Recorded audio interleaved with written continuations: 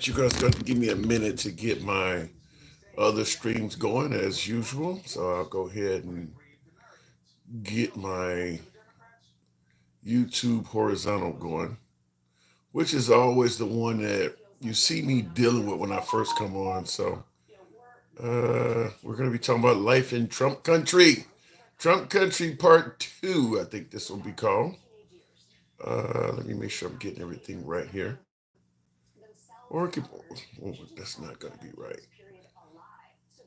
I'm actually got you. If you can hear in the background, that's News Nation. Chris Cuomo is tearing into the Dems. So that's what you may hear some of that, but give me a couple minutes as usual, and we'll go ahead and get the party started, if you will. Let's see here. Yeah, he really tearing into the Democrats.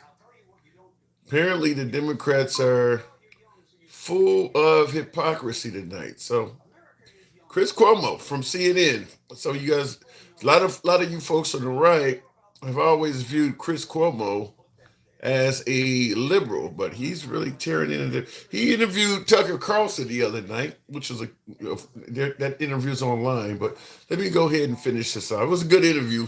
I'm only bringing it up because if you got a chance to see it, or if you didn't get a chance to see it, I'd recommend checking it out. Okay, I think we're just about done here, and all of that looks good. So we'll go ahead and get the party started on here as well. Just about to do it. All right, so having said that, all right, go ahead and cue down the television and get the game going. And 3, 2, 1. What up, folks? Once again, it is indeed your boy Tim, the handsome liberal. As always, we got a host of things to discuss tonight, and hopefully they do not disappoint. We're going to be talking about just American life in general under what I refer to as Trump country. Now, this will be somewhat of a weekend review because there's always room to continue discussing Trump because Trump always gives you new stuff to discuss. So that is what we're going to be doing tonight. Host of different topics coming out of the park with. Now, it does appear as if Marco Rubio has went and met with the Ukrainian officials. I guess that would be Vladimir Zelensky, and successfully negotiated a peace deal. I believe that was either yesterday or early today that news came out. So it looks like the Trump administration has come up with a peace deal that now Russia has to agree with. But he has gotten the Ukrainians to agree to at least a 30-day ceasefire. So we're going to give that, so far, a check to the Trump administration. That's a good thing, right? Ending war. 30 days right now. Russia hasn't fully agreed with it, so all of that is in there. But right now, that is at least on the cusp of being a win for the Trump administration. There are some things in here that may be good for Trump. That's what this is. This could be a somewhat of a reprieve in a lot of bad news has been coming out with the tariffs and things like that. So today could be a good news day. I do want to get your opinion on all of this, but Marco Rubio negotiating a peace deal with Russia. Is that not necessarily a good thing? Is that not something we should view favorably? Now, somebody in the comments is saying Russia has turned it down. Has Russia officially turned down the peace deal? I have not heard that yet. I do work a day job and I hear the news as it comes in. I haven't heard that Russia's officially turned the peace deal down. Someone is saying that. But also, in addition to the peace deal that the Trump administration, by way of Marco Rubio, was able to negotiate, and shout out to Marco, that's probably something Trump should have done from day one. Because of how boisterous Trump can be, I'm going to suggest it's probably a good idea when it comes to something that might go hostile or something that Trump is kind of on the fence with. He probably should send in the Secretary of State or somebody else to negotiate. because listen, Trump has a mouth on him, and we know at any given time things can go off the rails. That's not gonna the way that meeting went with Vladimir Zelensky and Trump and JD Vance that day in the White House. If Marco Rubio was heading that, it would not have went like that. So you do sometimes need cooler heads to prevail, and Trump does not qualify as a cooler head. So Marco Rubio meeting with Zelensky, boom, now we got a peace deal. So shout out to Rubio for getting that accomplished on behalf of the Trump administration. I'm going to say for right now, until we hear more from this, that's a win for President Trump. Now, I've seen the comment, Sammy says, you love Trump. I know. Okay, continuing on. I'm not aware of this, but I'm hearing it from other folks. So I'm going to throw this out here, and you guys let me know if this is even remotely true in your neck of the woods. That is the claim that the price of eggs and fuel and groceries are going down. Has anybody heard of any of that? Has anybody heard anything like that?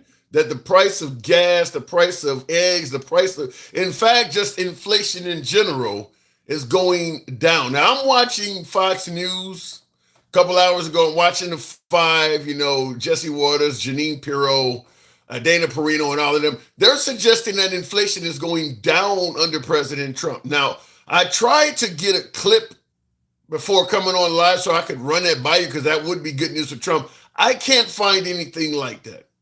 I cannot find anything out there where eggs and all of this stuff is going down in price. But Fox News is saying that's happening. So I do want to run that by you. Have you seen the price of fuel, the price you pay at the pump? Has anybody seen the price of gas dropping? Now, I filled up yesterday. I don't recall looking at the price of fuel and thinking, man, this is cheaper than what I normally pay. But at the end of the day, I fill up at different gas stations. I fill up about twice a week because I drive for a living. And, if it's only 3-4 cents different than it was the last time, I usually chalk that up to being a difference in price between one gas station versus another. Sometimes one gas station may be a few cents cheaper if you're going on one side of town or if you're in the suburbs versus a city or something like that. But fuel prices being noticeably cheaper, I haven't seen that. But Fox News is claiming that gas prices have dropped. So we'll talk about that. And they didn't just say gas prices. They said the price of eggs are coming down, the price of groceries are coming down, and they suggested inflation is coming down. Now, this last one, I do have a clip for, and I absolutely believe this one is indeed a somewhat of a win for President Trump as well. So all of these things we're discussing could be beneficial for Trump if they are true. So I'll give you this last one, and then we'll of course start the program, taking calls and all of that stuff. Fox, I'm Andrew Kraft. So we want to talk about some of these tariff threats being levied by the United States onto Canada and vice versa here. Well, news, though, from Jackie Heinrich, that Ontario Canada Premier Doug Ford is agreeing to suspend the 25% surcharge on electricity exports to Michigan, New York, and Minnesota here. I want to put this up from Josh Wingrove there at Bloomberg saying Trump will not impose the 50% tariffs on Canadian steel and aluminum tomorrow, according to his trade advisor, Peter Navarro, telling CNBC that Navarro crediting Lutnick for negotiating a deal with Ford. So remember. Now, how many of you, I'm assuming all of you folks have seen clips by Premier Ford. He is like the governor of Ontario. He's the one that was threatening that if Trump imposed the tariffs, the Canadians would respond by by threatening. First, they would put a tariff on electricity being imported to Michigan. I think he said Minnesota. Was it New York? Some of the states that border Canada. And Trump responded and said, well, if you fuck with the electricity, we're going to knock the tariffs up to 50%. Make me king. Yeehaw! Appreciate the hat, mustache. Thank you. Trump responded in kind. If you're going to fuck with the electricity, we're going to knock the tariffs up to 50%. It appears, based on that news article that Trump threatening to go up to 50% caused Canada to rescind their threat to go after electricity. Therefore, Trump did not go up to 50%. He left it at 25%. So that is somewhat of a win for Trump if you look at it in a way of he got the Canadians to back down. So he has a 25% tariff, but they're not messing with electricity. That's the way I'm hearing that. So I want to ask you folks, how are you currently feeling about the Trump economy? How are you feeling about the Trump presidency in general? Because there is a lot going on. There is indeed a lot going on. And for the most part, the right are promising that if you wait out the storm, we're going to really benefit from this. And, I know a lot of folks are questioning that. But here is one. Now, this is CNN, but this talks about how some of the Americans are feeling in regards to the Trump economy. Up early, David. Let's start with the overall approval rating in this moment. Where does it stand for President Trump? We have President Trump in our brand new poll at 45% approval. This is for his handling of his job overall, 54% disapproval. So upside down, obviously, underwater, Kate. But look at that 45% number over time for Donald Trump. In his entire first term, that was his high watermark that we had in CNN polling. It appeared in 8 years ago, March 2017, around this time, in his first time around, and towards the end of his presidency, at the beginning of COVID, with rally around the president moment in May of 2020. That's when he hit 45%. He left office with a 34% approval rating in 2021. So this 45% that he's at right now, that was his actual high water mark last time around. So, yeah, I mean, it's like underwater, but... So he just went down some, but he's still better. I guess it ain't as worse as his first term. Last but not least, just real quick, they've fired half of the Board of Education. Well, that'll certainly come up during our broadcast, but half of the Board of Education employees have been laid off as well. Laid off, fired, you give me, potato, getting laid off and getting fired is the same damn thing when you know the employer does not intend to bring you back. So how are you guys feeling in Trump country? That's what we're discussing. So looking in the comments right off the bat, Trade Alliance says gas is down here, no other price changes. So you are seeing the price of fuel dropping. Like I said, I have not seen it, but some folks, from what I've seen on Fox News, some folks are claiming they have seen the price of fuel coming down. Going to the box, we'll go straight to Jeremy. Good evening, Jeremy. Welcome to the program. Are you seeing any prices dropping where you're at, Jeremy? I've seen egg prices go up, but that's mostly due to the bird flu. Well, hasn't it always been due to bird flu? But it's still happening, man. It's still happening. It's just supply chains and all that. But what I have been seeing is bread prices have actually been going down. I live in Wisconsin, so yeah. So that I just you said bread prices. Yeah, bread products. Okay, who the fuck mentions bread? Bread price. I mean, is it significant? About $1.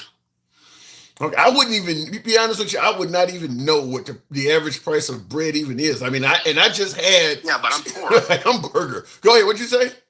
Yeah, but I'm poor, so I have to care.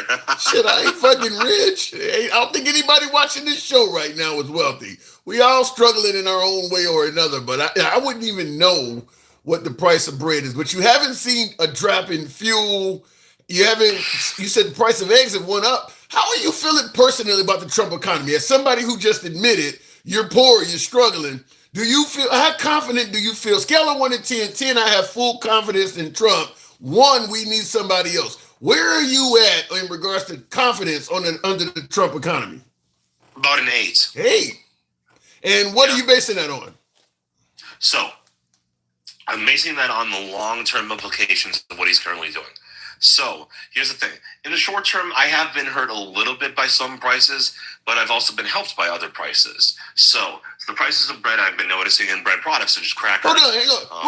Real quick. In regards to that question I asked him, I'll let you continue, Jeremy. But in regards to that question I just asked him, from a 0 to a 10, for you guys in the comments, I like to see the numbers. I want to see what your mindset is also. How confident do you feel in regards to the Trump economy? 10 being you feel very confident, 0 being we maybe need to try somebody else. I'd like to see your answers. Go ahead, Jeremy. Okay, so as I was saying, -5. a lot of some 10s, a lot of 0s, some 8s. Okay, so here's the thing. The way I see it is this: I've seen some prices on some things go up and some things go down. So, and I've noticed that the things that are domestically made have gone down, while the things that are made foreign and are also have gone up a little bit. And the one thing I think people need to understand is that we do rely on Canada to a certain degree when it comes to our agriculture for a certain mineral that's used in like a lot of fertilizer. However, for the majority of our food, we don't really rely on Mexico or Canada for our agriculture. Now, here's the thing. I see what Trump is doing as good in the long term. I mean, in the short term, there might be a little bit of hurt, but you got to understand, places like Canada have this is why he always says things like, yes, it's called potash. Thank you, Roa. You're talking about the fertilizer. Yeah, you're talking about the fertilizer ash. Yes. Yeah. But here's something, and of course you'll get to continue, but here's something I want to push back on. You talked about you think what Trump is doing, we will benefit in the long term. Here's what I take odds with. Someone like yourself who admitted you may be struggling financially. Can you handle the time can you deal with the low downturn where things may become expensive, where the tariffs can you handle 6 weeks, 6 months, a year of high prices and high inflation? Can you deal with that until things get better? Yes, because it's not going to be as bad as people are predicting. How do you know? It's not going to happen as long as it is. How do you know? People think it is. What's up? How do you know it's not going to be as bad and it's not going to be as long? Okay, so here's why. So a lot of the reason why things get expensive in the first place in the United States is because we don't do as much domestic as we used to. So for instance, we don't have as much manufacturing as we used to in the past. Okay. Well, we used to be the manufacturing capital of the world. England was the first manufacturing capital of the world, and then we took it over because we just have more land space, more resources. And if you look at things like things that the common person, Jeremy wants the white supremacy. Shut up. Anyway, I saw that. I know. It's like saying all liberals are communists. It's just the common thing that everyone says is when they don't know what they're talking about. Anyway, also I'm not even white. Anyway. So a lot of the things that we don't depend on other country is for, or at least that we shouldn't, and depend on them as much for, or is a lot of our agriculture. We have one of the biggest places on earth when it comes to our ability to produce agriculture. Look at like again, I'm from the great state of Wisconsin. We have tons of agriculture up here, and we're a northern state where things are much colder. We can't farm all year round. But the thing is, we subsidize other countries like Canada by buying a lot of their agriculture. Okay. And these tariffs, what they're meant to do is they're supposed to dissuade people from buying foreign. And in the short term, yes. Wait. Here's a slight pushback I have on it, because that is what Trump is suggesting, and many people are applauding him for attempting to bring jobs back to America. But this makes me ask this question here, because certainly when it comes to places like China and Mexico, you hear Trump talking about bringing jobs back to America. However, yes. he's not pro-union. He's not pro-minimum wage or salary increases. How can you bring jobs back to Americans and expect Americans to replace people who are willing to work for $2 an hour? If you're not for minimum wage increase or any of that, do you think Americans, once those jobs come back, are going to work at that same labor rate that countries were giving them employees to work at overseas? Yes, and here's why. So here's why. Wait. Sorry. Say the last part of your question again. What I'm saying is, if you bring jobs back from China so that Americans can work those jobs, Americans are not going to want to work for Chinese wages. No, they're not, but we're going to be able to pay them better. How do you know that? Okay, here's why. First off, if you look at how a lot of China functions, their economy barely functions as it is. A lot of their people are actually very, very poor. A lot of people think that China is this mecca of wealth, but it's not. A lot of people are starving in China on a regular basis. There's a lot of homeless that you just don't see.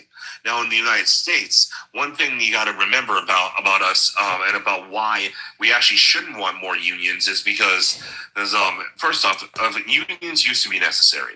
They used to be necessary when there weren't as many laws on the books that give the individual the easy ability to sue their employer for clearly wrongful actions in oversight committees like OSHA.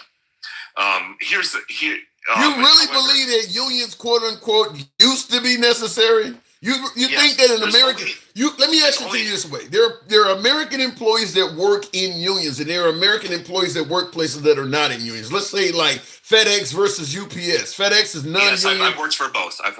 And you believe that it's equal. You believe that a FedEx worker gets treated just as well as a UPS worker that's in a union. I've worked for both, and I prefer FedEx. And the salaries and everything are better at FedEx? Benefits? Oh my God, absolutely. And the culture is better too. Really? Listen, if you work for both of them, I can't disagree with you or argue with you on it, but I've never seen a situation where working in a non-union environment at the same type of profession is better than a union environment. What is it about but a culture is something, I guess that's a different of opinion, but what else is it about FedEx? You telling me the retirement package and all that's better at FedEx than UPS? When I didn't work in one of the jobs where we had retirement and packages, as I was just a material handler. However, the managers had pretty sweet retirement packages. One thing you got to understand about unions is that there are only a very small percentage of organizations out there that I think need unions. For instance, acting guilds. I think that the SAG-AFTRA is actually a good thing. I think because unfortunately, when it comes to things that are more subjective, like someone's taste in movies and in art, it's hard to, if you're an actor in Hollywood, it's hard to really know what your worth is. So I do believe that unions are good for that. Also, grocery store unions. That's also one time where I was a part of a union in a grocery store where that was actually good. I did not like the Teamsters at all when I worked for UPS. They were terrible. Yeah, they barely represent I worked for UPS. They take a huge percentage of your check. And I was not unhappy with the way they ran things, and everything got caught up. Everything was inefficient. I prefer FedEx 110%, and they were not rude to me. They treated everyone I knew very, very well. They were very much about go, do, move. But they were always extremely friendly. They were reasonable, and they paid you. I got paid better at FedEx. Well, I mean, listen, I can't speak on your own personal involvement, but I've never seen it, and I've worked for UPS. I never worked for FedEx, but I've worked for UPS. I got family that work for Southwest Airlines, which is union versus some of the other airlines. In every situation I've seen working in a union, in terms of job security, in terms of salary and raises, like we know across the country, minimum wage has remained stagnant in a host of states. That's never going to happen if you work at a union job where your wages stay the same year after year. That never happens in union environments. Like you mentioned, working in a grocery store. In states where the minimum wage has not moved, the grocery store clerks in all of those positions, their salaries are not necessarily moving either. But if you're talking about a grocery store that has a union, it's moving. It's moving. They're not going to let that happen. So I'm surprised that you would. Go ahead. By moving, do you mean like moving with inflation, or do you mean every year you just get a raise? It could be a combination of both, depending on the contract. But what I'm saying is this: you're not going to have a union job where the wages have been the same for 5-6 years in a row like that. Whereas we know places like Walmart and things like that, for several years, you could get hired at an entry-level position and the pay was damn near the same for a period of several years. That don't happen in union environments. Yeah, I understand that. Here's the thing. When I was working at FedEx, every year my pay went up by $1. Every year. Every single year. That was not a problem whatsoever. And they paid me, at the time, I believe the minimum wage is still $7.25 in Wisconsin. They paid me $10 right out the gates. So 2 years in, I was getting $12.50. You got paid $10 to start, and in 2 years you were at $12.50. And you're telling me UPS with it? I'm pretty sure UPS, because unions usually have a max out and it moves quick. Chances are, if you work for UPS for 2 years, you would have seen more than a $2.50 raise. Maybe you. I don't know. You said you did different things for the different companies, but $2.50 over 2 years in a union job is pretty low. But in a free market, non-union environment, that sounds more likely of what you would be dealing with. Here's the thing: don't forget about union dues, because it's not free. You get but it's listen. If you're gonna give me $4, $5, $6 an hour more than a non-union job, you can have $20 out of my paycheck, or you can listen. I'm still making significantly more than a non-union job. You can have those dues. Yeah, I understand how you feel about this, but first off, I still feel like I was always treated better and always paid better with the non-union jobs. Now, here's the thing: you got to understand also about how much you get paid.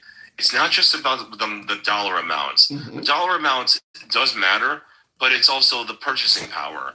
And what people don't understand, and this is why I don't like unions that much, is because when you get paid a lot more, especially if unions drive up how much wages too much, all of a sudden you get to a point where the employer can't employ as many people. There are more people out of work, and it might sound, and it starts small.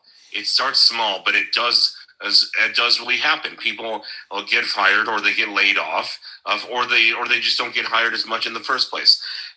As much as you want to ignore this, people need jobs. People need money moving around, and people need the economy moving. Somewhat financially, you're worried about whether your employer can afford to keep hiring people. I bet your employer's making a whole. Go ahead. No. Okay. That's because I don't think about just myself. I think about the whole apparatus of the economy. I think in third and fourth and fifth order consequences. You see, everything is connected. Everything in an economy is connected to each other. You can't just think about the first thing that happens. You have to think about the second thing that happens, the third, the fourth, the fifth, the chain reaction. Okay. That sounds very noble for somebody like yourself who may be closer to the bottom, because I guarantee the people at the top are not that focused on your ass like you are, protected and making sure they can hire. They don't give a damn about letting you go. I'll give you the last word. I do got to move on. Go ahead. So here's what I would encourage people to do. Read a book called iPencil.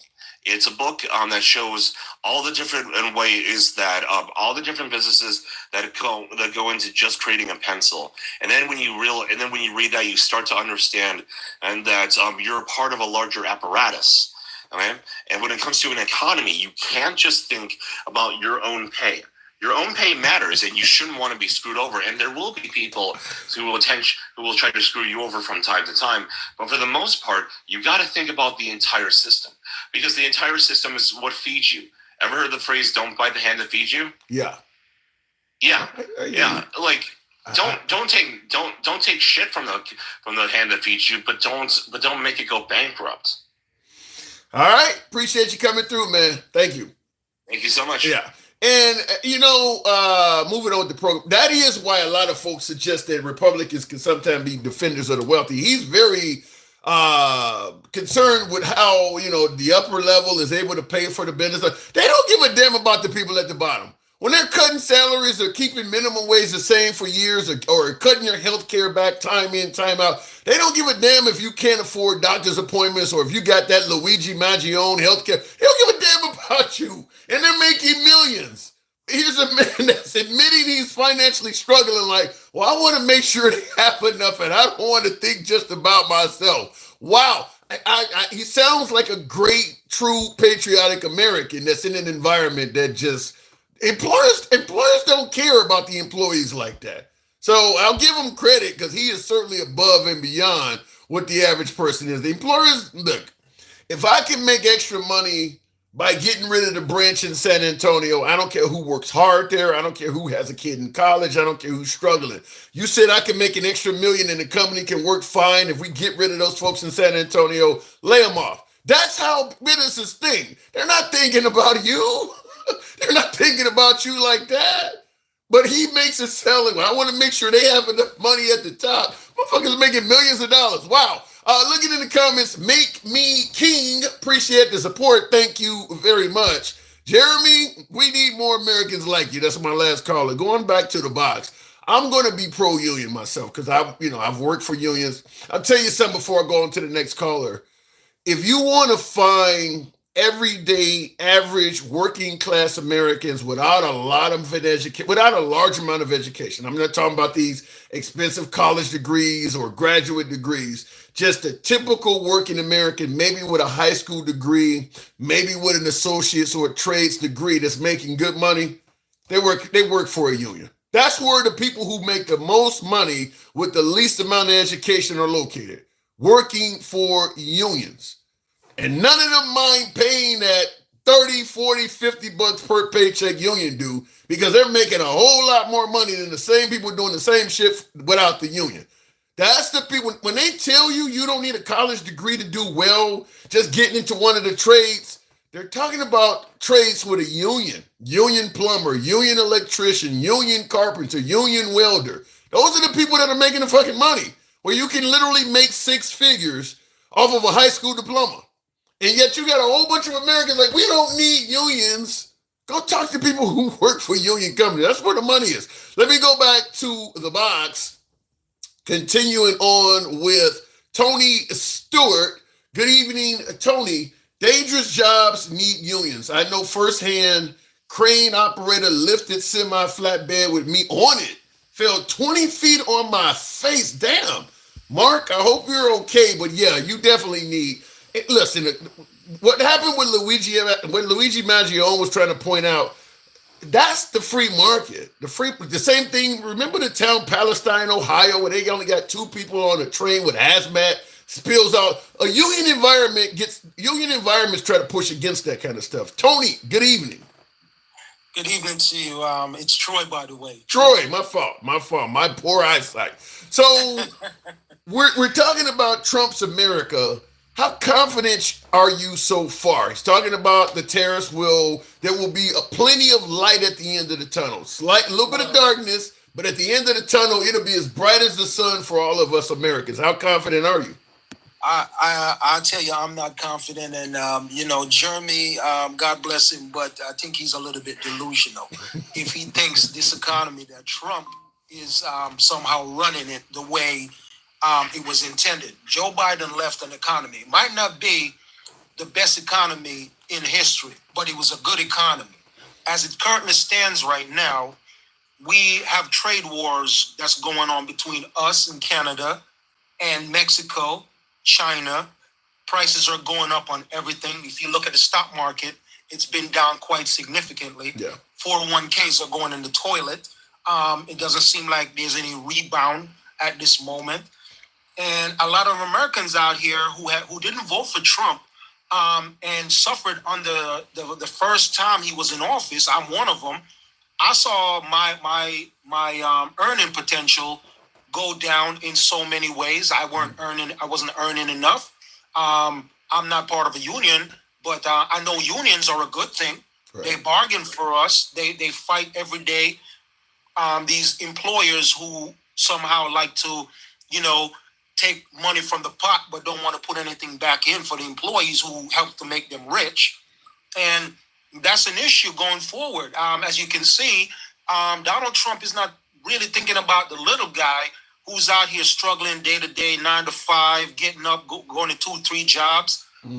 He's out here trying to sell Tesla to a billionaire. I saw that commercial. That is, I guess with the Supreme Court giving him immunity, I doubt if there's anything to worry about in terms of the conflict of interest. But you got the president on TV selling fucking cars. And by the way, Tesla stock that had went down like 40% or more went up 3 percentage points once he did that. I got some of my MAGA viewers telling me after they seen Trump do that, they're going to get it. They're going to go out and buy a Tesla, not because they favor electric vehicles, but they want to show some love to Trump and Elon. So the commercial did work to a degree. I mean, even if it's up by 3%, that's millions of dollars from Trump doing that.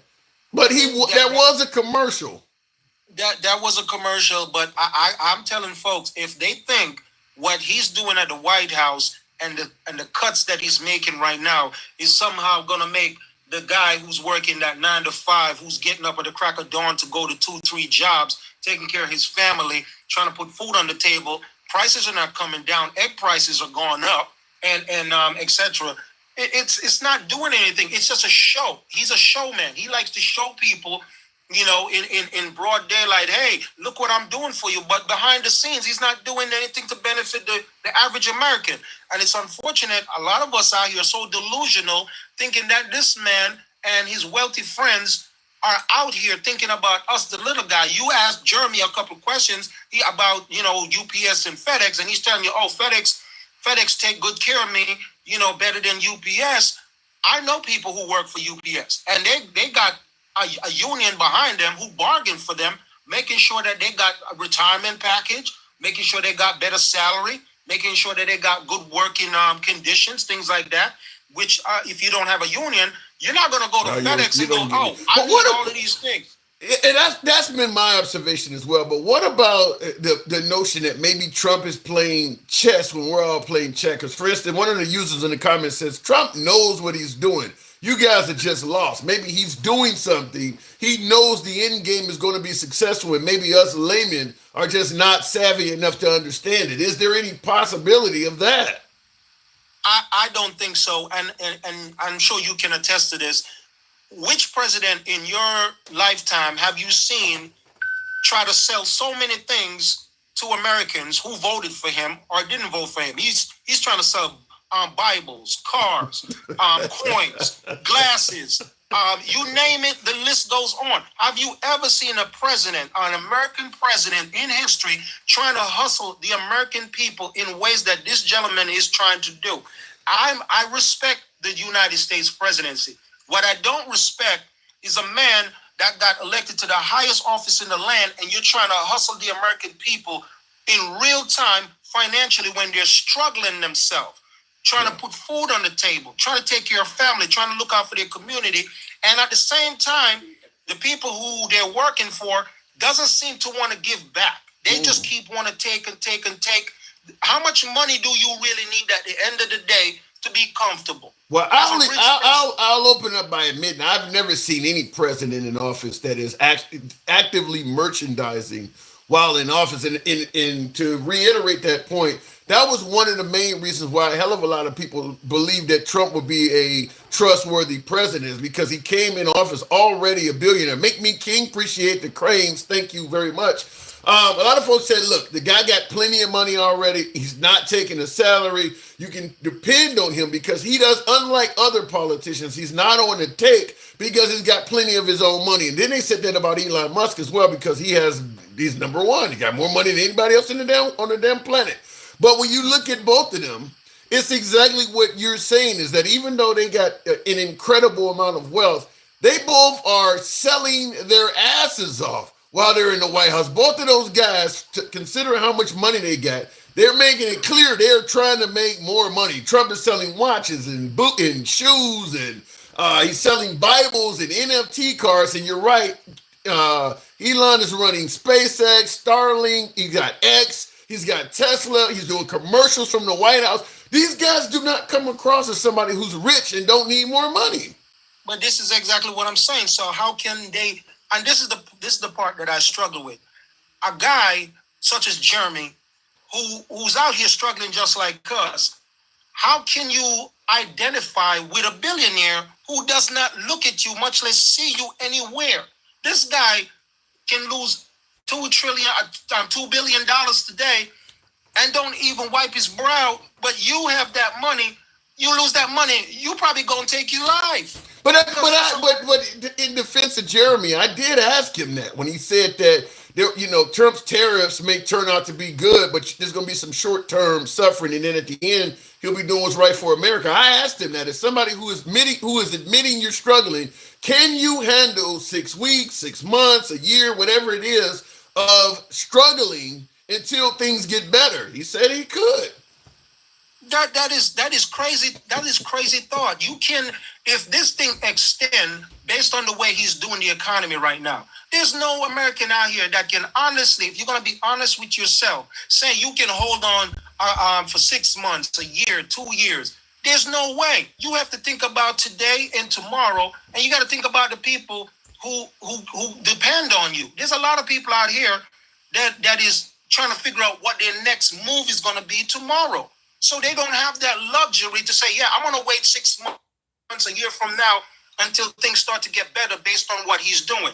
You can't start a trade war with your neighbors and then turn around and go, oh, listen, we're gonna feel some pain right now. I want you to bear with me, but we're gonna feel some pain right now. The billionaires and the millionaires are not gonna feel that pain. Right. Well, he apparently thinks that America can handle the pain, and when you got folks like Jeremy kind of admitting it, but are we being too hard on Trump? For instance, he will work hard. He will work for all in the common sense. Come on. He's only been in office for 7 weeks. Are folks demanding too much from Trump from only a short period of time of him being in office? Should we give the guy 6 months or a year before we start bitching? What say you? I say this. If it was his first time in office, maybe we give him a shot. We give him a little bit of leeway. But this is not his first time. This is not his first rodeo in the White House. So how can you then go ahead and say, oh, he's in office not long enough? Let's give him a chance. He knows how this works. So for people to come out and make excuses for him when he makes mistake, that he know in his heart of heart what he's doing is wrong. You don't get up one morning and just decide to start a trade war. You want to sit back and you want to look at how is this going to affect the economy, all the people that are out here struggling day to day. Not only that, they're cutting programs that benefit the less fortunate. Yeah. They're cutting programs that benefit senior citizens. They're cutting programs such as the Department of Education. They're looking to get rid of that and send it all back to the states. So all these little things matter. So when I hear folks say, oh, he hasn't been in office long enough, give him a chance. No, he had that chance. People need to stop making excuses for him because guess what? They can say, hey, Democrats made a lot of apologies for Joe Biden when he was in office. But I tell you what Joe Biden did. Joe Biden didn't come out and keep making excuses for mistakes that he might have made. He comes out and he says, listen, things can be better. I know I got a lot of things to do, but what he's not going to tell his supporters to do is say, make excuses for me. This is my first time in office. Wait. I got to stop you. When you say he didn't tell his supporters make excuses for me, people were trying to suggest that he could do a whole 4-year term in addition to what he's already done. Do you believe that do you believe that Biden could have been in office until 2028? Do you think he had the mental fortitude to do another term? Because that's what he was telling us. No, but here's the thing. Based on his age, which I looked at, I understood, yeah, he gave us one term. As far as him giving us a second term, I did not see it, which is why the opportunity came up for Vice President Harris. The opportunity didn't come up for Vice President Harris. Biden was forced to step down. Biden didn't want to do that. He didn't want to do that. I understand that. He didn't want to do that. But once somebody sat down with him and explained to him, okay, we know you would like to run again, but based on the way we see this going, it's best that you step down, which was the right thing for him to do. And at some point, he accepted it. Yeah, he might have been a little bit under, the elderly, needs to sit in the corner type of attitude. But he understood. He understood the assignment. Right? And he passed it on to someone who was much younger. Yeah, but he fucked her up by only giving her 107 days. He took too damn long to make that decision. Yeah, he did. He did take too long. But, sometimes, you sit back and you say, I got to make a decision. And sometimes you might have dragged it out a little bit too long, which he did. But at the end of the day, the Democratic Party say, you know what? We need to go in a different direction. And we hope you understand. We thank you for the service. They said that after June 27th, that we need to go in a different direction. He's the one that dragged it out until August. They told him after that debate on June 27th, we need to go into a different direction. You don't even know what the hell you're talking about. And he still continued fighting to stay in there. He is responsible for the Democratic loss, if you ask me. I'll give you the last word. I do got to move it on. But so you feel that Trump is just not doing the right thing. And from what I've been watching since he got into office, I think he's putting the cart before the horse, in my opinion. because all the things that he promised his supporters who voted for him, he said, I'm going to give you this, I'm going to give you this. But what he failed to understand is this. The other half of the country that didn't vote for you was hoping that you was going to go in there and say, you know what, despite you not voting for me, I'm going to do what's right and what's best for all Americans so that we all can benefit from this. But don't just go in there willy-nilly, start flipping everything over and hoping that the outcome is going to be good. It's not always the case. Sometimes you got to think about the decisions that you're making, because it's going to affect more than just you and the people who vote for you. That's all I got to say. I do believe that was the reason he was brought in, is to flip everything over, though. I got it. I'll move it on. Appreciate you coming through, Troy. This isn't our first time talking, is it? It is our first time. I watch you a lot. I see you get all parties on here and have a spirited debate. And this is my first time on your platform. I think it's a great platform. Keep it up. Sometimes I get on here myself and do a live, but keep it up. You're doing a great job. Invite me. I'll come through anytime. You're certainly invited back here anytime. Good talk. Thanks for the support. Thank you. All right, moving on with the program, and I do want to continue on. I wanted you to hear yet another clip before I go back to my next caller, because now that we're in the middle of a tariff war, and I do want to say thank you for the hat and mustache, whoever just sent that. Thank you, folks, that are supporting the program. That was Ush Orso. I know I'm pronouncing that one wrong, but thank you for your support. Yeah, love them hat and mustache. And JPT Farms, thank you as well. So I want you to hear this clip because it is absolutely relevant considering what we are dealing with it. I should have had this queued up a little bit quicker. By the way, I want to go ahead and give me another computer because I don't know. I'm hearing that with the tariffs, electronics are going to go up. So I'm certainly looking to do that real quick, because if the tariffs on China lead to an increased cost of electronics, I'd suggest you all do that. If you're in the market for television or whatever the case may be, you might want to pull the trigger a little bit quicker than you thought, because once them tariffs hit, shit's going to go up in price. Nevertheless, this is Ronald Reagan speaking on tariffs rather. Now, this clip is from April 25th, 1987. How many of you folks can remember back to that year? I was in high school. Economic analysts and historians argue that high tariff legislation passed back in that period, called the Smoot-Hawley Tariff, greatly deepened the Depression and prevented economic recovery. You see, at first, when someone says, let's impose tariffs on foreign imports, it looks like they're doing the patriotic thing by protecting American products and jobs. And sometimes for a short while it works, but only for a short time. What eventually occurs is, first, homegrown industries start relying on government protection in the form of high tariffs. They stop competing and stop making the innovative management and technological changes they need to succeed in world markets. And then, while all this is going on, something even worse occurs. High tariffs inevitably lead to retaliation by foreign countries and the triggering of fierce trade wars. The result is more and more tariffs, higher and higher trade barriers, and less competition. So soon, because of the prices made artificially high by tariffs that subsidize inefficiency and poor management, people stop buying. Then the worst happens. Markets shrink and collapse, businesses and industries shut down, and millions of people lose their jobs. The memory of all this occurring back in the 30s made me determined when I came to Washington to spare the American people the protectionist legislation that destroys prosperity. That's Ronald Reagan, long before AI, because I knew a lot of folks that this is AI and things like that. I wouldn't found the entire clip because I didn't want to play just a few seconds of it. Nobody trusts any damn thing they get their hands on, but this is Ronald Reagan's radio address on free and fair trade, dated April 25th, 1987. You can find that on YouTube pretty easily. 1987, what is that? Almost 40 years ago? Wow. So what do you think? Do you think that maybe Trump knows a little bit more than Reagan on the economy? I mean, Trump was a businessman, Reagan was an actor.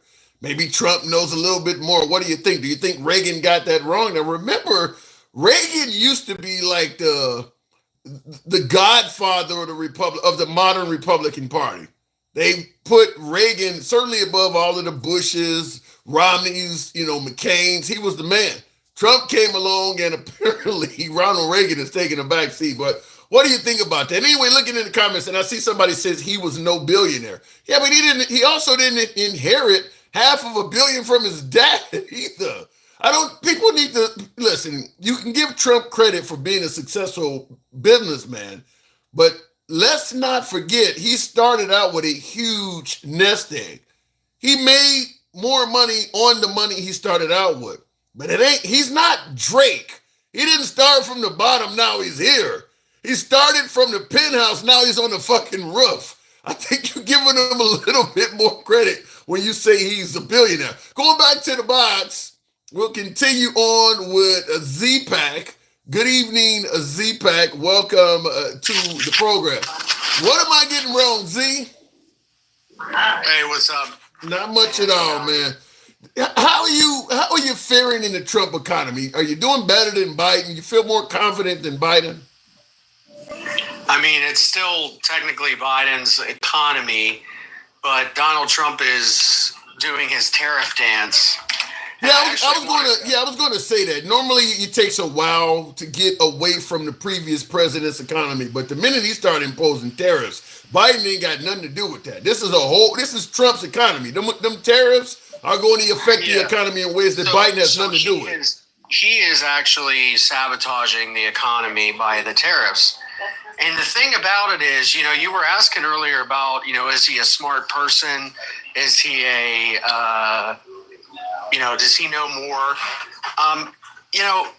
There's an episode of Seinfeld where Jerry Seinfeld's dating a girl who doesn't laugh. And he says, how can I be a comedian and I'm dating a girl that doesn't laugh? So he goes to her apartment and her roommate laughs at a joke that he told, right? Mm-hmm. And so he goes to George and he says, I really don't know what I'm going to do. I can't be a comedian dating a woman who doesn't laugh. And George, they come up with an idea, and the idea is the switch. So the switch was where Jerry suggests to his girlfriend that he and the roommate have a menage a trois. And at the suggestion of that, the girlfriend would be like, "That's gross. Get away from me. I can't believe you do that." But the roommate would be flattered, right? Because she'd be like, "Well, this guy likes me too." So the idea was that, that would allow him to date her. So he does it, and the girlfriend that doesn't laugh says, "That's wild," and is into it. And then he comes back to George and tells George, and George goes, "Aren't you so happy that you have access to me and my dementia?" Well, this is what Donald Trump is doing. Sometimes when you're insane, like Donald Trump is, when it comes to tariffs, and you just go on social media and say wild shit and the market reacts in real time. That's the first time I ever seen somebody land a plane with no gear. I didn't know where you were going with that. I'm like, land a plane. I didn't know where you were going with that. All right, I get what you said. Go ahead. Yeah, so basically he sometimes a really stupid thing can maybe allow somebody to back off of a tariff, but it still doesn't mean that Donald Trump has no idea what he's doing. I mean, let's be honest. The guy is he pronounced Tesla incorrectly yesterday. He called them Tesla, okay, Tesla. And Elon today, his stocks went even further down. So this is not exactly the best way of doing things. Now, when it comes to Marco Rubio, and you talked about Marco Rubio earlier, in 2016, Marco Rubio said something very interesting. And if you don't mind, I'm going to play it for you. Sure. Because I think people need to hear it. Yesterday in an interview with the New York Times. How so? Well, I don't know about a dictator. I said a third world strongman. He's running for president, so no matter what, he won't be a dictator unless our republic completely crumbles, which I don't anticipate it will. But yeah, here's what happens in many countries around the world. You have a leader that emerges and basically says, don't put your faith in yourselves, don't put your faith in society, put your faith in me. I'm a strong leader, and I'm going to make things better all by myself. This is very typical. You see it in the third world. You see it a lot in Latin America for decades. It's basically the argument he's making that he single-handedly is going to turn the country around. We've never been that kind of country. We have a president. The president is an American citizen who serves for a period of time, constrained by the constitutions and the powers vested in that office. The president works for the people, not the people for the president. And if you listen to the way he describes himself and what he's going to do, he's going to single-handedly do this and do that without regard for whether it's legal or not. Look, I think people are going to have to make up their mind. I can tell you this, no matter what happens in this election, for years to come, there are many people on the right, in the media, and voters at large that are going to be having to explain and justify how they fell into this trap of supporting Donald Trump. Because this is not going to end well one way. Including him. He's going to have to explain that shit too. Including him. And I see in the comments, somebody responded to what you said on YouTube. Me too. Somebody says, Rubio is a smart guy, just had no spine. That I agree with that sentiment 100% because Rubio's not the only one that has said that. I think J.D. Vance said something like that too. So you are. So basically what happens is it's like House of Cards, right? Frank in House of Cards sells himself basically in all aspects of life to get to the top. And so when you have power and you have the ability to do that, that's what these folks do. And the worst part about it is, Reagan in your chat was being called a rhino, and Marco Rubio is called a rhino. I didn't see. Look, I got 4 screens with text going. Somebody really called Reagan a rhino?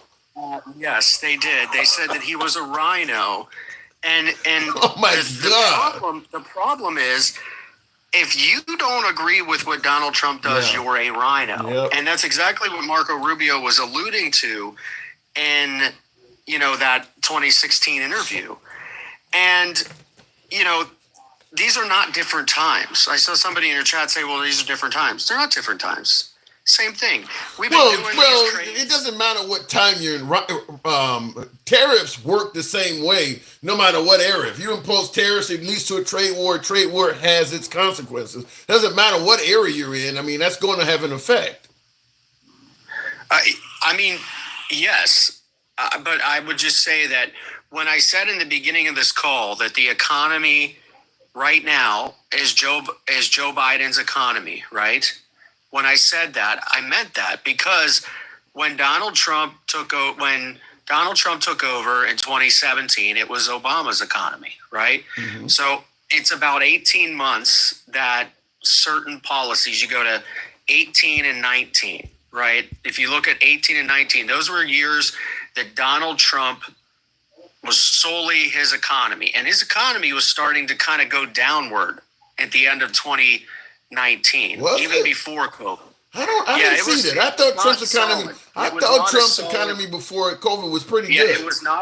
It was not so because of the trade war, because he started the trade war. Remember, he did the trade war with soybean farmers, and then he had to bail out the farmers. So here's the thing. We can look at, the policies that a president puts into place, and we can look at executive orders that the president does. Those do shift a lot of things, but I'm just being consistent with what I'm saying because I've long said that, it takes a while for an economy to switch over to a new president, right? I'm not going to change tune just because it's not the president that I want. However, Donald Trump is putting gasoline on whatever kind of good economy that he had, doing this, if you're gonna paint a picture that's that bleak of Trump, I have to ask the obvious question: why are there so many folks that are like, You need to be patient. He's only been in 5, 6, 7 weeks. The guy knows what the hell he's doing. You liberals just have Trump derangement syndrome. Why are there so many people that see it just the opposite of you and believe that at the end of the day, Trump will do what's best for America? What are they seeing or not seeing that you are? So he won't do what's good for America, and that's my main point. I've been trying to say I don't think he's going to do well for America. So hold on. All I was saying was that when a president takes over, the first year or so, you'll see the change. Like when Donald Trump passed his tax law in 2017, that was the change. That was the shift in the economy. Obama's economy, and then Trump tax cuts. And then that's when we started to see the economy start to kind of, it blossomed a little bit, right? But then when he did the trade war stuff, it started to decline. And so all I'm saying is that he is throwing gasoline on an economy that he was handed that was a good economy. He was handed a good economy. From Is there any chance at all that Trump could come out of this smelling like a rose, that the tariffs may actually benefit this country, the economy could get better, inflation could go down? Is there any chance this comes out good for Trump? No, because I don't see it because I don't think he's capable of restraint. So like, when it comes to his threats on True Social, where he says, I'm gonna do a 50% tariff, right? I'm gonna do a 50%. The markets are reacting in real time. The economy is reacting in real time. The world is reacting in real time. So every time you play this game where you say you're gonna do something and then you don't do it, it's kind of like, why don't you just man up and do it? But how do how do you respond to the fact that when he did threaten to go up to 50% in regards to the tariffs, it made the Canadians, that guy, the what is his name, the premier of Ontario, Ford, the guy was talking about big shit that he was going to shut the lights off and shit. Once Trump threatened to go up to 50%, he made that guy back down. Well, that's what I said. That's why I used that analogy in the beginning of the call with the Seinfeld show. Because what I said was sometimes when you have somebody who has dementia, like Donald Trump, who I believe does, dementia, right? We have access to his dementia. Like George Costanza told Jerry Seinfeld, don't you just get down on your knees and thank the world that you have access to me and my dementia, right? So this particular move, sometimes, when you yell crazy shit and do crazy shit, sometimes it might work, but in the long term, it's not going to work. And I guess that's my larger point. He is incapable of like, he has such a grudge against the European Union, Canada, Mexico, all this. He has no restraint. So he's just going to continue. Nothing's going to be perfect for him. And then they're going to continue to mock him. They're going to continue to do the tariffs back at him. Right. And the whole notion is because we have the upper hand, as he told Zelensky, you don't have the cards. He's assuming we can play the waiting game because you need us more than we need you. And at the end of the day, we're going to win the tariff war. I do got to move it on, but that is what he is betting, is that we have more ammunition than they do. So you can. I think James Bond once said it best. You had your 8, now let me have my 80. That we have more rounds to fire at them, and that's what he's betting. I got to move it on, Z-Pack. Go ahead. And I saw Takesha in the comments. She sounded like she was mad. Look, we're friends. Takesha and I are good friends. I don't mean anything if I've upset you in any way by what I was saying. Please don't take it that way. That's just my own personal viewpoint on things. But yeah, so very good. Thank you, Handsome, for letting me up, and we're doing so well. Look at this. This guy's a tremendous person. He's my African American. I love this guy. Wow. Z-Pack, appreciate it. Always a pleasure. here's what King Dingaling, I think that says, or King Ding One or something says, saying that Trump has dementia is like saying Joe Biden was sharp as a knife. I don't know if it's that.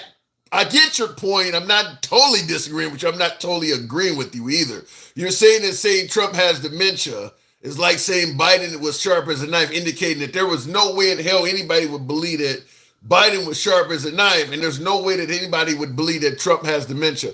I don't think that Trump is that far away. I don't see dementia in Trump, but I don't think that, just like I wasn't 100% certain I saw it in Biden. It could have been just an old man who has memory lapses. I don't know if it was confirmed that Biden had dementia either, but I get where you're going with that. Users in the comments says Trump is going to prove y'all wrong, like he did with the election. You know something? I hope you're right. Because if Trump wins, we all win. And he absolutely did prove us wrong with the election, including yours truly. So hopefully you're right, but we'll see. We'll see what happens. Before I continue on, someone made a comment I did want to wanted to not agree with, but point out. And by the way, thank you to Jamie Brook, friend of the program. Appreciate the support there, Jamie Brook. I'm late giving you that appreciation, but thank you. In the comments, I saw someone said something that I wanted to comment on, and that was Nathan Lemon says, he says, people better wake up. The entire world is beginning to hate us. Now, that's really strong language. I've always been told that under President Trump, unlike President Biden, the world is now starting to respect us, that they're no longer laughing at us. That's what I've been told, at least from my Trump supporters, my beloved MAGA. And by the way, I haven't asked this at all, but I certainly got to ask because it helps out the program. Tap the screen, get the likes up, get your up to about 30,000. I haven't solicited that once. By the way, if you guys favor civilized dialogue from all sides of the aisle, congratulations, you're in the right place. We do not block, ban, or censor anyone for their commentary. If the apps let you get away with it, so do we. Try to avoid a few hostile words like the N-word and some of that German shit. You know how that works. But otherwise, we believe in free speech. You can be critical of anybody on the program, including yours truly. So if you like an uncensored program where nobody's telling you how you should speak or how you should think or what party you should affiliate with, you are in the right place. We're here Monday through Friday. Go ahead and ask you to subscribe if you favorite, if you're on YouTube vertical, YouTube horizontal, or if you're on Instagram or TikTok. We're on all of those live right now every time we're on. You want to call in? Instagram and TikTok, the Handsome Liberal, same name across all platforms. So looking in the comments, I'm in the UK. Shout out to you. Nobody has respect for Trump in Europe. They think he's a nutter. Now that is certainly a word. That is certainly some English speak there. Says he's in the UK. That was coming from old woman. Old woman says, I'm in the UK. In the United Kingdom, nobody has respect for Trump in Europe. Damn, the whole continent, huh? They think he's a nutter. Wow. Shout out to you in the UK. Let me go back to the box, bringing up my next caller. We'll go to, I think Sherbert was holding on. Good evening, Sherbert. We're going to go to Instagram, then we'll go back to Mr. Bowie, Miss Bowie over there. If the app brings it up, maybe not. I tried to bring up somebody on Instagram. Don't know what's going on, so we'll move it on if it doesn't work here in a minute. Looking in the comments, is Sherbert on TikTok? No, Sherbert is on Instagram. We also bring folks up from Instagram too, so understand that. We'll go to the one and only Takesha Bowie. Good evening, Takesha. Welcome to the program. Now, I heard you had a few issues with some of my commentary from my last guest. What say you? Listen, I'm a little hoarse, so I won't be long. You're on a oh, your voice is hoarse. Okay. Yeah, I'm not mad at Z-Pack, but what started Trump's economy is when he started firing all those people. When he started letting Elon fire all those people, that started his economy because then unemployment went up and all of that. But let me say this. For the people that think that Trump really care about the American people, now he allowed Elon to fire all those people, He had a hand in firing people. But Time Elon, the richest man in the world, lost a little money in the stock market. Now he want to get out there and build a town and country Ford in front of the White House and advertise Teslas so Elon can make his money back. Damn the people that y'all killed their livelihood to that lost their job, but let's make sure Elon get his back. That's a bunch of bullshit. You know, That's how I know. I never thought of that. I never thought of it that way until you started. That is a great point, is that you're willing to go out here and help out this billionaire that's lost a few million, but people who have lost their whole career. And he still got, and the billionaire still got plenty of money. Wow. But you the president of the United States, and you around here taking people only income, and you ain't gave it a second thought. But Time Elon lose a little money. Here you go, throwing a whole car lot at the White House. You know, I swear I never thought of that. That is a excellent point. Now I'm watching The View, left-wing show. I get it. I believe it was Sonny Hostin or one of them on The View said that, you know, because Tesla has lost like 700 or 800 billion of its stock, and one of them pointed out that most of Elon Musk's wealth is coming from Tesla. So if that company goes down, a whole lot of his wealth goes down with it, because that is the majority of his wealth is Tesla. And Griffith, thank you for the hat and mustache. So, I mean, but guess what? But guess what? He's not gonna have to do. He won't He ain't gonna have to file for unemployment like these people did that they fired. Yeah, I never thought of that. That's a great point, though. All he doing is reaping what he sowed. Well, I'm still getting. You heard Jeremy, one of my callers on here. There's still a lot of folks that do have confidence that Trump will ultimately save the day. What are they seeing that people like you are not seeing? The hearts in their eyes for Donald Trump. The heart in their pants for Donald Trump. You're telling me that even if they're the mouth to Trump's ass, that's what they see, because they can't be seeing nothing else. It's really embarrassing, for real. What has he done to help the American people so far? What has he done? He's controlled spending. He's gotten LGBT. He's kept transgender out of the bathrooms and away from women's sports. They weren't in there no way. I mean, a lot of folks believe he already should be on the front of Mount Rushmore, Takesha. Yeah, as Trump Nokio. They need to put him on there and make a nose long as the Nile River, so we'll know he was the biggest liar ever to be. Yeah, put him up there. Well, I don't know. At the end of the day, they have negotiated a peace deal with the Ukrainians now. They claim that the price of eggs and gas is slowly coming down. Are those no? They trying to be funny, handsome, but I went to Walmart before I came on your live, and eggs in Alabama has not gone down. What about gas? Gas in Alabama has not gone down. Well, they're claiming it. At least on Fox News, they're saying that happened. Let me tell you something. Fox News said they a news station, but when they get in court, they say they just for entertainment, and people shouldn't believe what they say. So ain't nobody finna believe Fox 6 on nothing. They did say that in regards to the election, that they're just an entertainment station. They did say that. I went to the store before I got on here, and no, the hamburger meat that I used to buy for $9 is $11.98. All that, so stop it. No, nothing's going down. Wow.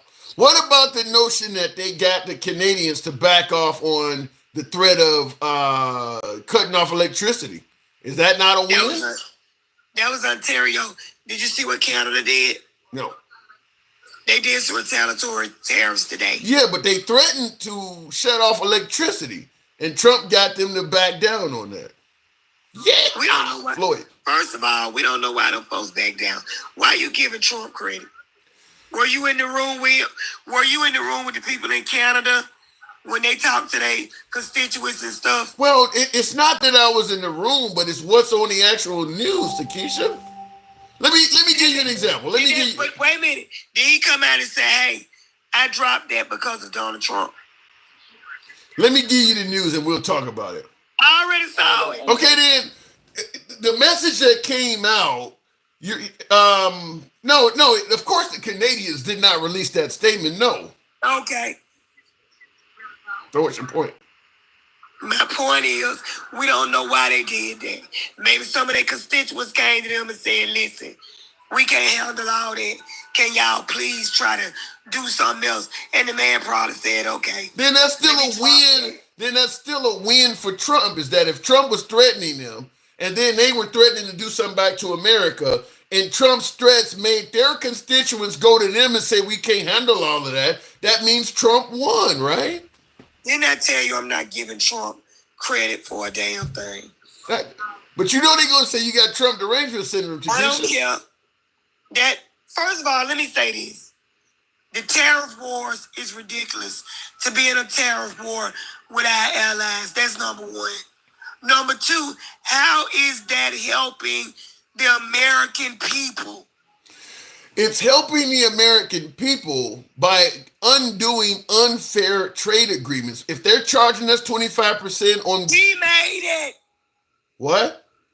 He did the deal. No, you're not hearing what I'm saying. What I'm saying is before Trump came along, Trump and his administration are saying that countries were charging us more money in terms of tariffs to send, because terrorists exist.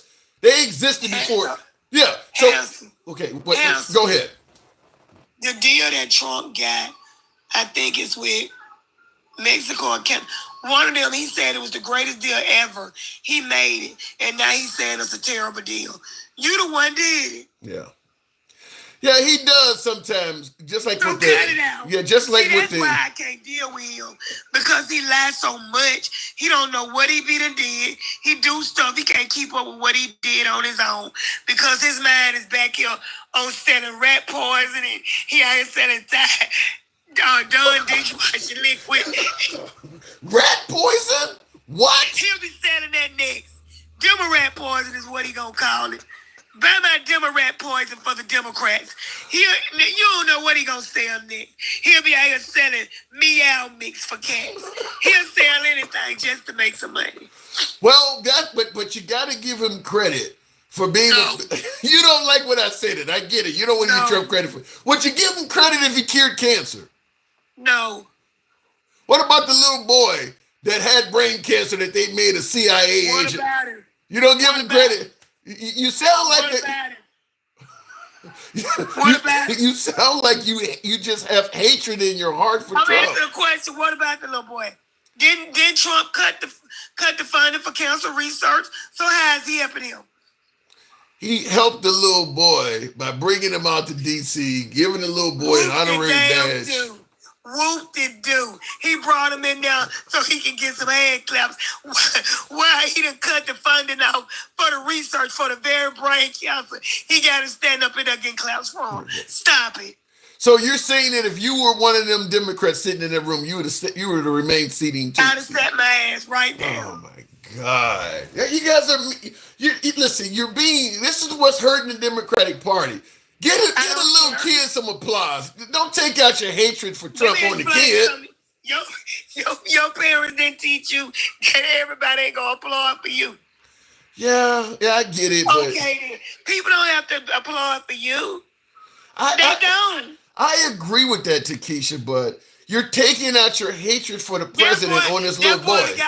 That boy done been about 6 or 7. Look, he done been inducted into 6 or 7 things. If he ain't got enough claps by now, he'll never get enough. So you just sit there while this little kid is getting applauded, and you just sit there. I was not impressed. The man got half of his skull shaved off. You're not showing any love to somebody who was told they would be deceased years ago, and he's 13 now. He's still alive. Well, he ought to be thankful that the Lord spared his life. I ain't got to clap for him. He's still living. Imagine all the children that are gone on. He ought to just be grateful that the Lord spared him and gone on home and quit letting folks use him as a political prop. And you got folks like Thomas Lanham on YouTube saying Democrats are soulless. You don't have a soul. We're not soulless. We just ain't fake. And Republicans are modern day Pharisees who fake like they know the Bible. They fake like they know God. They want to throw the 10 Commandments up in the school. They ain't following nail one on, baby. So please don't talk about the Democrats. One thing we ain't finna do is fake it so we can make it like the Republicans do. All right, but they are in charge, Takesha. The country has. And that's why it's effed up. And I don't mind them. I want them to be in charge. Because when it go down like the Titanic and Jack get to sinking in the bottom of the ocean and Rose said, come back, Jack. Come back. Guess what? The Democrats ain't going to have nothing to do with it. They can't blame us for nothing. All right, Takesha, enough already. You being mean, no soul. You are soulless. Listen, I got a soul, I got a spirit, and I got a body. I am a trinity. All right, baby. I just ain't fake. All right, baby. Appreciate you coming through, Takesha. Always enlightening. Hey, same. Thank you. Moving on with the program. Wow, Takesha never lets us down. Looking in the comments, MAGA voted for this. They get all 100% of what they voted for. Well, they're going to say that the Democrats, just like in the first term, Trump could have done a lot for America if it wasn't for Democratic resistance. Certainly after the midterms, if Trump loses in the midterms, you can blame the Democrats for a lot of stuff because the Democrats are not going to let him do anything. So we'll see. We'll see. Looking in the comments, let's assume he used the kid. Does that prevent libtards from standing for the child? No, it doesn't. Dirty Money, love the name. No, it doesn't prevent libtards. Doesn't prevent liberals from standing for the kid. By the way, tap the screen, get the likes on up, certainly on YouTube. Help your boy out. Smash that like button on YouTube horizontal and vertical. Tap the screen, get the likes on up to about 40,000 on TikTok, if you will.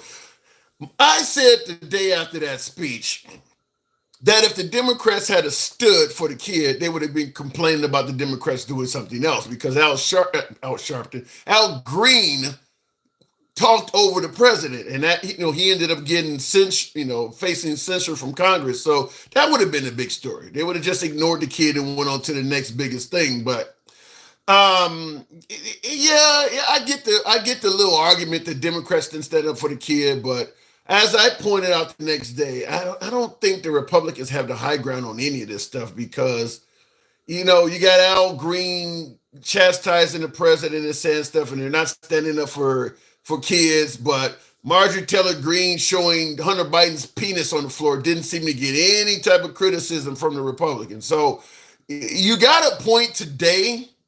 You got a point right now that they should have applauded the kid. Al Green should not have interrupted the president. But if you were not vocal when Marjorie Taylor Greene did that, or the guy that stood up during Obama's term and said, you lie, and interrupted him, which was incredibly disrespectful. If you were okay with those things, but you had a problem with what was done the other day, you don't really hold a moral high ground. You're just biased. You're okay with disrespecting the president. You just are only okay when it's happening to your opposition. Marjorie Taylor Greene kind of removes any moral high ground. As long as you keep her on your team, you don't have a lot of moral high ground. Because her and Bobart, Lorena, they've done all kinds of crazy shit themselves. If you're okay with what they're doing, you don't really get to speak out with what just happened the other day. At least not with any sense of credibility. That's just my humble opinion. Looking in the comments, though, Canadians would lose a war against Ohio by itself. I don't know about that. I mean, I don't believe that. You're going to tell me the Canadians, the whole country could not take on Ohio? If Ohio had no access to the U.S. military, just its citizens and the Ohio National Guard, you believe that could take out all of Canada? I don't buy that. Does Ohio even have a navy? I don't believe that. I don't think that the Canadians are that fucking weak. I don't buy that. That's a bit. I mean, that's a bit too arrogant to think that we're that damn strong. I don't believe that. Ohio cannot be Canada. What a joke, says Chris. Yeah, I don't believe that either. Toronto's a big city. I don't know what the population. Alexa's dead. Alexa, what is the population of Toronto, Canada? In 2020, the population of Toronto was 3.01 million people. So that's 3 million right there. That's just that. We're not going into Vancouver or anything in Winnipeg or Quebec. There's no way. I don't believe that. I don't buy that Ohio would be able to do that. Continuing on with the program though, and I do appreciate you folks that are holding the one and only Mike. Good evening, Mike. Welcome to the show. Now you've heard a little bit. Am I getting anything wrong? Am I giving Trump credit for anything that he doesn't deserve credit for? Oh, Tim, good Lord. What's up, man? First of all, tap the screen, share the live, get Tim up to about 50,000. Wow, here's 300 people here. 50,000 was easy. I shouldn't even say 50. My bad. We got to be up to at least 65,000 in the next 5 or 10 minutes. I tell you, my MAGA, who often don't give a damn about what I'm saying, don't agree with me at all, but love free speech, MAGA on YouTube always shows out. So shout out to my MAGA audience. We are MAGA friendly. You know what we say all the time, but I don't know what it is about TikTok. Look like you selling Vitabright. I'm selling Teslas, goddammit. I'm selling Teslas in front of the White House, goddammit. First of all, Cal Worthington is getting it all wrong, man. And yeah, I called his ass Cal Worthington because that car dealership shit, that was some of the most disgraceful shit I've ever seen in politics. Dude, in front of the White House, Tim, come on now. He sold cars, though. He actually sold some cars, though. Would you stop? Is he supposed to be selling cars, Tim? He's supposed to be He's supposed to be helping out patriotic American companies. Those are jobs. He sold American cars. Tim, that is the crock of bullshit, and you can't even keep a straight face. And listen, Takesha put it on the head. We're talking about saving America. Thousands of people are losing their jobs, and you talking about buying from a billionaire. That shit was terrible, man. Wait a minute though. Every inch that Tesla claims on the stock market, I get your hatred and dislike for Elon, and many would suggest he deserves it. But these are American. There are Americans that work for Tesla. If that company starts hurting, those are American jobs. So should he do that for Honda? Should he do it for Chevy? Should he do it for Ford? Should he do it for all the manufacturers? I would argue he gave them a disadvantage. But listen what we're talking about, Tim. We're talking about the president of the United States standing in front of the White House endorsing Elon's fucking cars. Don't try to listen. Don't try to sugarcoat it in it being as bad as it was. But back to the little boy real quick. It was a disgrace for them to even put him up there like that.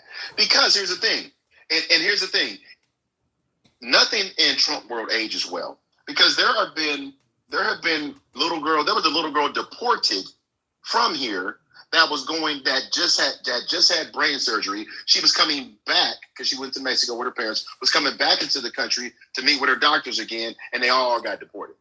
Damn. So it's not about the kids. Listen, here's the thing. The reason they don't stand, I thought it was a show, because every EO is destroying anything that could help that young man, that little boy, everything. So we're talking about Teslas, but are we talking about the 50% of the people that were disbarred from the Board of Education?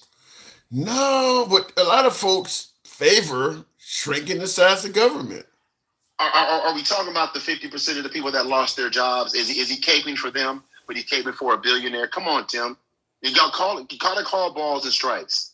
I'm trying, and you don't brought out. I'm trying, but you today you ain't accusing me of fluffing. Now you got Will G saying that Trump ain't shit and telling me to stop my fluffing. This ain't fluffing, is it? Yeah, I should have trademarked fluffing before I gave everybody the damn definition, because I ain't making no money on that shit either. I had never heard of it before. Listen. What I'm saying to you is we have to stop making excuses. I know MAGA's not going to. I know they're not. Because the funny thing is, every time you talk to him, even Jeremy earlier, well, I think we're going to be okay. You know, short term. He didn't run on short. He didn't run on long term. He didn't run on short term pain and long term success. He never said that shit. That is true. Everybody that came on your show was saying day one. That is true. He's in there. America's back. He said America's back. He didn't say America's in process. He said America's back. Yeah. Now he can't make a commitment at all, and they think he's winning this this tariffs thing. He's not winning. He's not winning this shit. Is he losing? I think we are. Based on what? I think we are based on some of the reports I'm looking at with the USDA forecast. And he just fired some people from the USDA. Well, listen, if you work for the federal government, your job ain't safe. You're not, you know, when they, like on American Idol, you may not be going to Hollywood. You're not through to the next round. You're not safe. If you work for the federal government right now, you just got to realize, I don't care what you do, your job is not safe. They're going after and looking for everybody. It doesn't matter what you do. Even FAA employees, nobody would have thought they would have went after the FAA as being waste, fraud, and abusive. But they're going after everybody. So you just don't know. Again, with everything you just said, but you find enough time to bring Teslas in front of the White House to say that it's illegal, unpatriotic, this shit is everybody. Does everybody have the same fucking signals on their TVs? Are they looking at what we're looking at?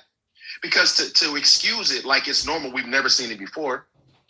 Oh. We've never seen Ronald Reagan pull up in a Ford Mustang and say, I love Ford. All this shit is crazy. All this shit is crazy. And yes, it is illegal because here's the thing, Tim. Here's the thing. Go ahead.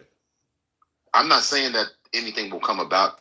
No, because once they get him immunity, I mean, he could easily say, I'm doing this to protect American jobs. I mean, no different than, President Biden, wasn't Biden on TV in a car? Biden has been in the car on TV I forgot what he was doing, but he went to an auto plane and got in a car. So. Did he step out the car and say, oh, for $29,000, no money down, all credit, bad credit? Did he do all that bullshit? Did he sit there and sell the brand to the American people, Tim? Well, did he do that? Not as much. Come on now. Not as much. But he did. He did get in the car. No. Huh? Okay, so they get in cars all the time. My whole point is the answer to that is no, Tim. Come on now. You're getting really close. You're getting really close to the fluff zone. You're getting really fucking close. I mean, I gotta make sure we're not giving Trump. We're not chastising Trump and ignoring something that Biden may have done the same thing. Biden was on TV in a car. Hold on. MAGA has been saying when Biden was in office, he's in office. It's all his, right?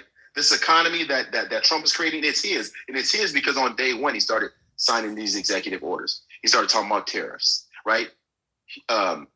Consumer confidence is a real thing.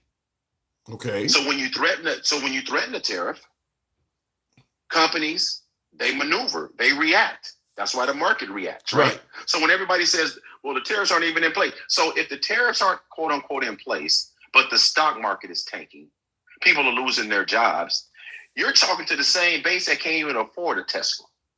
The majority of his base can't afford a Tesla. That's true. But I would say probably the majority of Americans can't afford that damn car. Yes, 100%. But that's your message? Is that the message that we're talking about right now? And here's the thing. Somebody else said, I think it was Jeremy or somebody else was talking about, right before I came on, Ohio could defeat Canada. I thought we were talking about no wars. I thought we were talking about no conflict. Now they're trying to make excuses for this shit. It's crazy how much they pivot to fluff Donald Trump. There's a tad bit of fluff in there. But real quick, just on my screen, you wouldn't apply for this young man? No, it's not about him, Tim. It's not about him. The bottom line is here's the thing. You don't have to say, just blink twice if you're in trouble. Wait, hold on. Not only is this a kid, which tug at everybody's heartstrings that has cancer, but considering all of the things they've said about Trump, this is a black kid. All of the claims that Trump's a racist, this is a black kid he's doing that for. You can't give him credit at all for that, huh? Everything you just said is the reason why it was bullshit. Everything you just said is the reason, because see, all the protections that young man has as a black kid, he's trying to overturn with his executive orders. Every bit of this was a show. Every bit of this was a prop. Every bit of this was propaganda. And he wasn't the only one. Every time they propped somebody up, it was fear-mongering. listen, and then they want to say, well, if the MAGA wouldn't have been pleased no matter what. Them standing up and clapping wouldn't have appeased MAGA. So let me ask you this. Hold on, before you do ask this shit, Sherbert on Instagram says, no, he is not black. He is a prop. He's a prop. Hey, listen. They Really? propped him up there. Poor kid. Hey, I'm more pissed off at his daddy because he should have known better. He should. Matter of fact, if you zoom out, tell me who else up there was people of color. It doesn't matter. Wait, hold on. You gonna tell me if that's your son that went through all of that shit and they invite him to the White House and all, you would turn that down?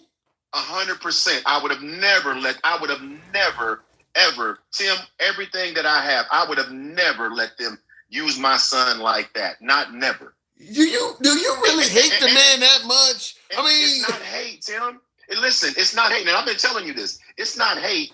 You have to take a stand, and you've got to understand why they have him up there.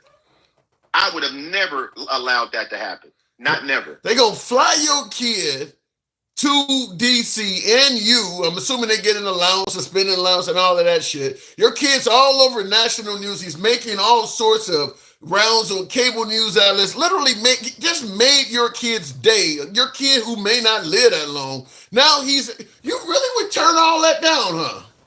My integrity is not for sale. My son's integrity is not for sale. You have to have, I told you this the very first time we ever talked. There's integrity and there's morals. And if his dad didn't understand, listen. Hold on. I just want to make sure that I'm really seeing this wrong. By way of yes or no in the comments, if Trump had made this offer to your child going through this deadly disease, would you have taken it? Yes or no in the comments. I want to make sure I'm on the wrong side of this. Yes or no in the comments. Go ahead, Mike. Damn, I'm really messed up on this one. Let me give it to myself. Oh my God. Really? Everybody's saying no. Damn, even on YouTube, huh? Wow. Yes, because again, it's not that complicated.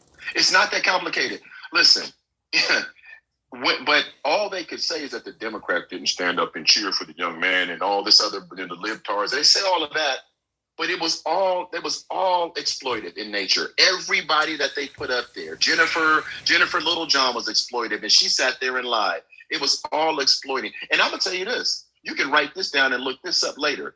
Try to track that little boy and see how much attention he gets after that. Oh, he's been all over the cable outlets and everything. I've seen him. Now, Tim, because they're still using it, but it's gonna fizzle. You know, it's gonna fizzle. It's gonna die off. Just like it. Well, yeah, but hold on. Even if what you're saying is right, if it fizzles and dies off, now if he was to need a GoFundMe or something, if he was to go to a liberal network and say that they put me on as a prop and they dump, he actually has a lot of power. He could call MSNBC if his kid needs treatment and say, look, the Trump administration has dumped me. They used me for a prop. And MSNBC would put him right on. I mean, there are benefits of going to that Trump gathering, which is why I would take it. If let's say you and the whole audience who seems to agree with you are right, that Trump used this kid as a prop and they wouldn't take it. Here's what I would do as opposed to turning down this invite, this something that's going to be memorable for the rest of my life. I would tell my kid ahead of time what we're doing. Yes, they're going to use you as a prop, but these are the benefits that we could get out of this down the line or whatever. I would just explain it to him, but there's no way I'm turning that down. Well, you know what, Tim? You wouldn't turn it down. I would never let my son be exploited by some white Christian nationalists that don't really give a shit about him or me for anything. You know why? Because at the end of the day, and it's so funny, I'm not even Gen X talking about hateful liberals. This is the problem. This is why when you go there, I always put the brakes on, because they're listening to you. They think that there's some valor in what you just said. It's not. They exploited him. They exploited the whole transgender situation to continue because they hate the transgender. That's hate. That's hatred. Okay, but here's the thing: they didn't put him up there because he was a cancer survivor. That's not what they put him up there for. They put him up there to tout this whole police and FBI men. But at the same time, you're firing people that look just like him at every level. You just fired a 4-star general. a black four-star general. How sincere is it, Tim? Tell me when I'm wrong. I'm not arguing with you. Everybody in government, listen, they're targeting minorities in government to terminate their job. They made that very clear. You prop him up, but you're not going to celebrate any black history in the federal government, but then you hold him up there with an FBI badge. Isn't the FBI part of the government, Tim? Yeah. But you told him, I'm propping you up, but we'll never celebrate anything about you. Not in these offices. I mean, I'm not denying that they use a kid as a prop, but I'll tell you this: anybody who gets invited to any of these meetings, even when Obama and Biden did it, you're a prop. They're bringing you for some. I get it. Yeah, you're always a prop. That's not unique to Trump. But here's the difference. They told him and his father what they think about them even before he got there, Tim.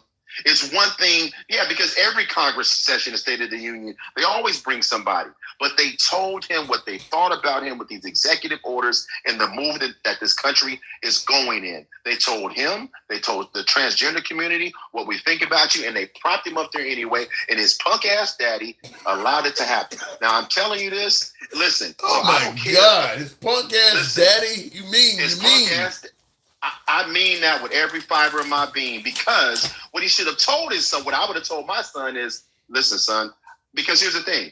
If he's on a mission, had he missed that day and he was on a mission, we could have got him the way he feels. Because what does he know about the cameras, Tim? What does he know about all of that shit doesn't matter to him. He's 13. All he cared about, listen, they could have done that and not done it the way they did it, Tim. And here's the thing. At the end of the day, if you don't stand up for something, you'll fall for anything. And that's what's happening right now. And at the end of the day, what should have happened is they should have turned it down, and he should have replaced that moment with something else. But here's the thing. When I said follow him after this news cycle dies down, because it wasn't about cancer. It wasn't about cancer. He took the funding away from a lot of cancer research. That's something right there that maybe this kid could be used as a prop to bring up. Certainly, if this kid passes away, the liberals will bring up the fact that this kid died and Trump took away cancer research. And I mean, there is benefit that could come out of what took place there. Yes, he was a prop, but there is benefit that could come out of that. I got to move it on, but you're always a prop no matter what. Well, listen. I'm going to say this again, and I know you got to move it on. At the end of the day, we can't just keep trying to find. We shouldn't have to search this hard for the good things, Tim. We shouldn't have to fight this hard for the movement. He's doing exactly what Project 2025 said they were going to do. There's no doubt about that. They're slashing and cutting all these jobs, and he's saving his energy for the billionaires. There's no doubt about that. It is what it is. And when these Trump supporters get up here and try to make sense of it outside of what they voted for, because they didn't vote for any of this. He didn't say he was cutting cancer research, Tim. He didn't say that. Well, they voted to shrink the size of government. So but again, when they say waste, and they're going, he's going for waste, but they haven't shown us anything yet. But the same people that are supposed to be doing it is crying about how his stocks drop. Think about that for a second. He's supposed to be busy finding waste. I'm doing air quotes over here. He's supposed to be finding waste, but he's in front of the White House crying because his stocks dropped. Yeah. Takesha really hit home with that, talking about he's firing people, don't seem to give a damn about them, but he's trying to protect Elon losing money in Tesla. But he's trying to protect him. She was 100% right. That was powerful. I'm surprised I didn't think of that one my damn self. That was powerful. All right, Mike. Man, that's because you be over there. You gotta listen, man. Get off the fluffing warning track. That's all I'm saying. Get off the warning track, man. Stay in center field and don't drop step towards that fluffing warning track. Because I can't save you from Will G. He got his own sound and everything. I gotta go. Appreciate it. Appreciate it. All right, moving on with the program.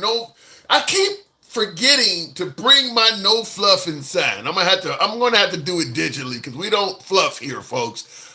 Didn't Trump try to out Did Trump try to cut funding for cancer research? I believe that is true, Ryan Q. Cutting USAID certainly was harmful, even on an international scale for stuff like that. So I believe that is true, Ryan Q. Looking in the comments real quick, and Will G says, like taking a deal from the devil. So letting your kid go to this invite, the kid I got on screen there, the kid with cancer going to Trump's press conference, where I guess you would have expected the Democrats to also apply for the kid. That's like taking a deal from the devil. I'm wrong on this one. I get it. Everybody disagrees with me, but I don't know. I would have took that up. I mean, that's a opportunity of a lifetime. Yeah, he's using you as a prop, but that's an opportunity of a lifetime. You're being exploited. I get it. Somebody mentioned like the Jerry Springer show in the comments when we were talking about it, and it really is how they fly you out, or the Maury Povich show where you find out you've been taking care of somebody else's kid because you're not the daddy. Well, when they fly you out, they give you a spending allowance, they put you in a hotel, and yeah, once you get out there, they're going to exploit you for the ratings on the television show. So, yeah, it's a prop. I get that. But I don't know. I think I would have took that. And I think I'm the only one based on what I'm seeing in the comments. Texas Cattleman, love the name, appreciate the support, says, what is worse, the Democrats not clapping or Trump canceling federal childhood cancer research? Well, what Trump did is infinitely worse, no denying that, but a lot of America does not know he did it.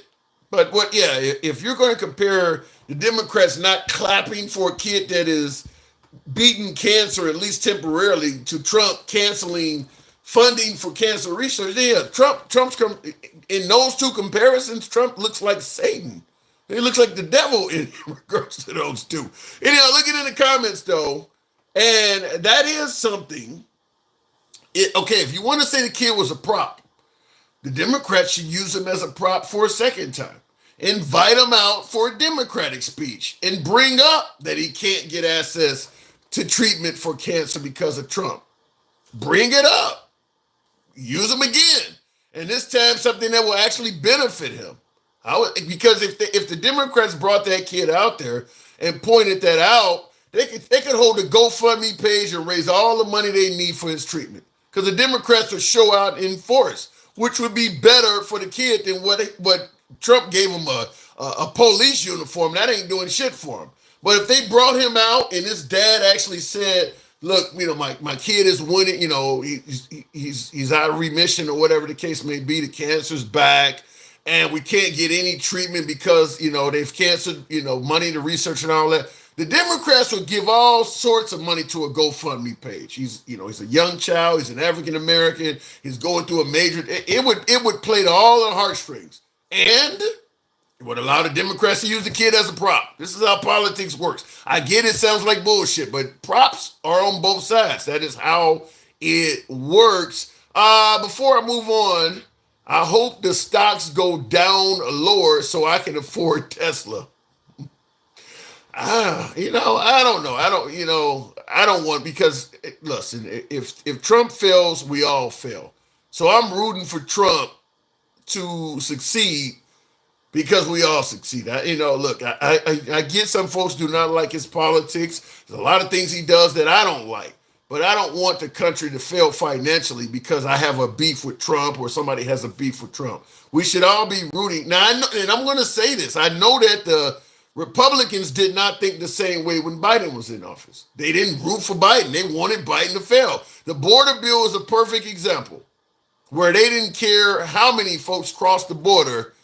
They just wanted Trump in office. So, but I don't believe in playing that back or going for revenge on that. I tried to bring up Sherbert. Sherbert, I don't know what's going on with you on Instagram, but I'll go with Chris. And before Cal went to prison, didn't he? I don't know what that says there, sports lady. Trump has already failed us starting day one. Well, he has not met his promises. So it ain't promises made, promises kept. But I won't say he failed us. He certainly is working on a some type of a ceasefire deal between Ukraine and Russia. Now, he promised he could do it before he ever got in the Oval Office. He did fail on that delivery, but he is still working on trying to get a ceasefire deal. So we may have to give him some time, a little bit more than he promised us. Looking in the comments, some Democrats will hate Trump no matter what, says Darlene Newberry. True, absolutely true. That's how politics works. Some Republicans will hate the Democrats no matter what. President Trump stated flat out that Obama did not do one good thing for America at all in all 8 years. That's blind hatred. Every time Trump speaks, and nowadays he's criticizing Biden. That's hatred as well. Who do we get here? Chris? What's up, man? Hey, what's up? Good evening. Okay, starting with the kid, would you have sent your kid out there? Do what? Would you have sent your child to Washington? Chris, you got bad audio problems. I may have to drop you, man. Apparently you're not able to hear me. Okay, I'm about to move. Yeah, apparently, go ahead and drop and put in another request. Apparently you can't hear me because I see you turn it toward the phone, so something must be wrong there, Chris. But continuing on with the program, because apparently my last guest is having some audio issues. We'll go to Gangsta Grandma.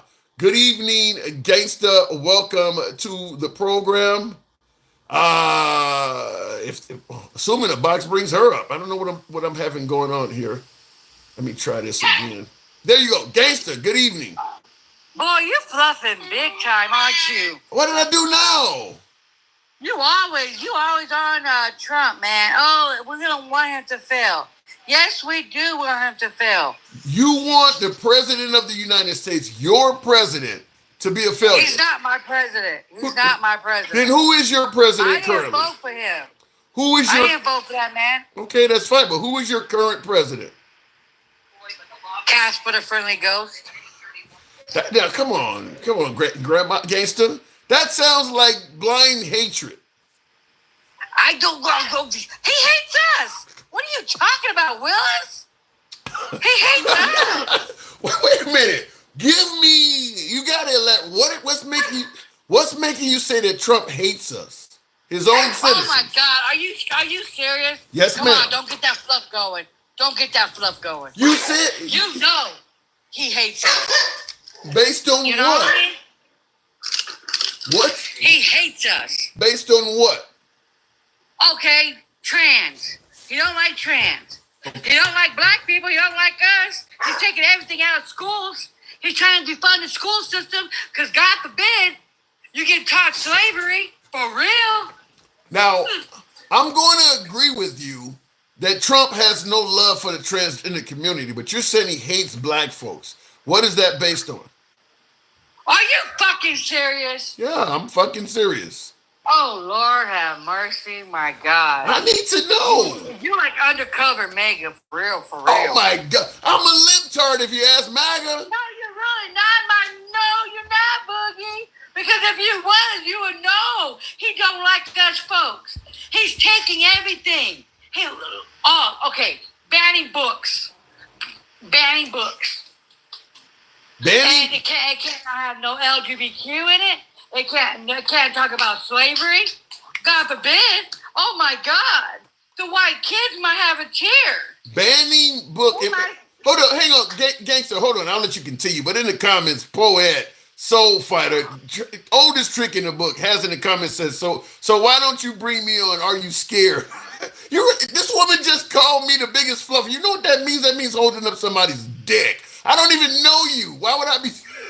Go ahead, Gangster. Go ahead. What you say? I said he don't like us. He don't like us black and brown folks. What you talking about? How do you explain it? The Mexicans, God forbid, they come over, they're grapists, and you know what? Then how do you, if you're saying that he doesn't like black and brown folks, how do you explain people like Tim Scott and Herschel Walker and all that? Them are black people. Raccoons?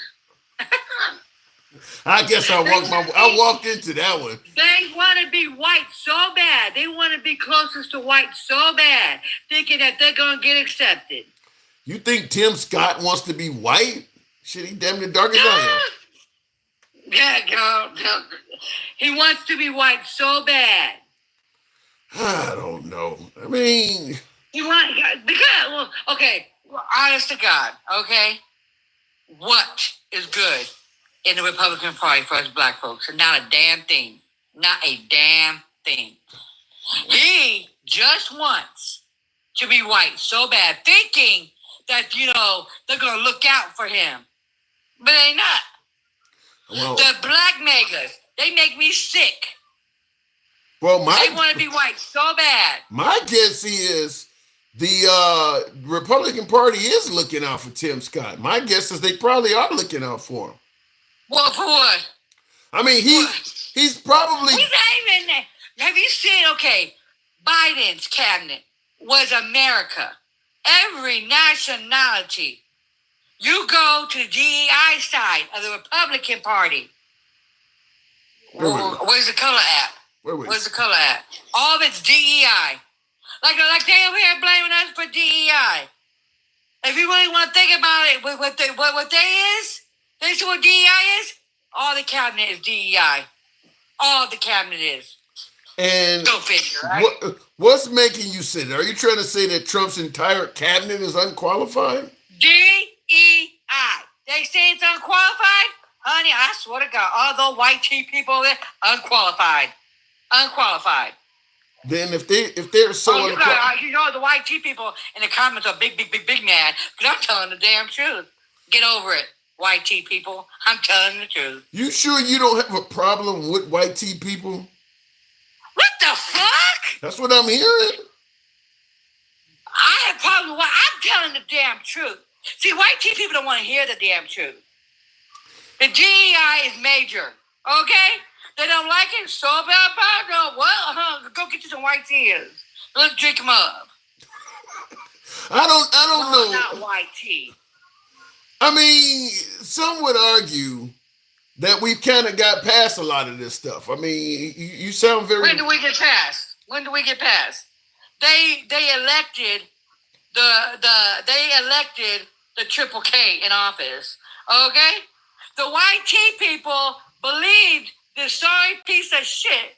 Oh, we're going to get $5,000.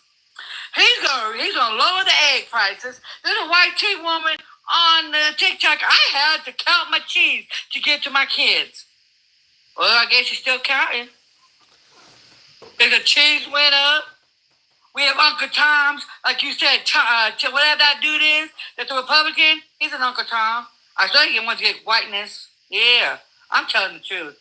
And no, I don't have nothing against white tea people. Only thing the white tea people I have against is the Triple K.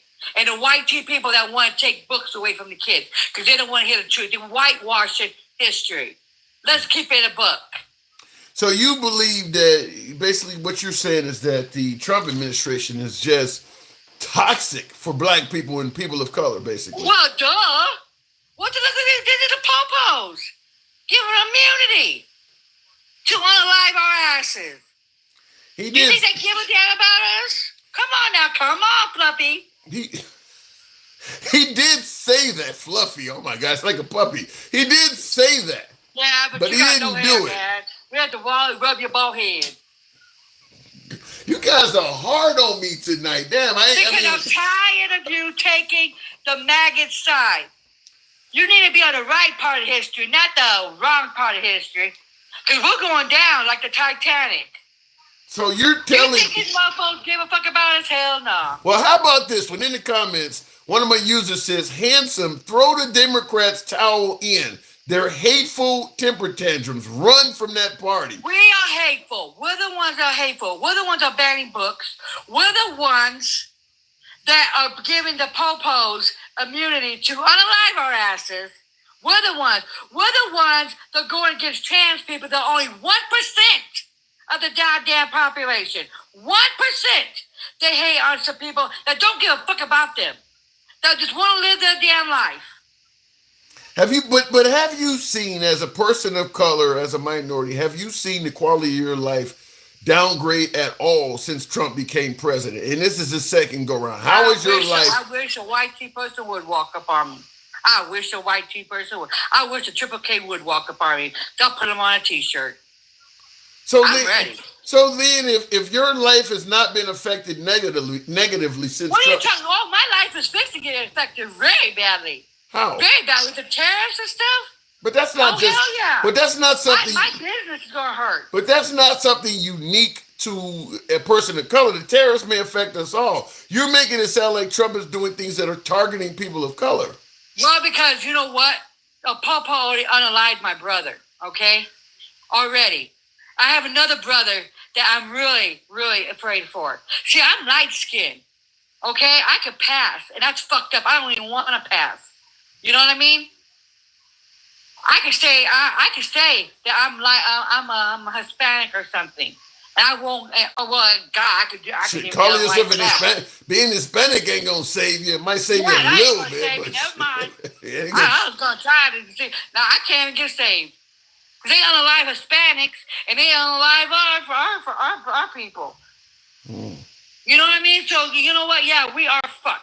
We are. I'm curious. I'm curious, gangster. What part of the country are you in? In the Southwest.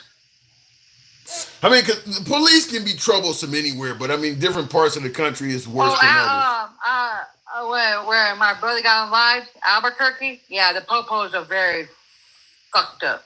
Yeah, he got unalived for having a cell phone and the color of his skin. My mama sued the shit out of him. Yeah.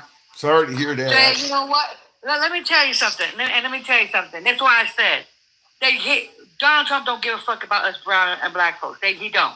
He really doesn't. He don't. You feel what I'm saying? He don't. But I'm tired of you fluffing, though. You need to stop. And you told me one of these days, me and you're gonna be cold. I'm gonna be your cold. What is that called? Your cold. What is that called? Co-host? Yeah. Cause I can put you in your place. I will go after the little maggots. Oh my God! You don't. You give them more talking. You give them like the what is it called? Oh, you let them do the misinformation shit, and that's getting on my damn nerves. On God. We don't. Come on now, gangster. We don't believe in misinformation here. We keep it straight. You don't call them out on it. Like, you know what I mean? Yeah, I do. You don't. You really don't. No, you don't. You be like, okay, I see your point. No, boo boo. That's really bad misinformation. Call them out. All right, gangster. All right. I got one more thing to say, and I got to go because I got to roll up. So let me tell you. You got to roll up, huh? I got to roll up. Dealing with these maggots, I got to roll up. All right, so baby. All right, what you got? What you got? Give me your last one. What you got? Let me tell you. We are going to burn down, and that's fucked up. We really are. He is throwing his economy to shit and to hell back. And don't you let these little maggot fools come up and say, oh, this is the baddest economy. No, motherfucker, it's not. No, it's not. When that motherfucker orange peanut head looking, you know, the little orange Jesus, put those damn tariffs in play, letting the white man come and take everything from us. It's his economy now. And it's all gonna burn. And you know what my son did today? And I told him not to do it, but his little dumb ass did it. Look at his 401k, and it's going down the fucking hill. Yeah, that's gonna be that way until the tariffs get straight. But gangster, appreciate you coming through. You've set me straight once again. You get on the right side of history. Quit bluffing, my God. You're going to make me roll up a lot of blunts messing with your ass. I promise you. I got to go. Gangster G-Ma. All right, moving on with the program. Wow, I am not doing well today. Wow. Tap the screen at least. Get your boy up to 90,000. Even the support for the program is fine. Am I doing it really that bad today? Will G says, how many people know the CFPB, those acronyms? CFPB was vouching for medical bills not to be on your credit report. I know that, and I know that's going to be fucked up. I do know that they actually are trying to make it so that medical bills will hurt your credit once again. Did they successfully do that already? I know they were trying to do that. Elon is smelling like shit. Musk wants to do away with it. Yes, I am solely aware of that because I do have medical bills myself, and you get medical bills that when your insurance only covers a portion, or maybe when you got a procedure that your insurance don't want to cover at all, but you need the damn procedure, so you just fuck it, I'll do it and I'll pay on it. Well, that's fine if it ain't fucking up your credit. But yeah, I am aware that the Trump administration is now trying to undo. I think Obama's the one that, was it Obama or Biden? It was definitely a liberal, but I believe it was Obama that made it so that medical debt does not hurt your credit. And it was Biden. Okay, I see in the comments, Mr. Mobetta said it was Biden. And yeah, and I am aware that they are trying to undo that. And that right there, now I know my last call was talking about, not liking black people and people that would hurt a lot of white people too. There's a lot of white people that got medical debt.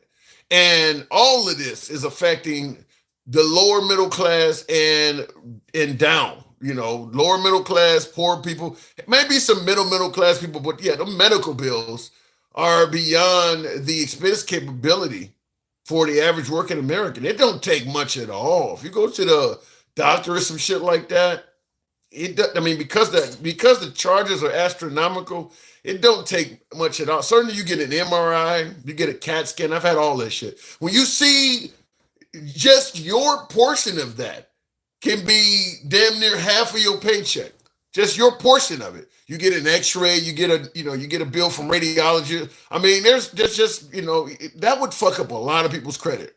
I'm certain of that. Even people with insurance. If you don't have any insurance at all, you may never get your credit straight ever. You may have to file bankruptcy to get out of that. If you're somebody who is in between jobs, or let's say you drive for Uber or Lyft, or you do something in the contract world, a 1099 world, where you don't get insurance at all, and you have a major illness, not even really a major illness, it could be just something that keeps you hospitalized overnight.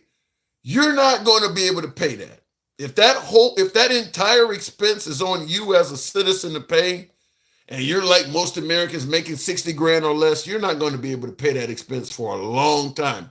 And if it's tearing your credit up that whole time, which is what folks are talking about, that's really problematic. That would be really problematic for Elon to do that. But I have heard about that. I have heard that he is trying to do that. For that one caller that was suggesting that I was afraid to bring him up, I don't see you in the box. Whatever your name was, I was going to certainly give you the honor of bringing you up. I don't see you in there, so it is what it is. I'll move on with the program to one of my subscribers there, Miss Mo Better. I always give my subscribers first things. Miss Mo Better, good evening.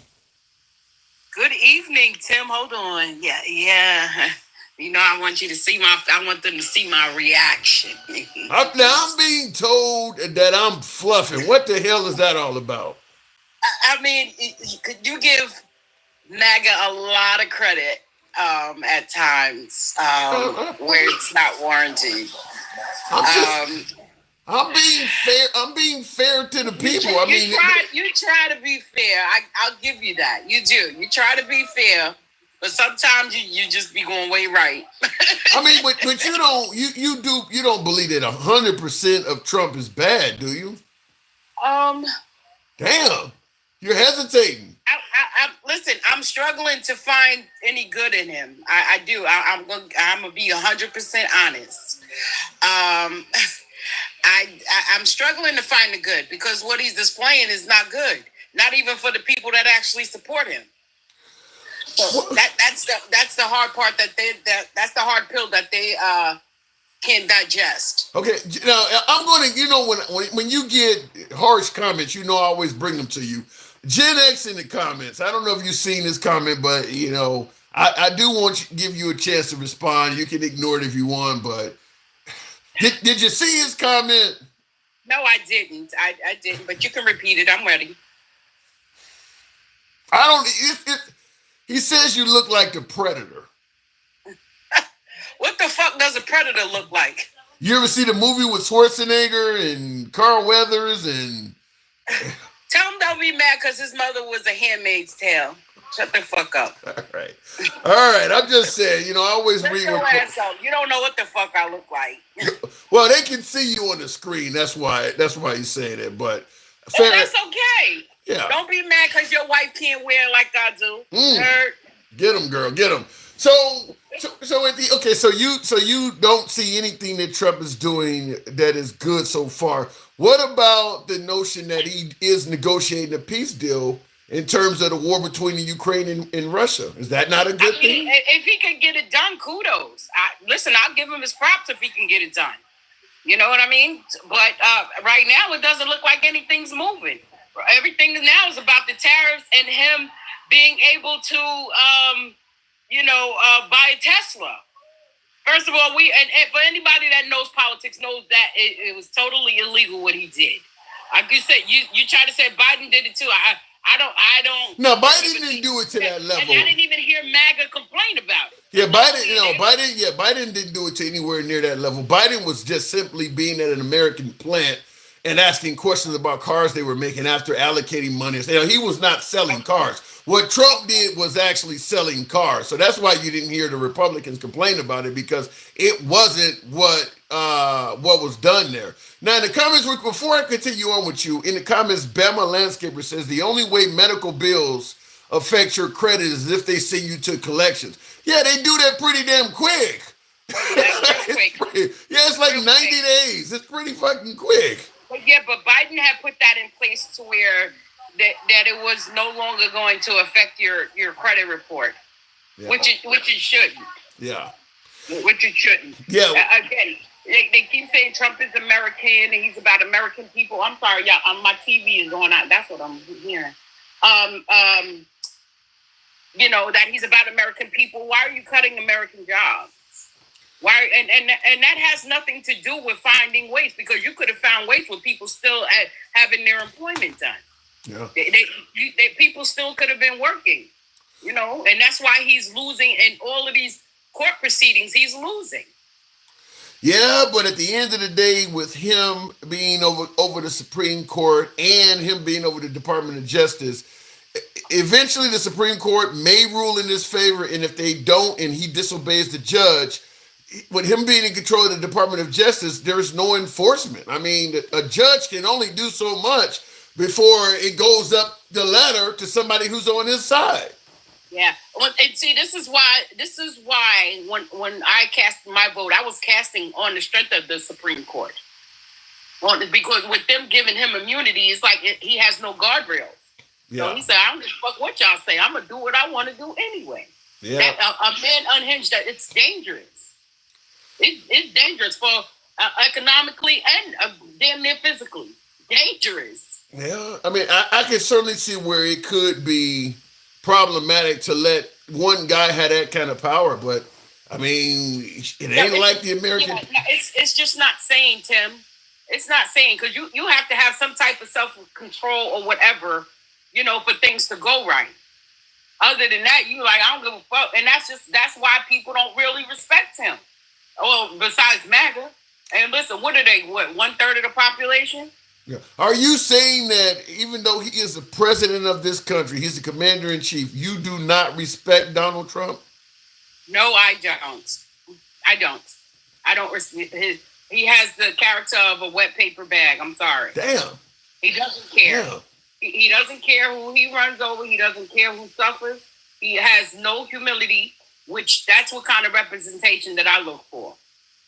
I don't need nobody that's unhinged. Yeah, do I want you to be stern? Yes. That there's a whole difference in the two. But he really doesn't care. Now you're not one of those type that he's talked about where he said I could cure cancer and the Democrats will still not apply. You're not one of them Democrats, are you? They know he just blowing smoke. No, he wouldn't cure it. That's why we already know. We already know his intentions because he showed.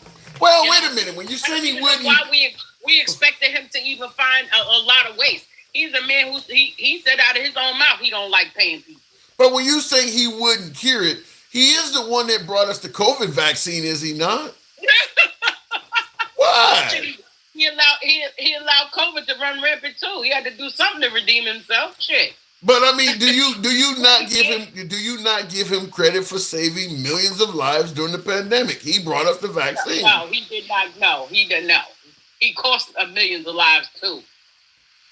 So come on. So who brought us the Which is vax? what president? What president brought us the vax?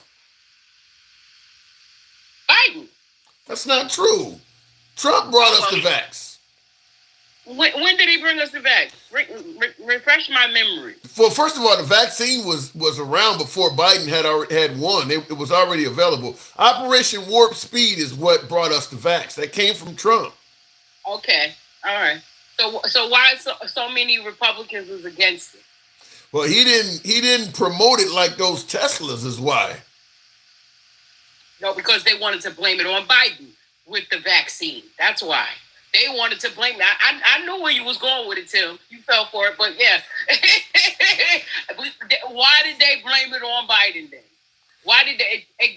It's the politically expedient thing to do is blame your adversary. I mean, they would blame a tornado on Biden. I mean, you name it. That's true. Yeah, that's true.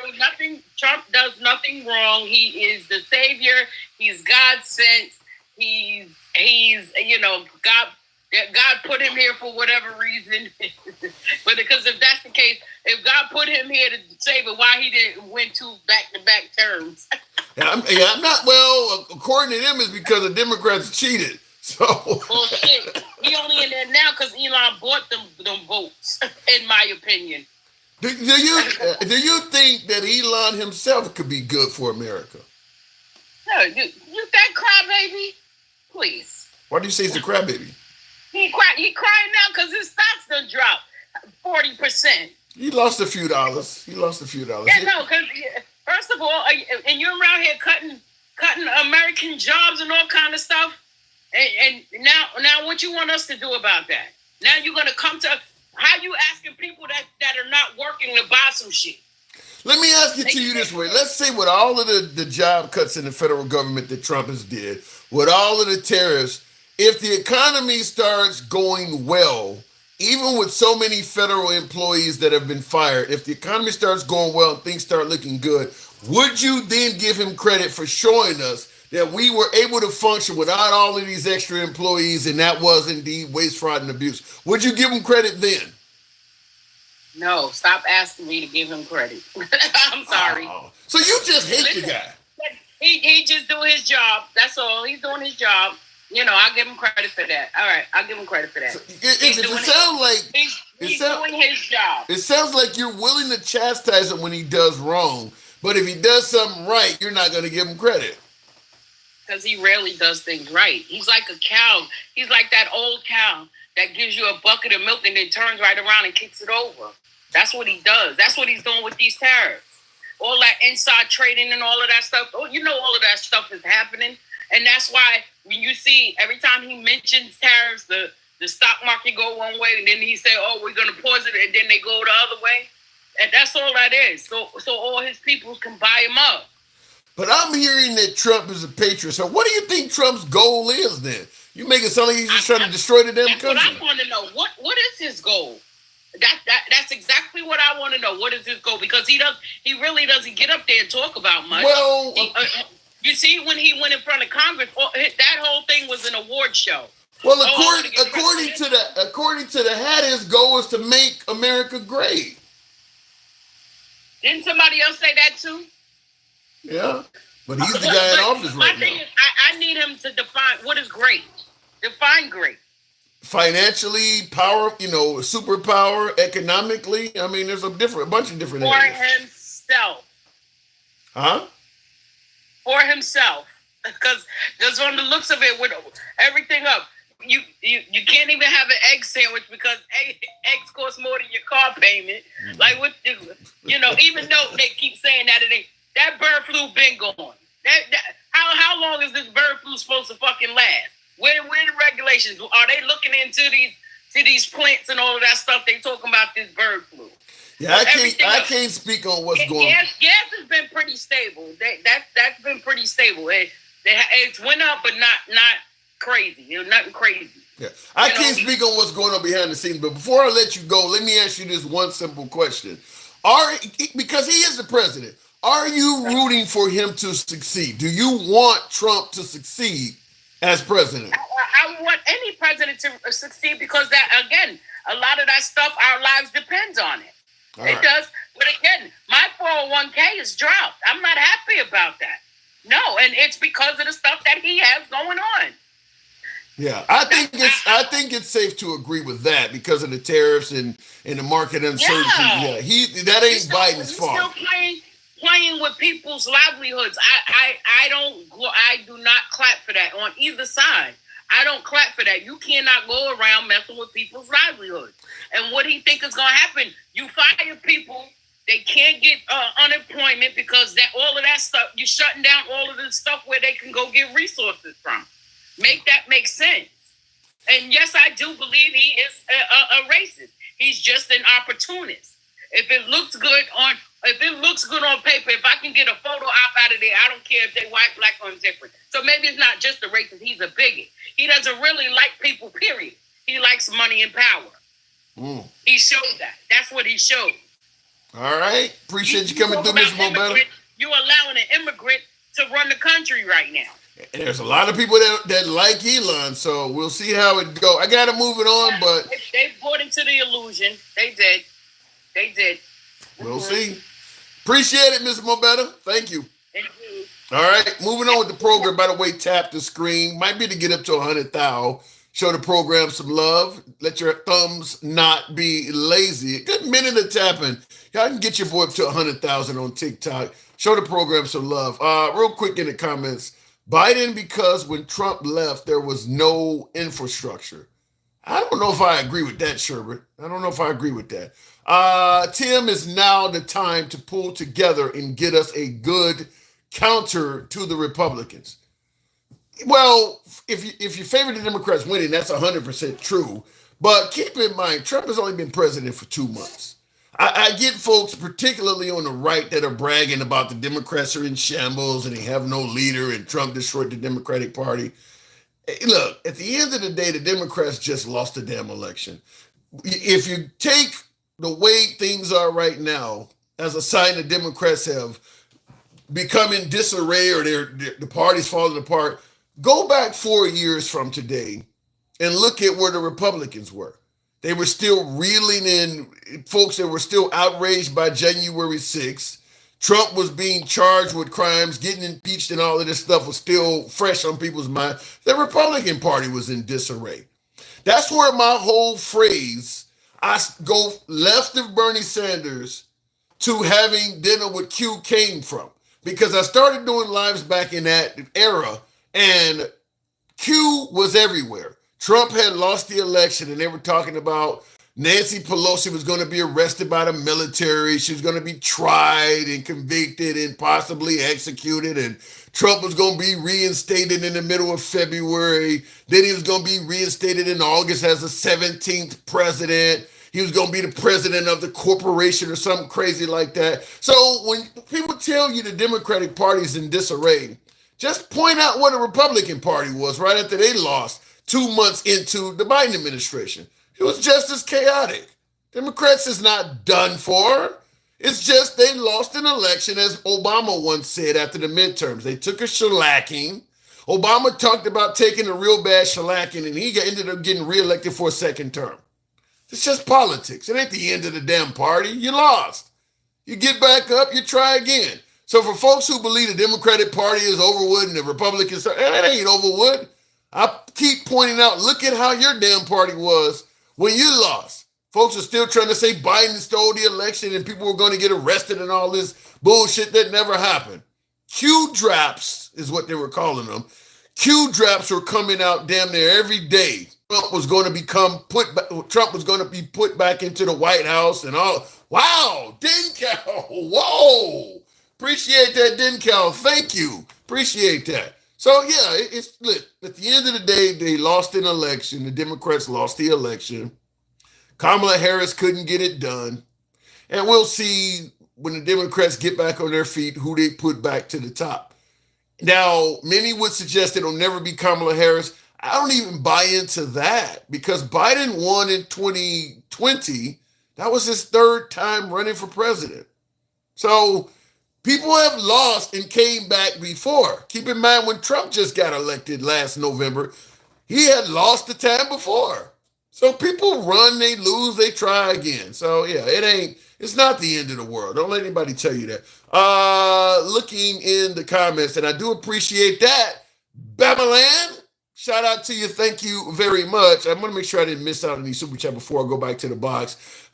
Lazy thumbs. I'm not gonna get 100,000 likes on TikTok, huh? It's not enough folks tapping the screen. Wow. It hasn't happened yet, and Q is 100% buddy. Okay, yeah. Like I said, I've been around since the whole Q came about predominantly once Trump lost. And I remember having debates with folks that were giving me the Q drops they're receiving. And I asked them, how many of these things you guys are predicting, how many of these things have to not happen before you stop believing them? Like every time something's supposed to happen and it doesn't, you already have another Q drop of something that's just happening in the future. How many of these things have to not happen before you start saying that there is nobody that is within the government that is passing you on information that's allegedly leaking out that's to your benefit? How many of these things gotta happen before you stop believing this shit? But I got a lot of the Q drops saved because I was receiving so many of them because I was running the program. So yeah, the Democratic Party, in my opinion, is not even as bad off as the Republican Party was 7 or 8 weeks into the Biden administration, because they're not saying all of this crazy shit about how the military's in control and they're going to restore Kamala Harris into power in August and she's going to be the 17th president, all this crazy shit. The Democrats ain't saying nothing like that. They realize they lost. They don't like Trump, but they realize they got to come up with somebody else and try again. That's it. The Republicans were refusing to believe they lost and doing all kinds of crazy shit. Looking in the comments, Will G says OFPB is the Consumer Finance Protection Bureau. All right, I've heard of it. The actual Waste, Fraud, and Abuse Police, Credo Elizabeth Warren, that's the one that Trump continues to call Pocahontas, which was a direct slur and insult. Elon and the Broligards, not the oligarchs, the Broligards, want to do away with the whole thing. I don't think there's any portion of the federal government, thank you, Will. I don't think there's any portion of the federal government that Elon doesn't want to do away with. I don't think there's nothing out there. Maybe he doesn't want to do away with the Army, Navy, Air Force, and Marines. That's about it. Any other portion of the federal government, if you got a job in the federal government, you're not safe. I don't care what you do. Capitol Police, FBI, CIA, NSA. I mean, they made it so that the TSA agents at the airport, Transportation Safety Administration, they're taking away collective bargaining for them. I mean, it doesn't matter what you do. If you have a federal job and they are your employers, you're not safe. I mean, to me, based on what I'm hearing, I hear about the waste, fraud, and abuse stuff. Some of that to me is way over in the category of bullshit. But Elon has got to be the world's worst employer, in my opinion. All he is literally doing is firing people. Has he said anything good about anybody in the federal government? I mean, like today they got rid of half of the Department of Education. Trump had a press conference today, and he was asked about it.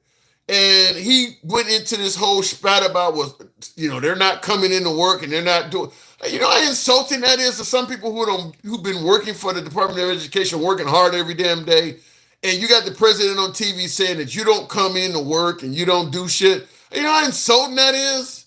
And they've been saying that about every aspect of the federal government, suggesting that the whole federal government is just full of people who do not work hard at all. I'm just going to tell you my opinion. There's nothing patriotic about that at all. These are all Americans. Many of them are veterans, don't put their lives on the line for this country and shit like that. And to portray them all as just being slackers. Many of them close to retirement. I mean, just treating them like shit. I just, treating them like shit. Some of these folks are some of the most important workers among us. Just saying all kinds of shitty stuff about them. Worst employer I can think of, and I'm just in my opinion. Looking in the comments though, well, these employees shouldn't have been hired in the first place. Give shouldn't be the nation's big. Well, K Marty in the comments, you're doing exactly what I'm talking about. You said, well, these employees shouldn't have been hired in the first place. You're making it sound like everybody they fired is either lazy, a slacker, as you're putting it, shouldn't be hired in the first place. If these employees shouldn't have been hired in the first place, then why the fuck are they rehiring some people back? They clearly are firing people that don't need to be fired. The wrong people. I mean, he's holding up a chainsaw for a damn reason, because they're not even paying attention to what they do. They're not doing it with crap. They're doing it just blunt. They don't give a fuck. Just chopping whole departments in half. To me, worst employer ever. And it's amazing at how little sympathy a lot of Americans have at the notion that their fellow Americans are being put on the unemployment line. I don't understand. To me, it's just cruel. My opinion, it's just cruel. Looking in the comments, though, using an actual they need a scalpel. Yeah, exactly. He's not going into these departments and determining who is a slacker, who is staying at home and not coming to work, and who's coming in and working hard and putting in overtime every day. They're just cutting departments. They're just treating everybody like they're a piece of shit. I don't see any justification in it. To me, I think it's wrong. But moving on with the program, the one and only Denkow. Good evening, Denkow. Before we bring up Denkow, I do want to make sure I didn't. I did look that up. Denkow, good evening. Good evening. Good evening. Hey, I've been accused of fluffing all damn night, man, and I just don't get it. People are not easy on me. Am I getting something wrong here? I mean, I wouldn't say you were like a fluffer, but not something like fluffish. You know what I'm saying? Like, what the fuck is that? What is this like when you're in kindergarten, drop the ER and add ISH? What was the comedian that said, I think that was Chris Rock, who said, he said something about somebody being on crack. He said there was, he was talking about Whitney Houston, talking about she was a little crackish. She was just a little, I wouldn't call her a crackhead, but I would say she was a little crackish. Oh my God. So I wouldn't call you a fluffer, but just a little fluffish. You know what I'm saying? I'm like not you be fluffing. right on the edge. Oh my God. And I see in the comments, Uncle Sneaky Link called me a what did he say, Flufferamus? Oh my God. What am I creating new fucking words here? Oh my God. Jesus, I tell you, it's hard out there for a live, ain't it? Even I got my MAGA calling me libtard day in and day out, and now I got my liberals calling me a fluffer, Uncle Tom, and all of that. I just can't win. No matter where I'm at, I can't win. You know the old saying. That's what lets you know you're doing the right thing. Thank you. Now we get somewhere. I'm just trying to be in the middle. I'm just trying to call balls and strikes as I see it. And that makes me a libtard and Uncle Tom. I don't know. So what do you think? I'm just saying, like, if you're just throwing balls and strike, I want to hear you say just as many things we give Biden credit for as you say about Trump all the time. Don't we give him credit? Don't we give him credit for turning the damn White House lawn into a damn used car lot? And saying that this man has been punished and he's losing. Not that the company. Not for the company, just for the man. Just for the man. And he's gonna he said the protest of those Tesla dealerships is illegal. And he's gonna find them people. He did say that. Yeah. So that is one of my big concerns with Trump. Certainly also we see what happened to the got the green card holder that was speaking in favor of Hamas. I don't deny that he was doing that. But it does seem like if you protest the wrong shit, Trump will punish you. It does seem like that Trump may be a threat to the First Amendment. I don't think that is something you can deny. He looks like a big threat to the First Amendment. I mean, he literally went and picked the guy up. Yeah. They don't know where he's at. They don't even know where dude is at. There are no charges. He just don't like what the man did. Yeah.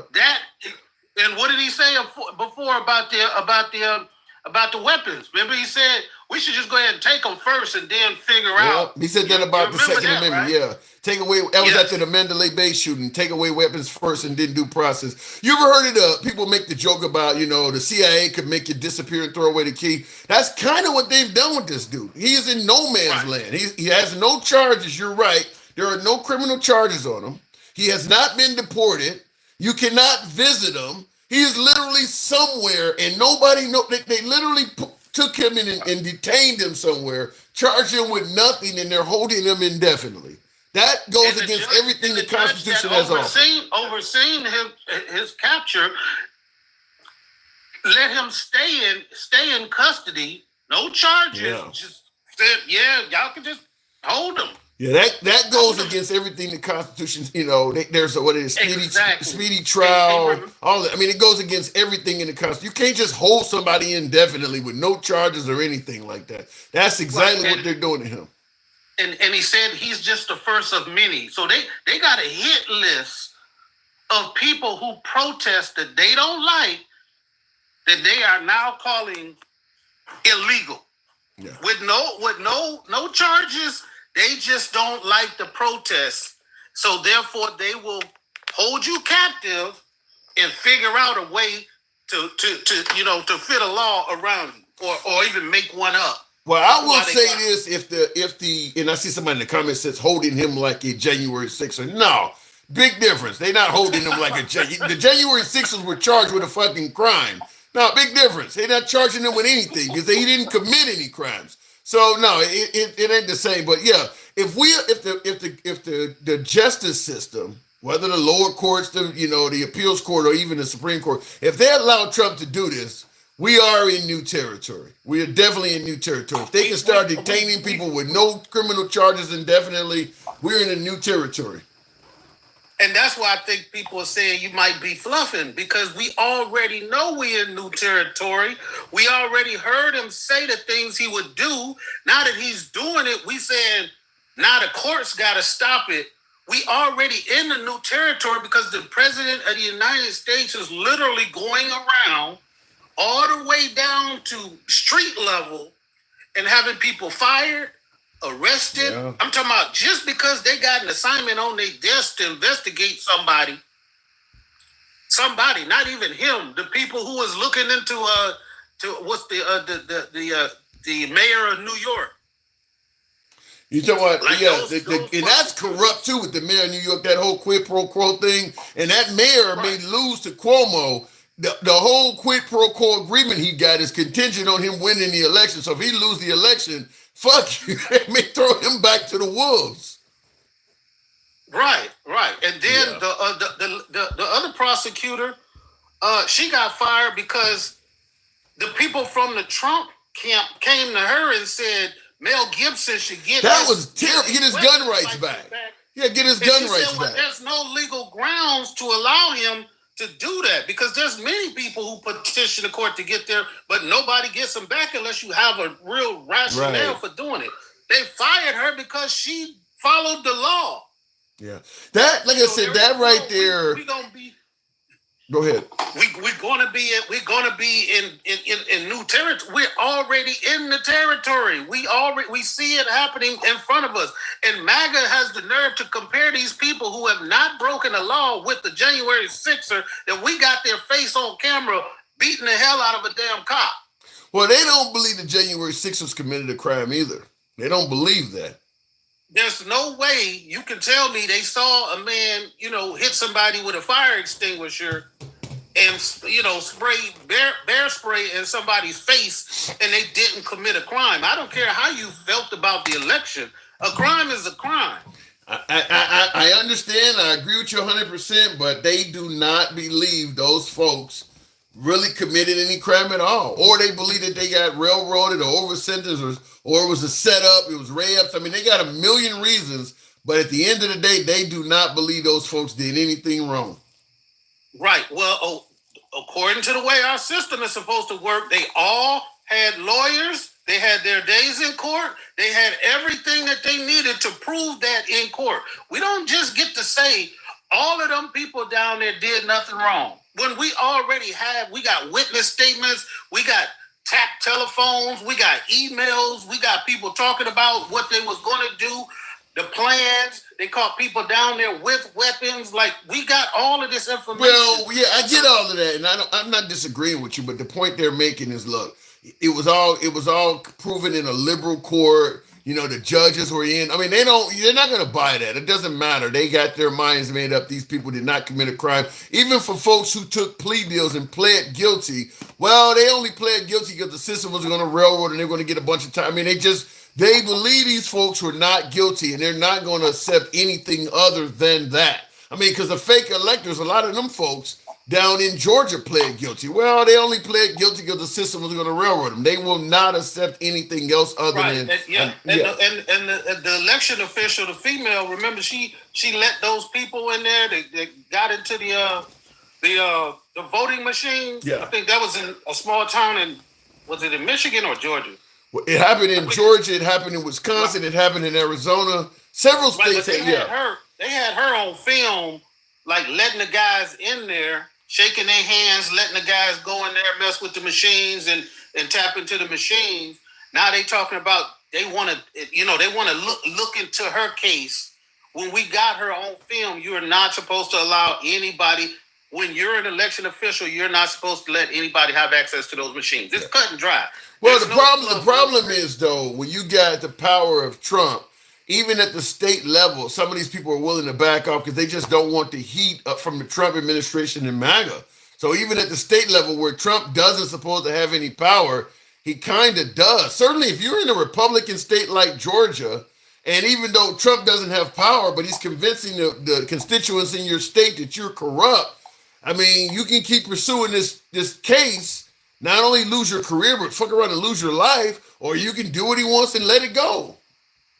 Right. So do you want to change your statement that if the courts don't do nothing, we're going to be in a different space? Or can we agree right now that we're in that space? Because it's happening. We don't have to let the courts decide nothing. We know because we are actually seeing people's civil rights be taken and others be restored when we seen them commit crime.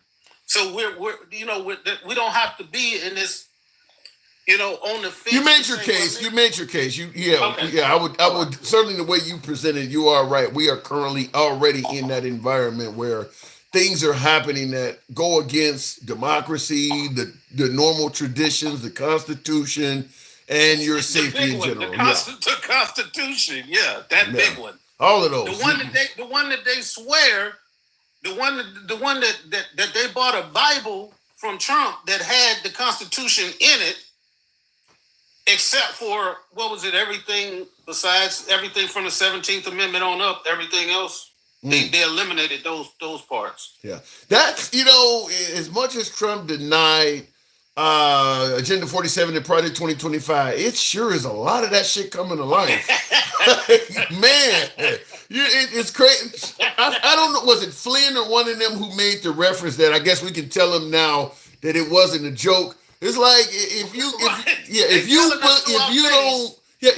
you don't believe Project 2025 is coming to life, it's probably because you haven't read Project 2025. That's the only way I can see somebody not thinking that might be valid at this point.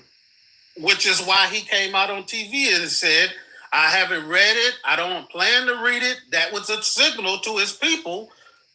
Don't listen to it. And now that it's happening, the people can now say, I don't even know what's in it. Yeah. Like I said, it's so much of it that is materializing and coming to life. And then, of course, now the Department of Education has to know. Because I had people on the program that would read it. There were people on lives all over social media reading it. And I can remember thinking some of the things they were saying, like, damn, is it that bad? I hadn't read it yet. Like, man, is that going to happen? And now I'm looking back like, damn, that happened already. They're on their way to doing that. They're going after these people. They're tearing this department. I mean, because they're literally every facet of the federal government, they're going after. Like almost the whole damn government. Right. And then after saying all of that, to hire the people who wrote it, the young lady that is his press, the lady that does his press, his press thing at the White House. Yeah, the little young girl, yeah. Yeah, she was the one who was doing the training videos telling people how to implement Project 2025. Well, at this she was the one who was training people. Wow. Well, at this point, you can't. I mean, some of his promises made, promises kept. You're gonna hate this phrase, but you got to get Trump credit because he did say he was going a lot of things he's done. He's went way beyond what he promised on the campaign trail. But Way beyond. But a lot of things people are complaining about are things he promised as well. But the whole firing of the federal government, he talked about cutting waste, fraud, and abuse. He didn't talk about cutting out the whole federal government. So he's went way, because I know a lot of people getting fired are MAGA, are Trump supporters. A lot of Trump supporters have lost their jobs. So clearly they didn't hear him talking about, if you vote for me, I'm gonna fire your ass. So yeah, the farmers that are now, all of that money from USAID that's been cut off, their crops are laying there in the fields not being picked because the money ain't there, or because the labor is not there. Like a lot of those people in the Rust Belt and all of them farmers was the ones that came out of the sticks, that came down from the hills and voted for them. Yeah. I'm hearing and that it's hard for me to turn around and feel sorry for them. The only reason I do is because they're mixed in with the people that don't deserve this shit. Well, the thing about it is, even if the people that voted for Trump starts to pay a heavy price by losing their jobs and things like that, they're going to need resources from the system. They're going to be unemployed. I mean, it's going to hurt everybody if that happens. I mean, if you got thousands of people that are hurting, we're all utilizing this, the same resources in this country, the same entitlements. I mean, it's gonna hurt us all. I mean, because people going to take care. Isn't this what we say about the immigrants? If you let them all in and they need welfare and stuff like that, it's going to make our tax money go up. Well, if a bunch of Americans need it, it's going to have the same effect. It's going to have a worse effect because we need more. We can't survive off of what some of the immigrants. I mean, they get in the house and there might be 8 of them, and they all pool their money together. American society isn't like that right now. We not gonna get together in a house full of people and pool our resources and do what we need to do to create a bit. We're not set up to. I don't think we'll end up living to a house. What I think will likely happen if things keep going the way they're going is the tiny home craze is going to be what it is.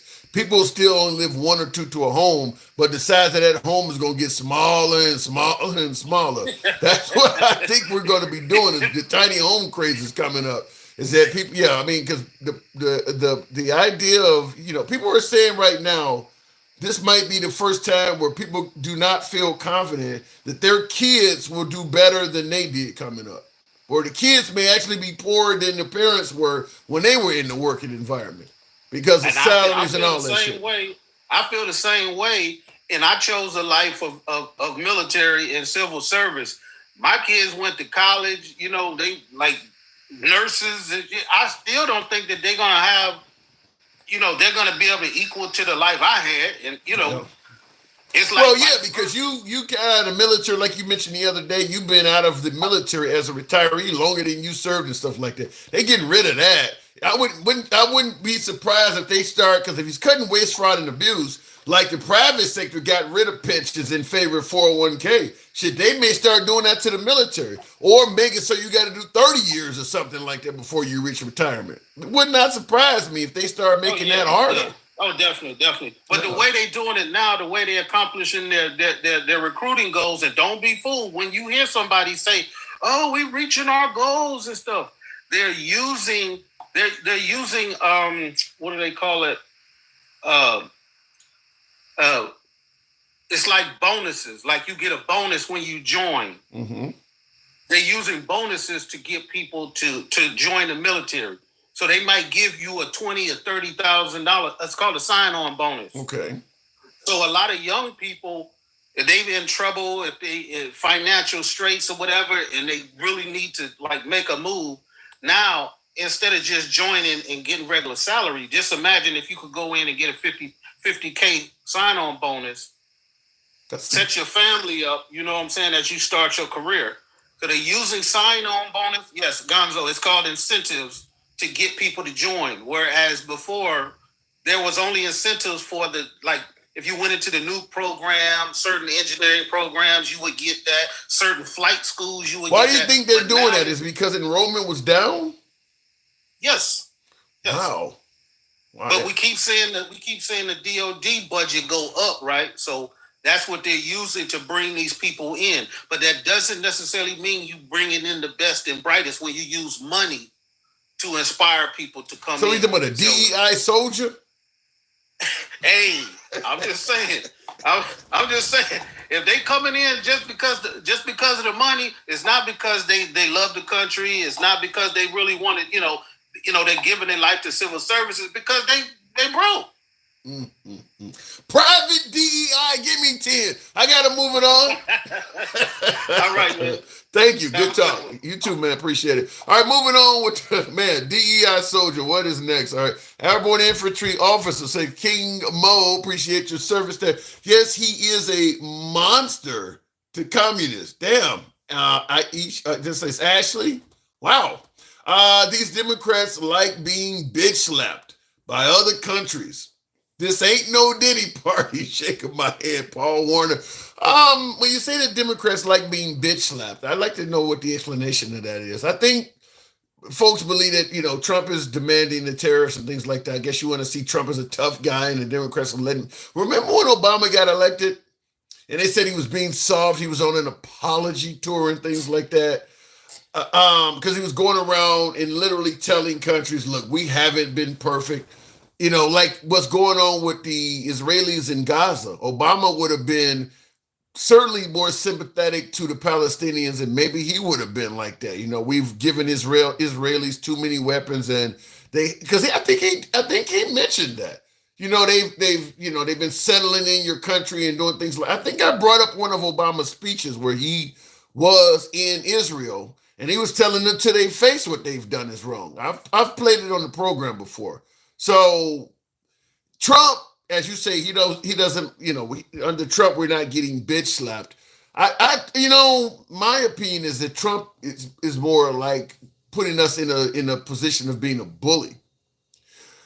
I have the issue with it from this standpoint. I understand Trump is talking about he want to get the tariffs to be balanced. He don't want us to be the victim of an unfair trade agreement.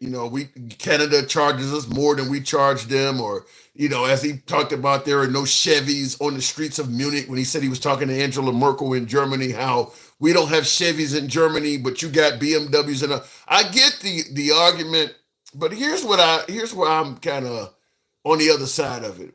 We're the wealthiest country on the planet, damn near. I mean, very few countries live wealthier than the average American. Even if you're poor in America, you still likely live better than somebody else that's at least middle class in most other countries. Like what my last caller was talking about, we don't want to live 8 to a house and things like that. You got poor Americans that still have their own dwelling, whether it's an apartment, whether it's a small house, whether it's a trailer park, whatever. They have their own shit. They're not living a bunch of people. So we still are wealthier than just about every other group on the planet, but yet we're the ones claiming that all these countries are ripping us off and, we want things to be fair. So the wealthiest country on earth is trying to impose tariffs so that we will get wealthier. To me, it's greed gone wild. It's just, I once heard somebody say, there is enough resources on this planet for all of mankind, but there is not enough to satisfy mankind's greed. In other words, there's enough to take care of everybody if everybody only take what they need. But if some groups are exceptionally greedy, then it's not going to be enough for everybody. And to me, what Trump is doing is, it just comes across as greedy.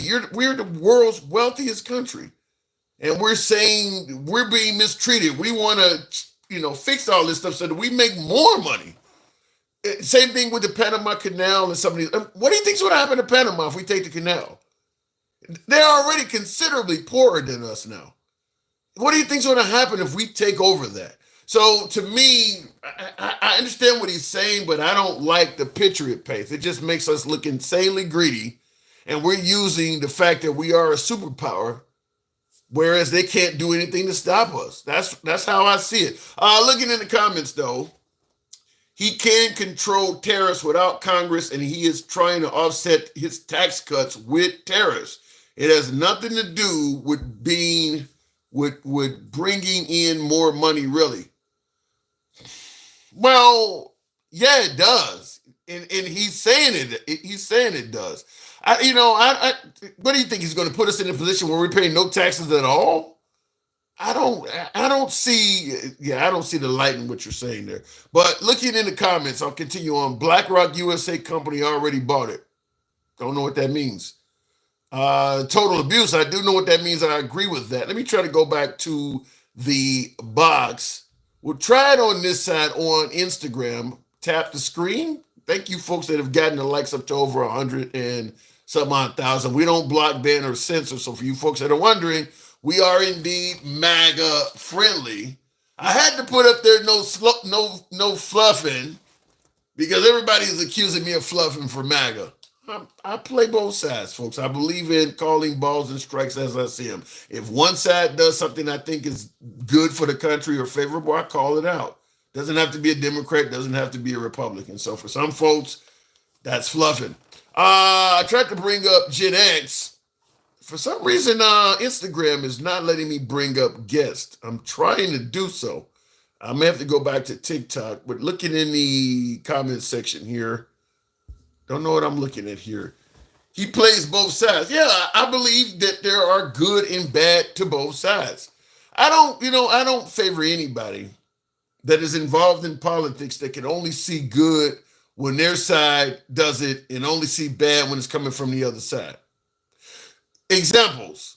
Black Lives Matter is a terrorist outfit because they're setting towns and looting places, but then J6 comes across and they're patriots. If you see BLM as a terrorist outfit and you see the J6 protesters as patriots, that's that's bias. I don't do that. I don't do shit like that.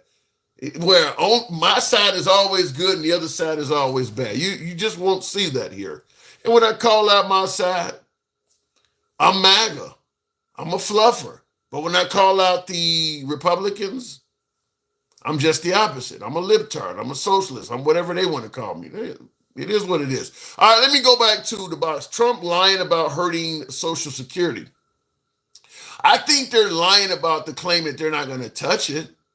Trump is saying that they're not going to fuck with Social Security. When you got every aspect of the federal government that Elon Musk has criticized as being waste, fraudulent, or abusive, he's done something to that particular branch of the federal government. And he is saying that Social Security is a Ponzi scheme. Why would you, if your job is to cure waste, fraud, and abuse, why would you leave a federal Ponzi scheme in existence? To me, that's about the clearest sign that he's going to do something. Maybe he won't stop all of you folks, all of us, from receiving Social Security down the line, but he's clearly going to do something to that outfit. Clearly. If you're telling me it's a Ponzi scheme, you're going to do something. So when they tell you he's not going to do anything, yeah, I do believe that's a lie. That doesn't make sense based on what's coming out of his mouth. He hasn't said any organization is fraudulent, abusive, or wasteful and just left it that way. He then came behind and done something. So if he's saying it's a Ponzi scheme, and I see in the comments, Coffee Talk 2 says you're guessing. I'm not guessing that he said it was a Ponzi scheme. So what are you going to tell me? What are you telling me? The guy responsible for stopping waste, fraud, and abuse calls out a Ponzi scheme, and it's wrong to guess he may do something about it. That's his job. Waste, fraud, and abuse. He said it's a Ponzi scheme. Okay, what are you going to do about it? Nothing? That doesn't make any sense. Will says, I told you before, Trump thinks the government money is his money. Yes, that is starting to appear so. Just like the lawyers, like the attorney general and things like that. He seems to think that those are his lawyers, and he seems to think that the courts belong to him. He is starting to look that way. Going back to the box, I don't know what is going on with TikTok. Seems to be working, but your sound catches. I don't know what's going on. Mr. Realistic on Instagram, I don't know what's going on there. Let me see what I can try on TikTok. Love to Cruise. Excuse me. Good evening, Love to Cruise. He thinks he owns the country like his raggedy businesses. Well, and that's thanks for having me, Tim. Appreciate it. Appreciate you coming on. Hang on one second, Love to Cruise. That's one of the things I said. We favorite Trump because he's he is a businessman. We wanted somebody to run the country like a business. Well, as one of my viewers said, he wants to run the country like he runs his businesses. In a business environment, it is your way or the highway. In government, you got to work with the Senate and Congress. You got to follow the laws and the Constitution. And I don't think he really wants to do that. But Love the Cruz, what say you? Good evening. Well, you know what happened to a lot of his businesses, right? A few of them had problems. A few. One or two of them went belly up. I heard there was a rumor of that. Yeah, man, look, when you can bankrupt a casino and a university, you don't know what you're doing. Those are cash cows. And you bankrupt them, man. Apparently there's something, he don't know what he's doing. But anyway, Pinky in the brain there, which is Elon Musk and Trump. Oh my God. At the end, we're going to a two-class system here in the United States. Yeah. Either you're going to be rich or you're going to be poor. There is going to be he's destroying the middle class. And well, in defense of Trump, the middle class was already on the way out before he came along. He might be expediting it, but that was already in trouble anyway. I tend to disagree with you there. Really? There was a big gap between being a middle class and being poor. But now they're all going to be grouped together. All the cuts he's making to all these programs, that's going to make the poor and the middle class less. I believe that. I do believe that getting rid of entitlements, messing with Social Security and some of these other things, it is going to increase the wealth divide where you're going to have mainly two classes. I believe that. I don't have a pushback for that.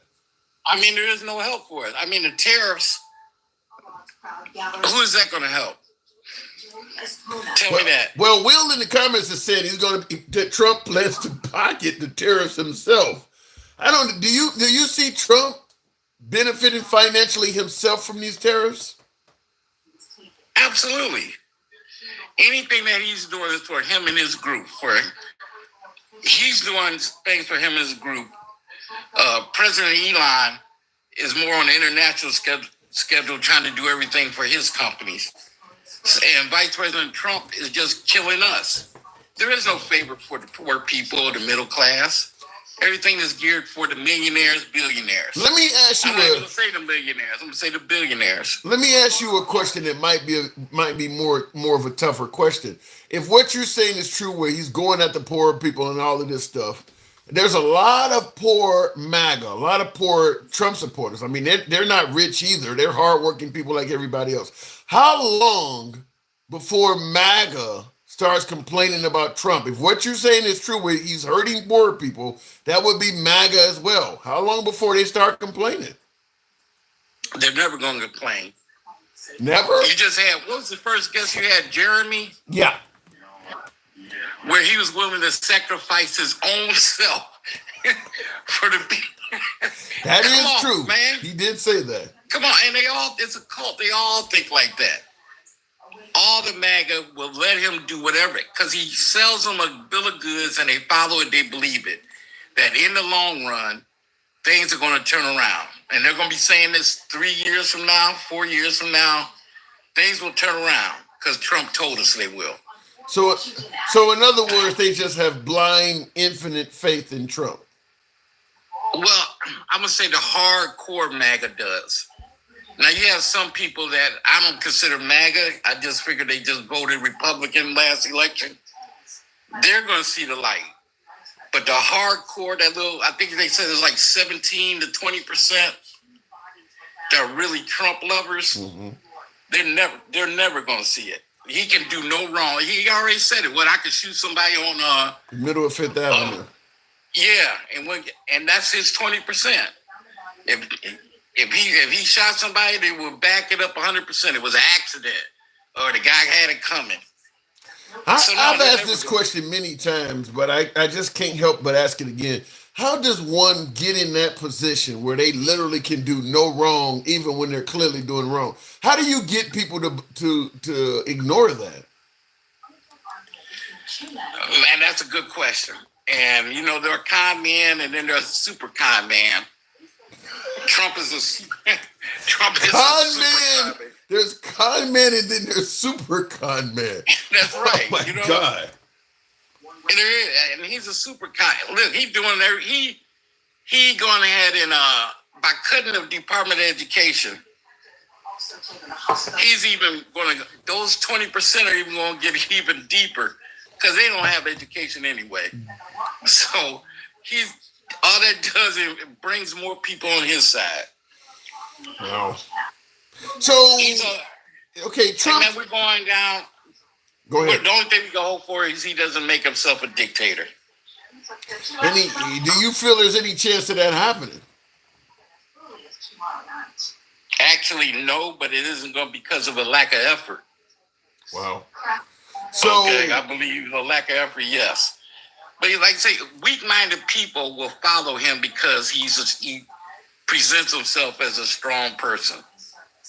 Oh, I mean, and the weak-minded people or weak people will always follow that bully. You know, a bully always has people behind him until somebody slaps the shit out of him.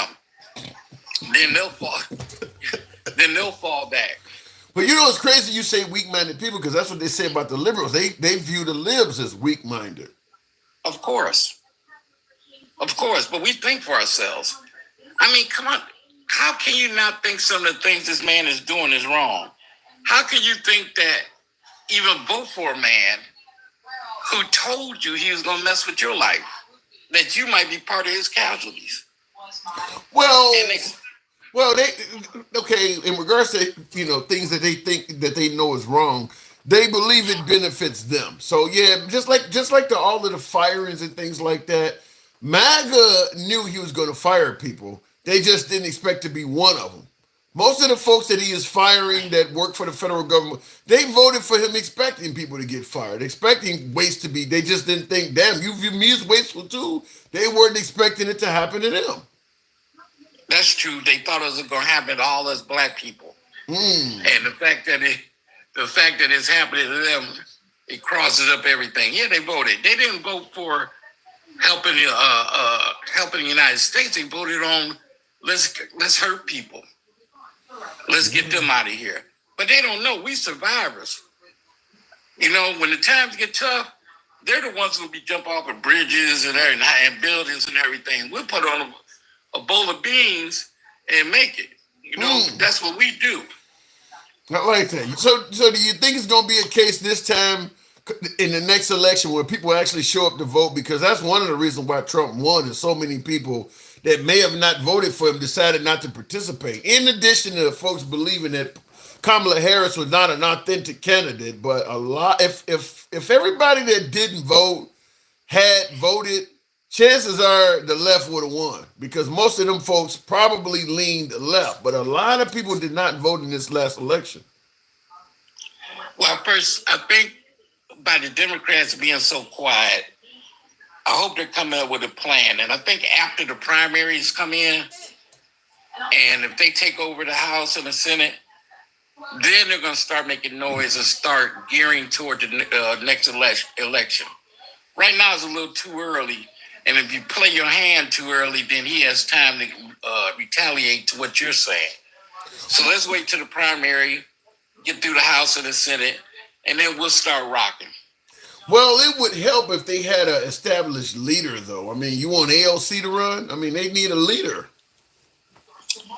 Right now, I couldn't tell you who I would want. I think if Kamala would get her message out a little earlier, maybe she might have a stronger chance. And the fact that what he's doing is opposite of what she was saying, it might even be better for her then. What about Tim Walz, her VP, that? The governor of Minnesota? What about it? Because he has stated himself he would not be opposed to running. The guy they call Tampon Tim. What about him? That would be a good choice, because he would get all the votes that people aren't sure about putting another black person or a woman in. I was just going to say that it probably needs to be a white dude. I'm just going to be, you DEI hire. It probably needs to be, when you talk about DEI hire, it probably needs to be a white dude. You're probably right. And you might have a black vice president. But after that, Obama I don't think they want to go down that road again. Yeah. That was killing them. Yeah, I think you need some vanilla in there. That's what I'm saying. Democrats, Or stay even, away from the woke shit. Stay away from minorities. At least this next go round. Just take one for the team. You need to put some Caucasians in there. I do believe that. Yeah, what was the guy from Pennsylvania? You're talking about Shapiro. What is his name? The Jewish guy, the governor. Yeah. He might be a good choice. Yeah. Something like that. Nobody gay, nobody black, nobody female, nobody known to hang around the Black Lives Matter rally. Nobody that's outside when the rainbow's in the sky. None of them people. He need to look like Mike Lindell of My Pillow damn near. So exactly. Yeah, somebody that is. And then we might have a chance. Yeah. But like you say, going down that road again with Camilla, that might not work again. No. No woman. No. And unfortunately, I think women are qualified. Don't get me wrong on that. But I don't think America's ready for it yet. Yeah. Fair enough. I got to move it on, but I appreciate you coming through. Love to cruise. Thank you, man. Thank you for having me. It's a pleasure. Appreciate it. And in the comments, I saw somebody posted, was that Shapiro and Andrew Cuomo from New York. Now, the Democrats can sometimes be their own worst enemy because they got rid of Cuomo because of the sex scandals. The Republicans don't do that. I'll tell you right off the bat, if a bunch of females, there's a big difference if a bunch of females accuse a Republican candidate of sexual improprieties compared to a bunch of females accusing a Democratic candidate of sexual proprieties. The view of it is exactly the opposite. In the Democratic Party, the first thing they do is they tend to believe the women that are accusing the guy of assaulting them. They rally around the females.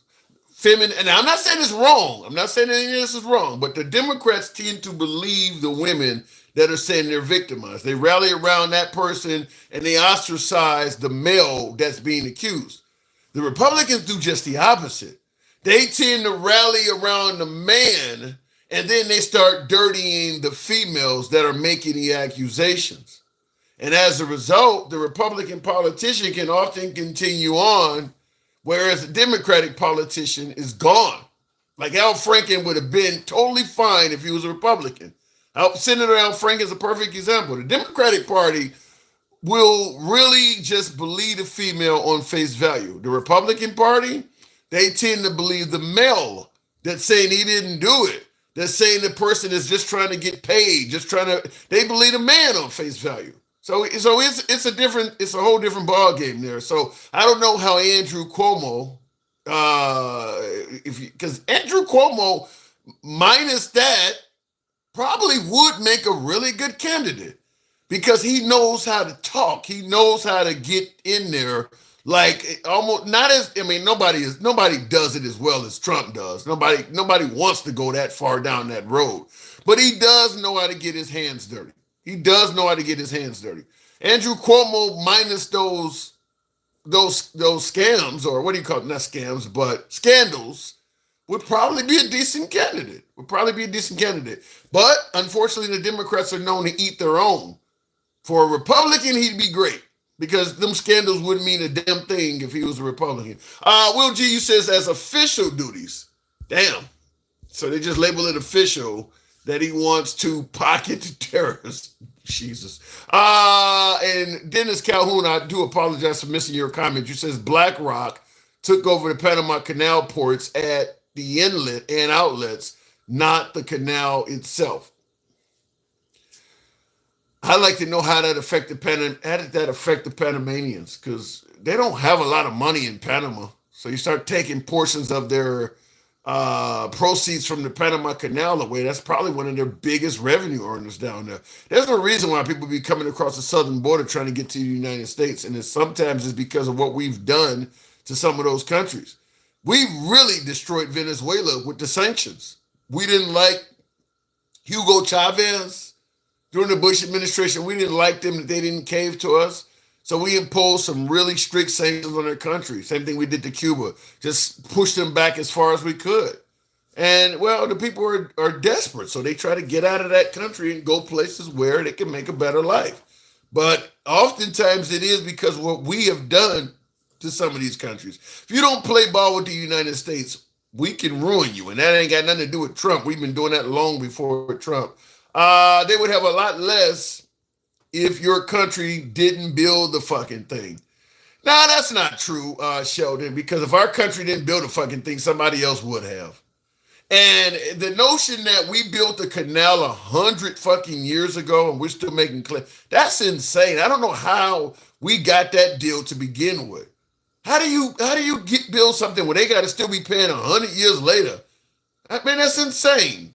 At some point, this deal is done. I mean, we literally built the canal through their country. So that means they lost some of their territory because some of their territory is now flooded so ships can get through. They lost territory and we get to own that shit.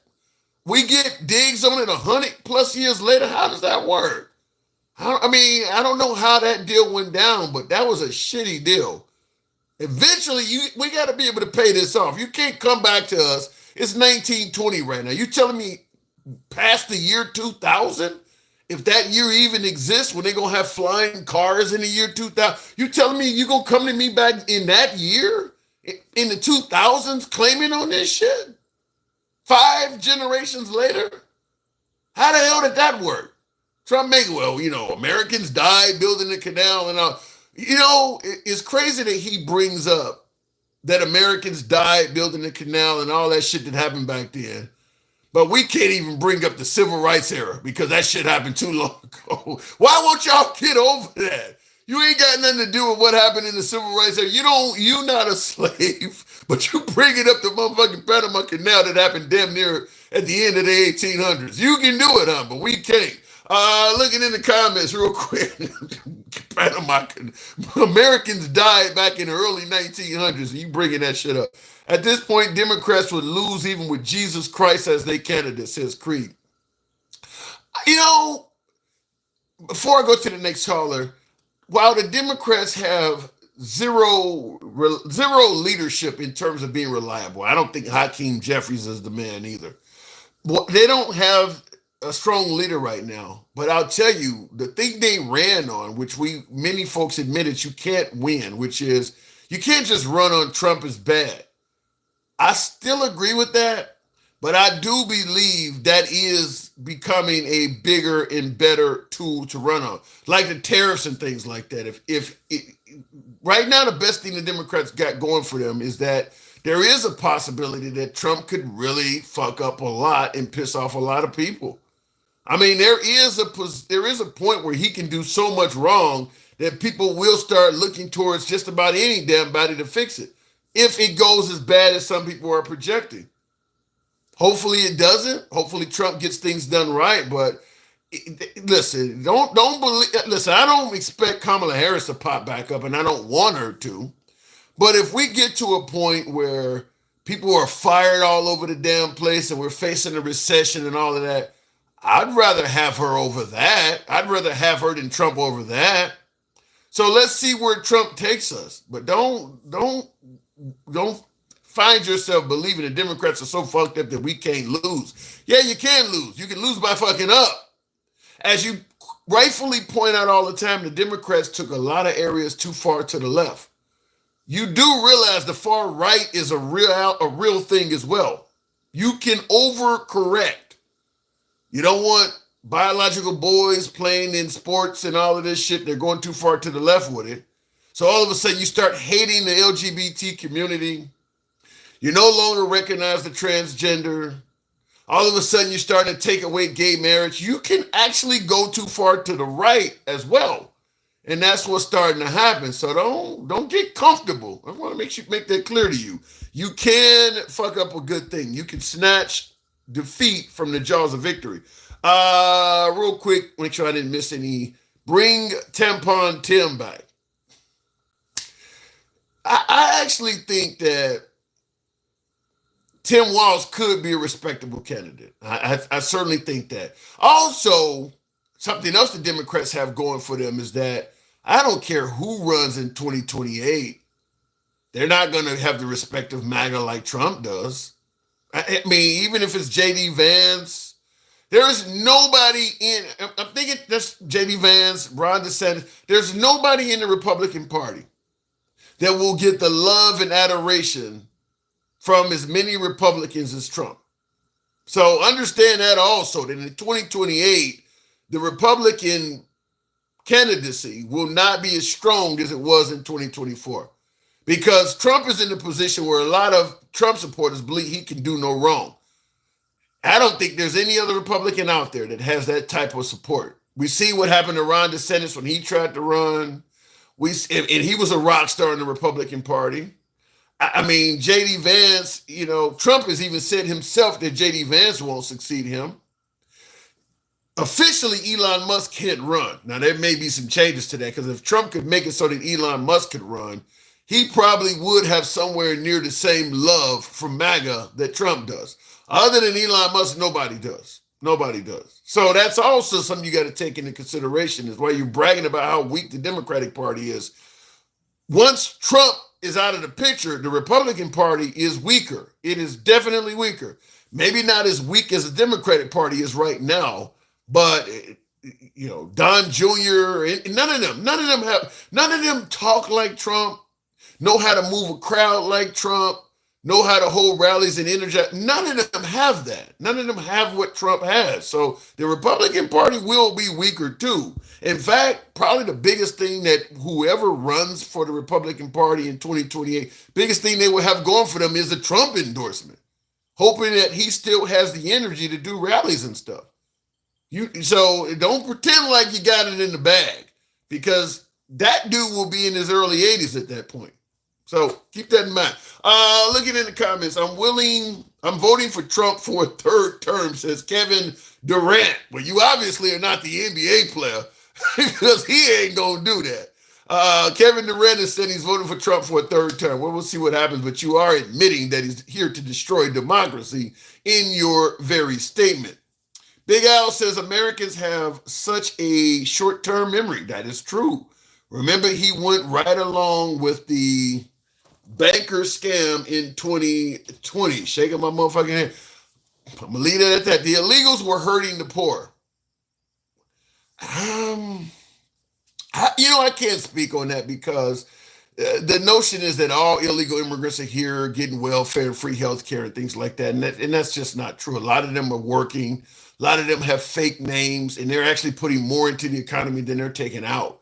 If you're an illegal immigrant and you're using a fake ID, that means you're not going to be filing for income tax and things like that. So you're actually paying taxes into the system, and you're not getting it back at the end of the year. You're actually putting into the system. So I don't buy into the notion that all illegal immigrants are getting welfare free. Some of them are actually helping us out. So I don't agree with that. MAGA will either complain when they're personally hit or never. Well, we'll see about that. We'll have to see if once this stuff starts hurting them, and if Trump is saying you got to be prepared for a little bit of short-term misery, he is kind of admitting that there will come a time when some MAGA are being hurt.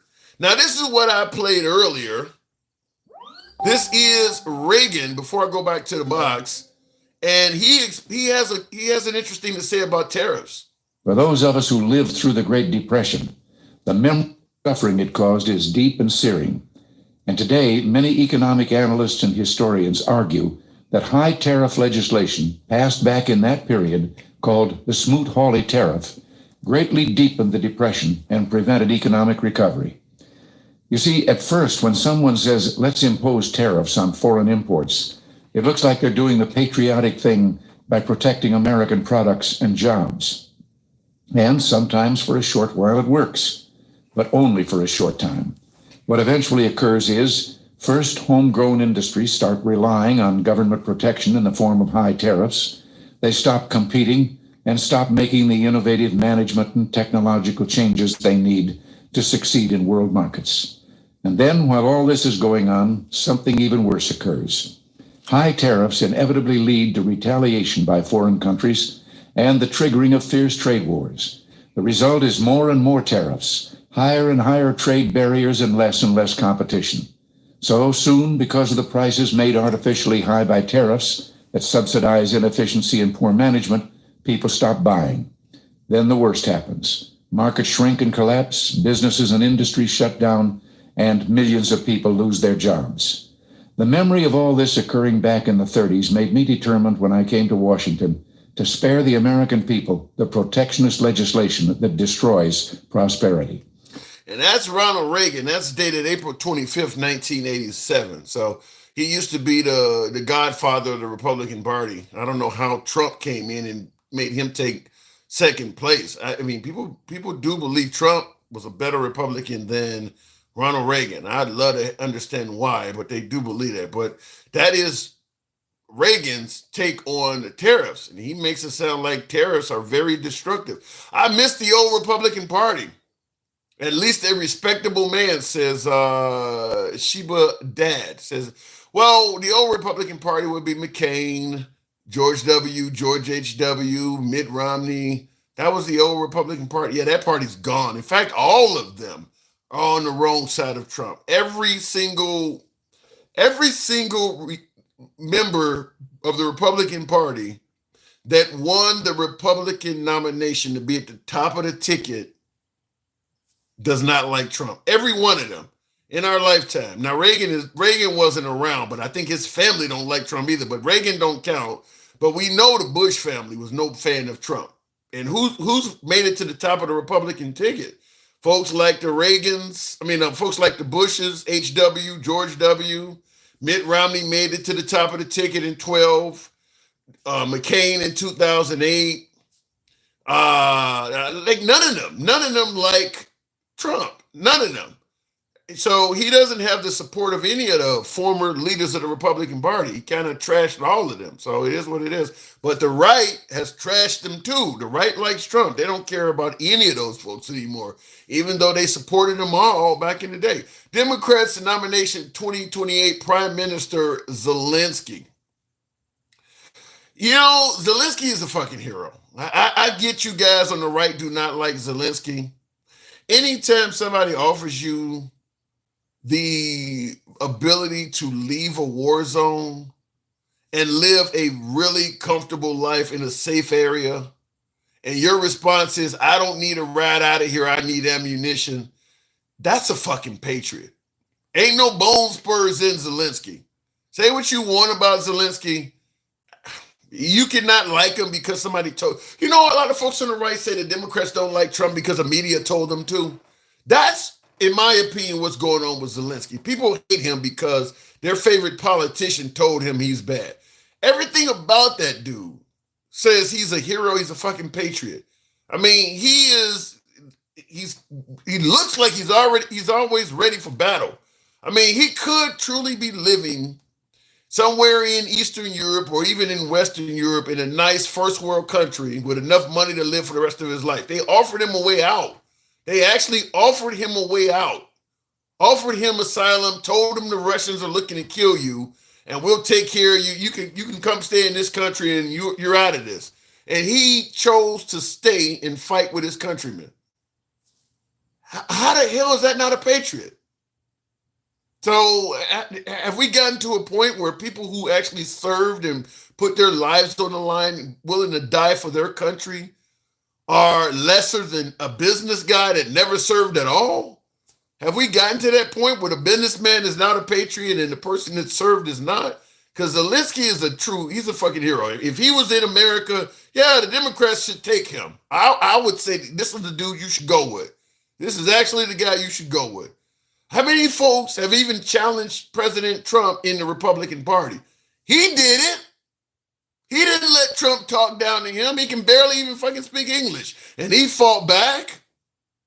So, Zelensky is the man. You can say what you want about Zelensky. I'm not going to let you talk down on Zelensky. Zelensky is the fucking man. Because he could have certainly taken the easy way out, and he chose not to. They're telling him to hold elections and shit. They're giving him a million ways out. And he's doing nothing but staying in. Say what you want about Zelensky. He brought me back to the fort, to quote Vin Diesel. Looking in the comments, MAGA will either complain when they're broadcast. I don't know what's happening with the thing on here. Don't know what the hell. Maybe my it looks like the live stream is fucked up on YouTube. Maybe not. That's what. Bear with me while I make sure this screen is scrolling.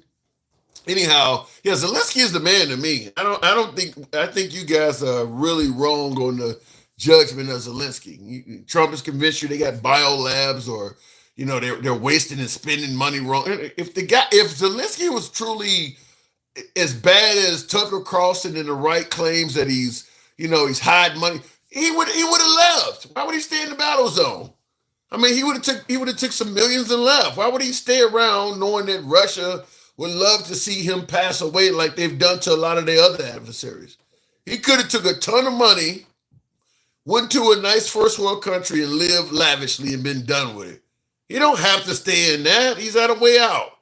So yeah, Zelensky is the dude. I totally disagree with that because he was told that the Russians want to kill him. So if he was not a patriot, he would have left. He would have gave up. A lot of Americans would have.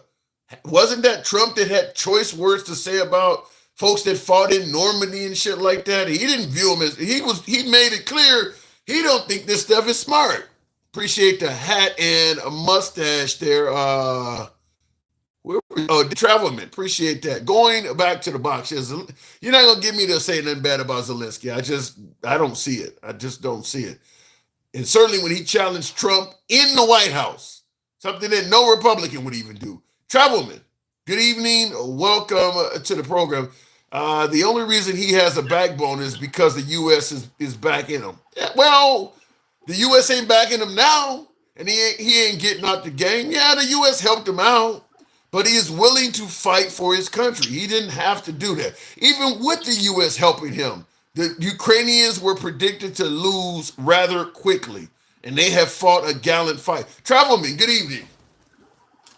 Hey, how you doing, man? I'm doing good. What do you think about Zelensky? You think he is... Look at here. Let me tell you something.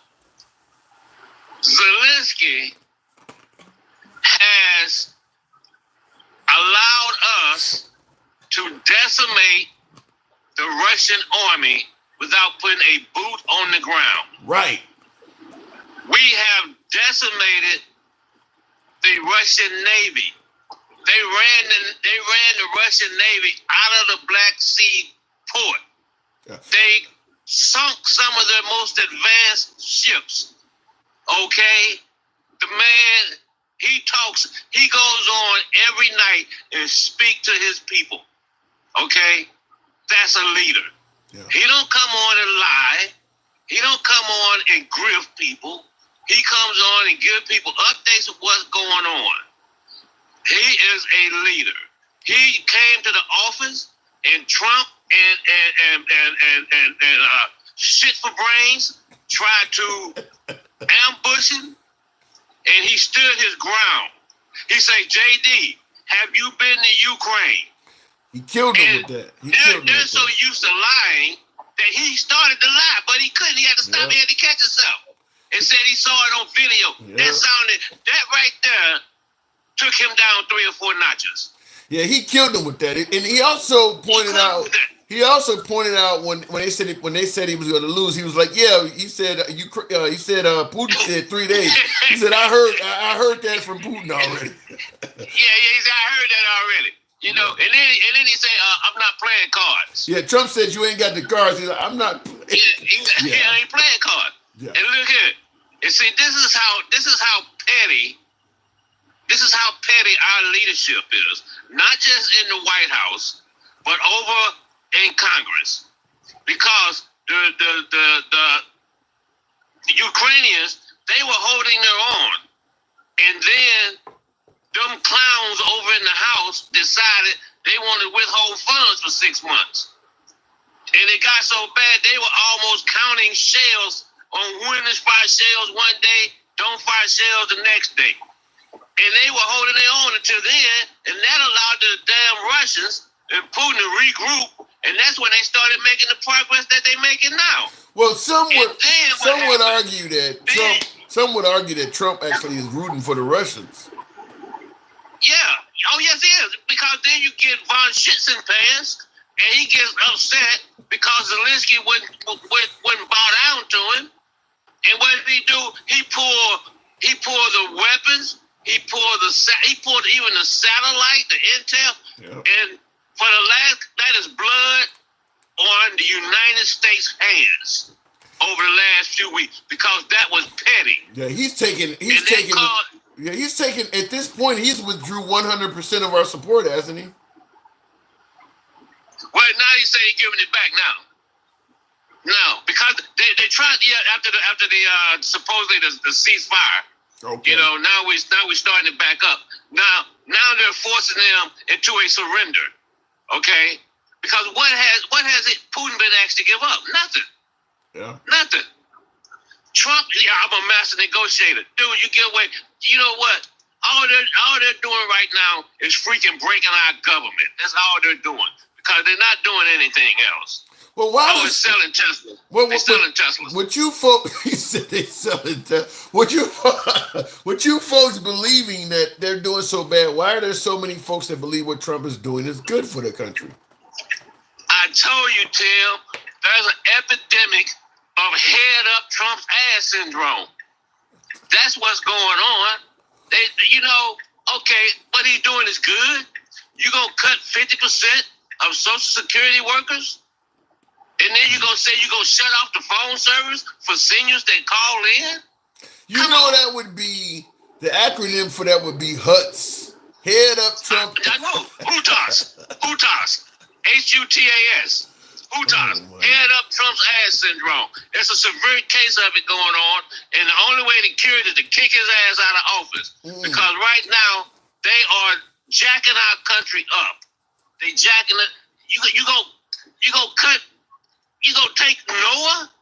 You gonna cut Noah? And we get ready to go into hurricane. We get ready to go into tornado season. Yeah. Tornadoes happen fast. You don't get 3 days to prepare for them. Then I'm gonna ask you the question that many would have had to ponder. Do you think Kamala Harris would have been a better president than Trump? You know what? That pause ain't good. That pause is not good. You know what? See, this is the thing. Everybody look at Kamala Harris from 2020 as if this woman did not grow between while she was vice president. She grew. You know what? Why do people want to insult her intelligence? You know, the lady, she's not a dumb lady. You know? Come on, man. Yeah, she would have, you right now, hell, Earth Biscuit would have been a better president than Trump. He's not a leader. Well, you know? Well, he got a lot of. He's a Richard Clancy. He's not a leader. He got a lot of folks that seem to think he is, though. And I seen the comments. Chris says Zelensky was a comedian before he got elected. I noticed from a Ukraine friend at 20 years. Okay. That is true, but Trump was a game show host. Go ahead. Zelensky stepped up to the plate. Yeah. He stepped up to the plate. He answered the bell when it rang. So what? He was a comedian, but now he's going to go down as a great wartime president that led his country. That's what he's going to go down as. He's not going to go down as Commander Bone Spurs. You know, he stepped up to the plate. Yeah. What did Trump do? Yeah, the notion that Zelensky will go down in history as somebody who helped him fight off Russia for several years, that's a pretty big accolade. That we under this guy, with the help of the U.S., I get it, but they did do it without any U.S. soldiers on the ground. Keep in mind that Zelensky, even though he got the help of the United States, they didn't need any help from any other country in terms of boots on the ground, and they made Russia have to bring in North Koreans. They actually made the Russians go out and bring in additional troops. That's huge. That's undeniable. And weapons from Iran. Yeah, exactly. And they were bringing in weapons. You know. Yeah. And not only that, they didn't want anybody to come. Yeah. They said this is our country, and then you know what? Check this out. Now, correct me if I'm wrong, but when we were in Afghanistan and they went in there and started negotiating with the Taliban, they left the Afghan people out of it, right? Yep, we did that again. You think they would have did a lesson learned? You think they would have did a lesson learned? They went to doggone Saudi Arabia and did the same thing, negotiating with the Russians without the Ukrainians being there. Well, the Ukrainians pushed back. Yeah, and Zelensky pushed back. Like, you're not going to make deals without me around. The Afghanistan people didn't have the same power. Exactly. Yeah. And they're defending their country. Well, right fortunately we're jacked up. Yeah, fortunately for Zelensky, unlike the Afghanis, Zelensky actually does have a lot of allies in Eastern Europe. So there are people to speak up for him if Trump tries to screw him over. Eastern Europe also likes the Ukraine. In fact, Western Europe does too. So he does have a lot of friends in the region, whereas the Afghanis were kind of assed out. So Trump was able to do that to them. But check this out. He got the friends in the region because he stepped up to the plate and said, yep, I don't need a ride. I need some bullets. Yeah. Well, not only that, but a lot of folks in the region also fear that once Putin is done with the Ukraine, he's coming for them. Oh, he's going right into the Baltic states. Ain't no doubt about it. MAGA don't believe that. Huh? MAGA and Trump supporters, they don't believe that. You know what, man? You know what? I ain't even get into that conversation because all experts, even anybody that's been in the military or served over in Europe or follow any of this stuff, will tell you the same thing. Once he finished with Ukraine, if he would have got Ukraine, or if he gets Ukraine, once he's finished, he's going straight up into the Baltic states. He's going to hit the smaller ones first, and then he's going to come back around, and then he's going to snatch up Poland or one of those other countries. They did the same thing with Mustache Man back in the day. Right. They gave him, I think it was Poland. He regrouped and came back and took over all of Europe almost. Same thing, you know. Yeah, the right doesn't believe that. Yeah, the right just does not believe you know what? The right follows Trump. Yeah, that's true. They follow Trump. You know what? The right was they was all game with everything that was going on until they realized, oh shit, my cousin got laid off. Oh damn, I can't go to the Social Security office. Oh damn, it's a storm coming, but I don't have any notification. You know, everybody, they all fine and dandy now. You know, everybody complains about the government until they need the government. True. You know, the government do a lot of stuff that people don't even realize. I'm not hearing MAGA complaining though. Fuck MAGA. You know, check. Damn.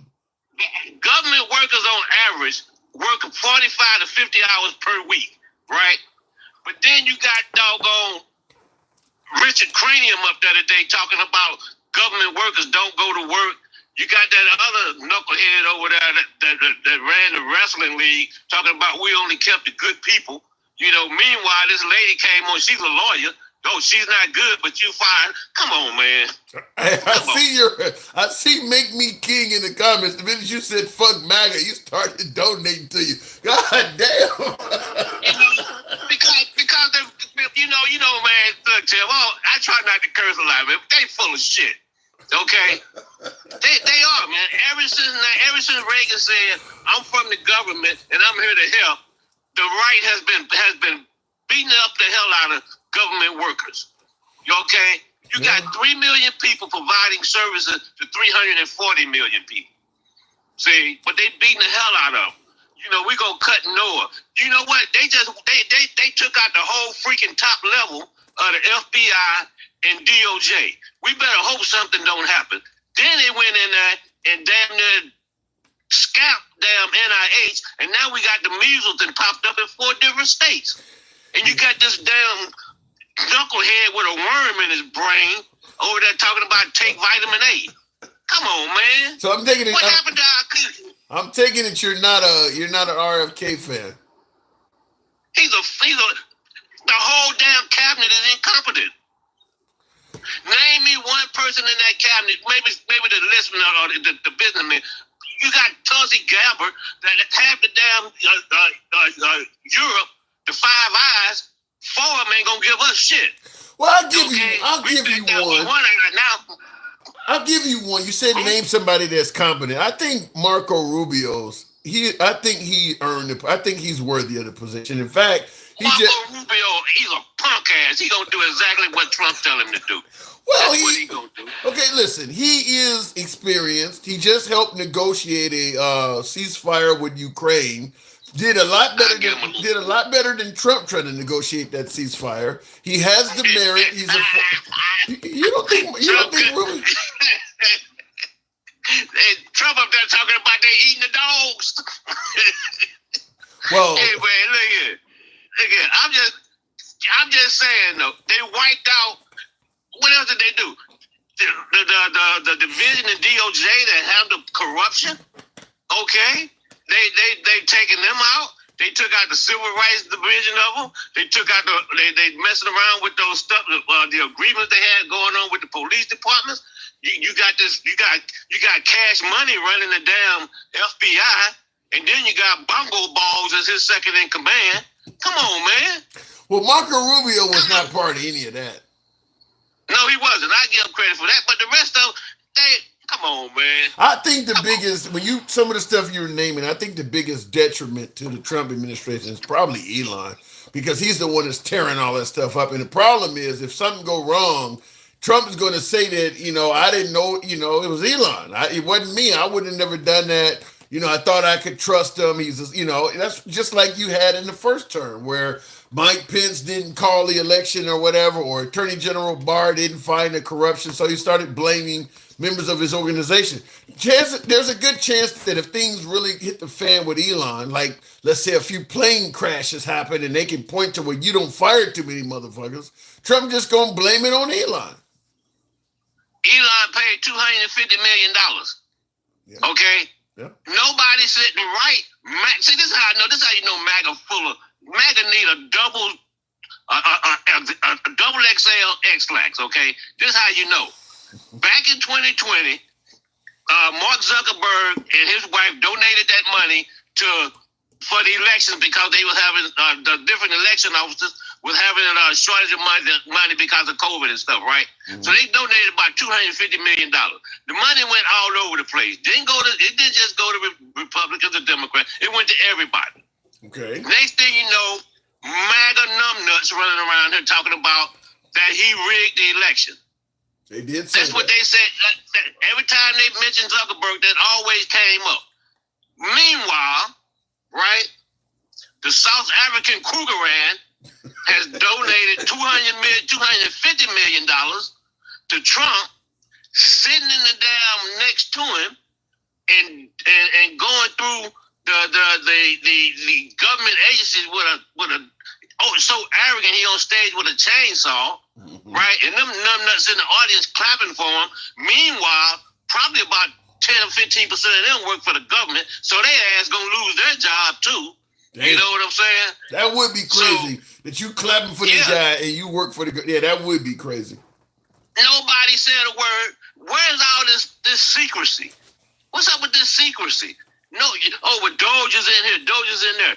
Okay, these guys supposed to be IT guys, but they put up the website and they got all kind of back doors in it. So okay, I worked IT for 30 years, so okay, and I was also I did COBOL shit too. So I know what they're trying to do over there at the IRS and Social Security. They don't know what the hell they're doing because there's not that many COBOL programmers left around here.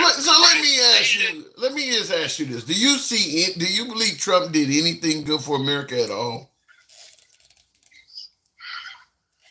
Yeah, he keeping JD out of the being president. That's it. Nothing else. Dude. He doesn't have the Canadian government pissed off at him. He got the whole damn country pissed off. Okay? Mm-hmm. You see what the lady did down in Mexico, Sheinbaum? You see the rally she had down there? Yeah. She's not taking no mess off of them. These knuckleheads need to realize, yes, we are the greatest country in the world. We're the most powerful country in the world. But we do not carry, this is not 1970, this is not 1980. The countries are not going to bow down to us like they used to back then.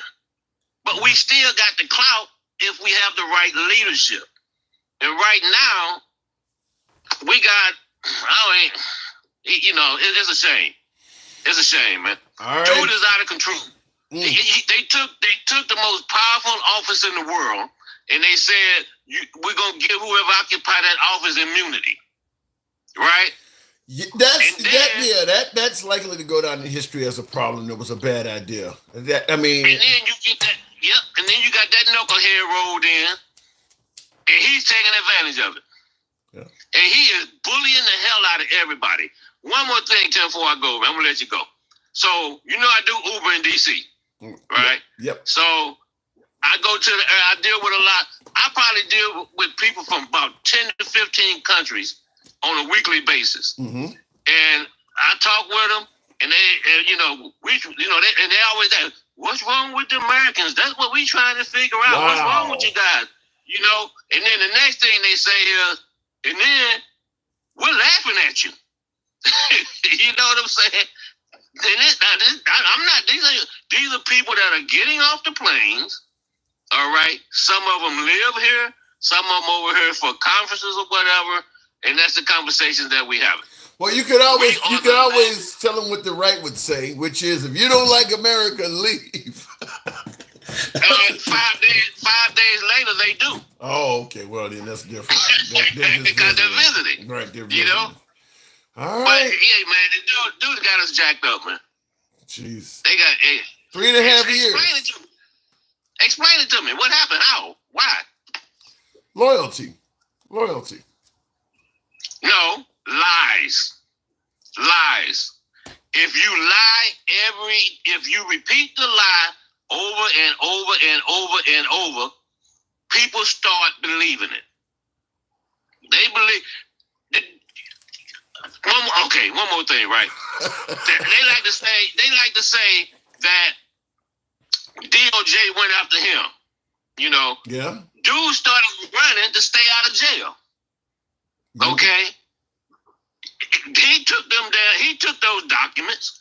It took him a year and a half to get the documents back. He didn't do the subpoena. But then you got these MAGA mojos running around here talking about, but they didn't do nothing to Biden. They didn't do nothing to Pence. Well, you know what? They did not indict him on the documents that he took. They indicted his orange ass on the documents he didn't return. That is true. That's what happened. That is true. And how you going to get 11 people to come up with 34 guilty convictions? They believe they were 34. They were planted by the Democratic Party. Travelman, I gotta move it on, no? Appreciate it, man. Thanks for coming through. All right, moving on with the program. Africans are always critical of the U.S. Huh? Thomas Clayton Powell says Africans are always critical of the U.S. I think Muslims are pretty critical of the U.S. I think a whole lot more than just Africans. I mean, Trump is pretty critical of the U.S. Is he an African? I mean, it goes way beyond that. Democrats hate babies, says Unique UX. I don't know what would make you say that Democrats hate babies. I don't know where to go with that. What does Bush have? Don't know what that means. Unique. Canada will take half the states by simply asking. Okay, I don't know how that's going to work. But looking in the comments before I move on, Democrats hate family. Damn, Democrats hate everything, don't they? Was what you said. White people are trying to be nice. Maybe it's getting late. I'm getting some weird ass comments on YouTube. Weird ass comment. That's a great point. Somebody pointed out that Elon Musk himself is African. Great point. Yoruba man says, yeah, you want to talk about Africans that are critical of America.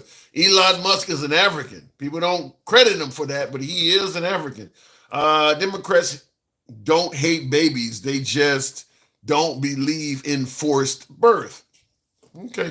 And the whole notion of hating babies and all this stuff, like we were talking about the kid, that the Democrats didn't clap for that has cancer, and people were talking about look, if you're gonna be pro-life, but you're against school lunches and everything that could help a living kid, you're not pro-child. You don't like them any more than the Democrats you're complaining about. So, and that's the case. You don't want to do nothing if the child that you passed the law against aborting is born, but then once the kid is born and they're struggling and you're telling the mom to pull herself up by your bootstraps and you ain't doing shit for her, yeah, I don't see how you're any less than the people you were complaining about. I don't see how it's any different. So that's the whole you ain't pro-life, you're pro-birth argument comes in. Because once the kid is born, you don't give a damn about it. And I think there's a lot of legitimacy to that, is that the right is anti-entitlement. Because Elon, they're already talking about cutting food stamps and things like that back. Who do you think is going to get hurt if you start reducing the ability to obtain food stamps and stuff like that? That's kids. Kids. Most of the people that receive food stamps, kids are involved. So if you start cutting those programs out, you're hurting kids. So you're bragging about being pro-kid, and you're not pro-kid. You're not. So people can come up with their own way of spinning things, but to me, you're not. If you're willing to do that, it's the same thing about being, pro-life, but at the same time, while being pro-life, you're talking about, well, I don't think a person should be on death row for 20 years and waste the taxpayers' money. If they committed a crime, why can't you execute them tomorrow? Talking about executing people to save tax money. You're not pro-life talking like that. You should never execute somebody to save money. Money should never factor in while you're taking a life. You don't want the mom who wants to terminate her baby because she can't afford to have you don't think it's acceptable to her to use money as but all of a sudden, the state, this person's on death row and it takes 8 years to execute. Oh, we should do it in a year. Save the taxpayers money.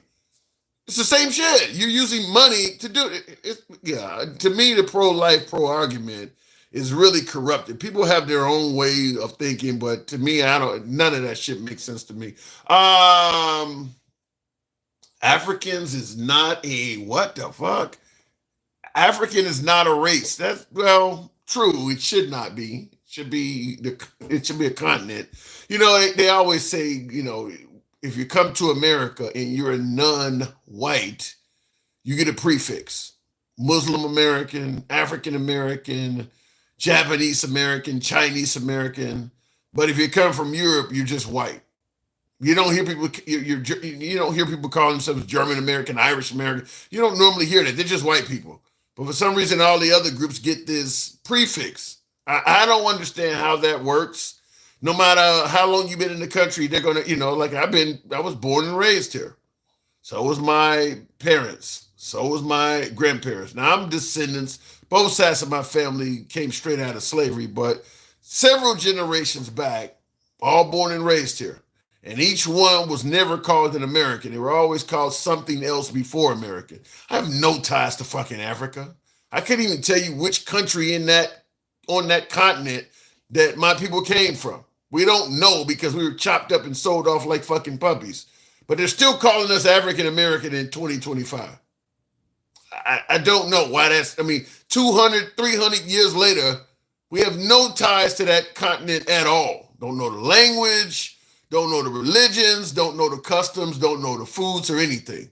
And they're still calling us African American.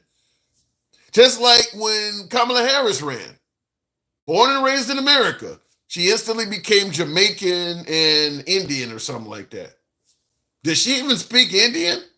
Did she even speak the fucking language? Just started chopping her away and making sure she wasn't American. Obviously, Obama was born in Kenya. Nikki Haley became Nimrata. It's just something about when people of color try to do something, we start otherizing them. And Vivek Ramaswamy started dealing with it also. They started pointing out him too. So it is what it is. I see Tim, they did this. Yeah, I don't know. But when a person of color runs, they start bringing up all this other shit. All of them folks, Haley, Ramaswamy, Obama, whether you believe it or not, and Kamala Harris, all born in America. They should all be just called Americans. Each one of them, their ancestry started coming up. Elon Musk, however, who literally was born in another country, none of that's happening to him. And he literally was born somewhere else. And if you don't see any bias in that, I don't know what else to tell you.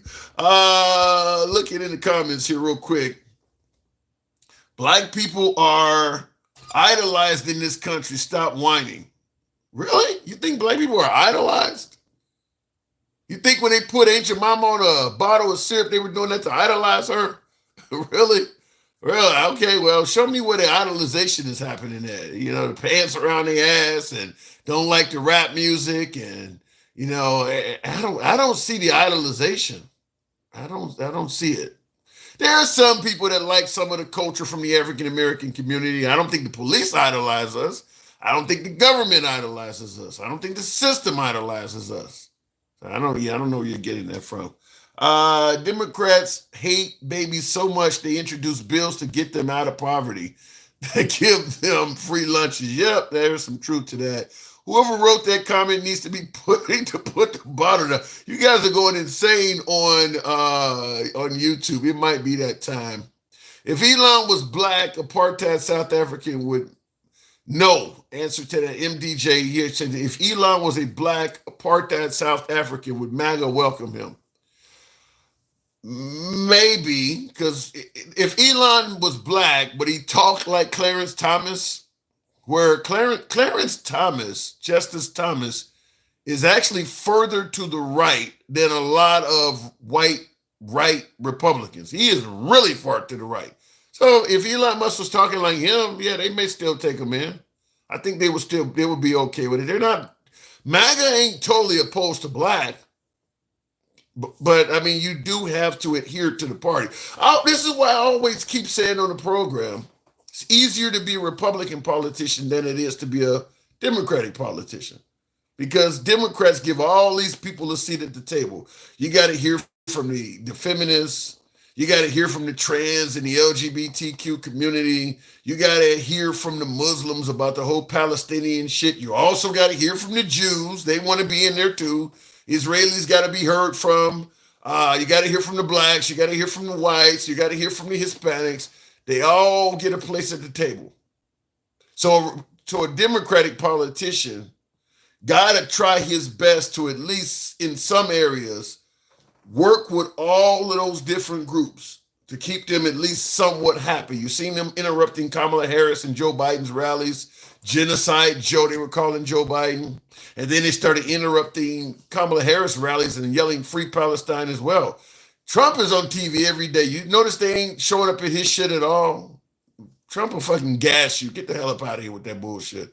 So the difference is, as a Democratic politician, you got to kind of work with all these people and try to please them. As a Republican politician, straight, white, Christian males.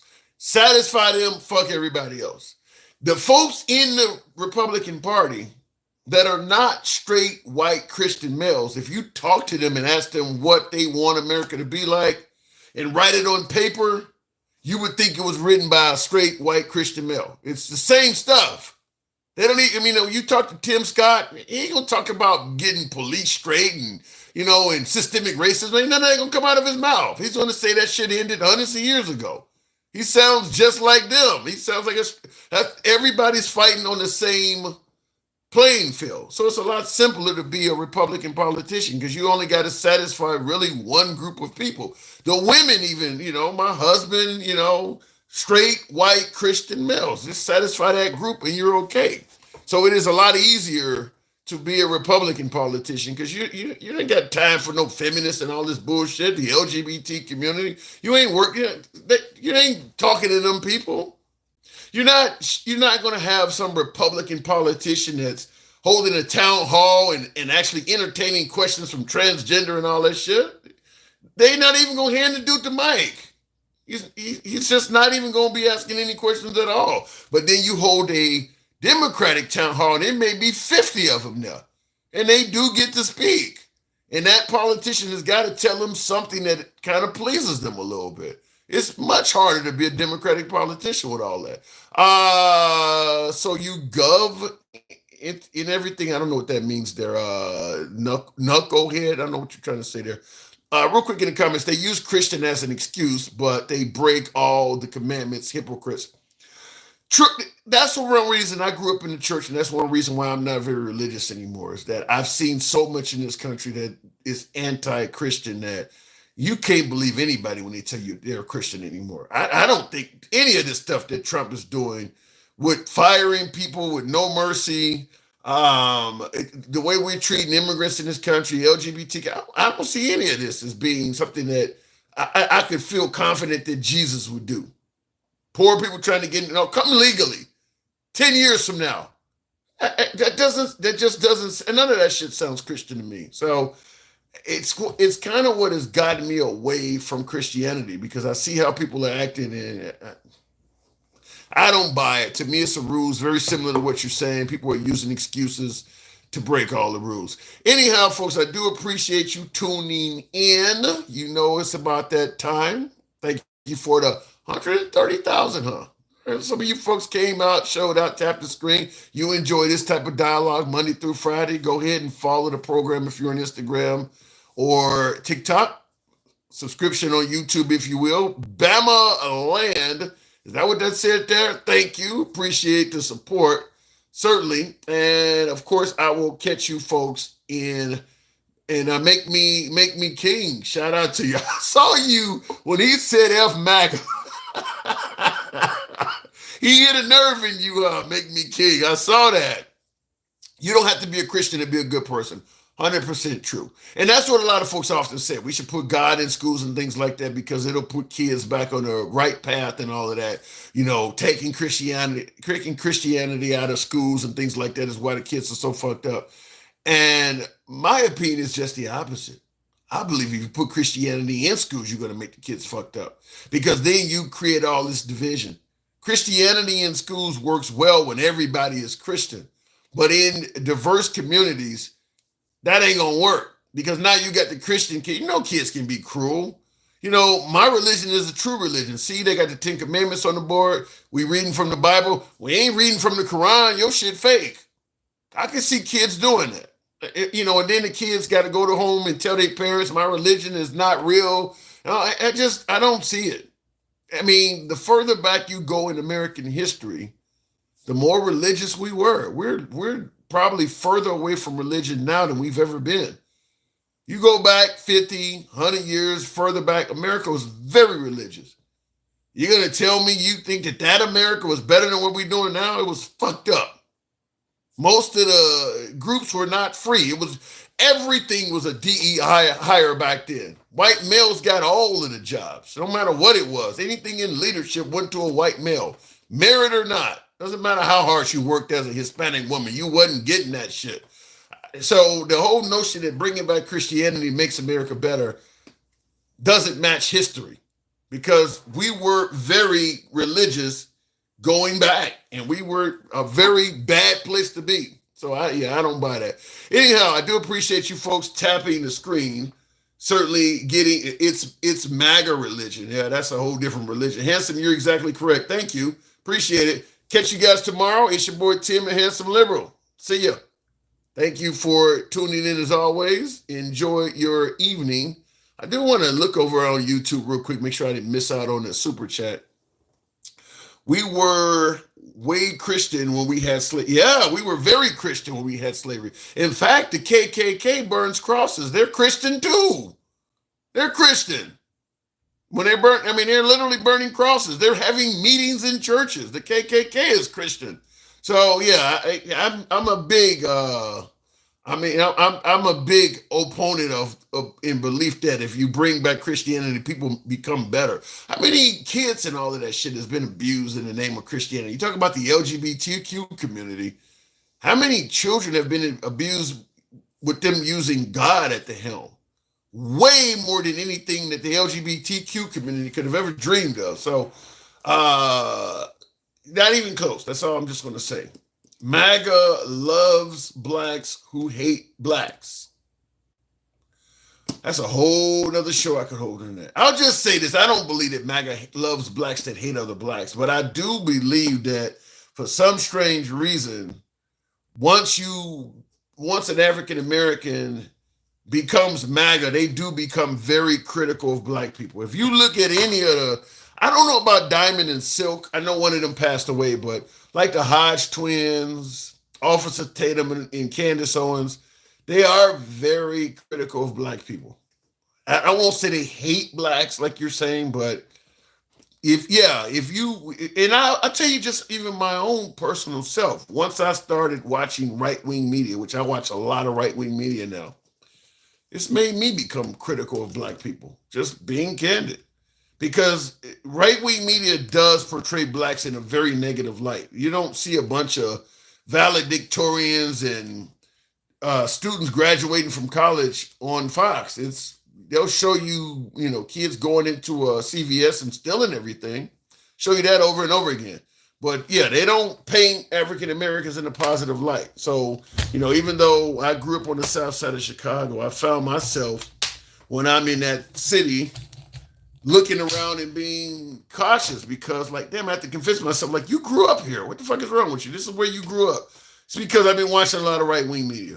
It does have an effect on you. I'm not even gonna lie about that. As somebody who watches it myself, it does have an effect on you because they do make it look like black people are not necessarily the best thing for America. They can be criminal. They're violent. I mean, in Chicago, you would think Chicago was Lebanon. They paint Chicago. I mean, most folks on the right, if you talk about the murder capital of the country or where the most violence is, first thing they name is Chicago, even though Chicago is often not even in the top 10 in those environments. Like the murder capital of America, I don't know if Chicago's been the murder capital of the US ever. I don't know. Like St. Louis, Little Rock has been the murder capital. Memphis has been. These are red areas. These are cities in red states. But because of right-wing media, people think Chicago is like literally a boiling pot of lava because they just portray Chicago as, people still believe you can't get a gun in Chicago, you can't protect, just all of it's all right-wing media does that. So yeah, I will say that. Just because I follow, and like I said, my family lives in Chicago, they got 2A rights and all this stuff. So listen, if you live in Chicago, maybe you can't go out and get a bazooka, but you can definitely get a firearm to protect your family. In Chicago, in the city of Chicago. So the right ain't got that one right at all. There was a time when they had laws. That time has passed, but yet they still go around saying you can't do it. Now in the comments, Thomas Herrera says Chicago is bad. And I'm not saying Chicago doesn't have a whole lot of crime in it, but there are plenty of cities that are worse. Jacksonville, Florida, Jackson, Mississippi, Memphis, Tennessee, St. Louis, Missouri. Those cities have a higher murder rate per capita. They're worse. Ain't nobody stopping you from getting a gun in St. Louis. Ain't no liberal policy. No, Chicago is a great place to attack because it's all things liberal. The mayor's liberal. The governor of the state is liberal. A lot of the policies in the city is liberal, so it makes a great place to attack. If Chicago all of a sudden put in a Republican mayor, but the city remained as violent as it is now, the criticism would slow down.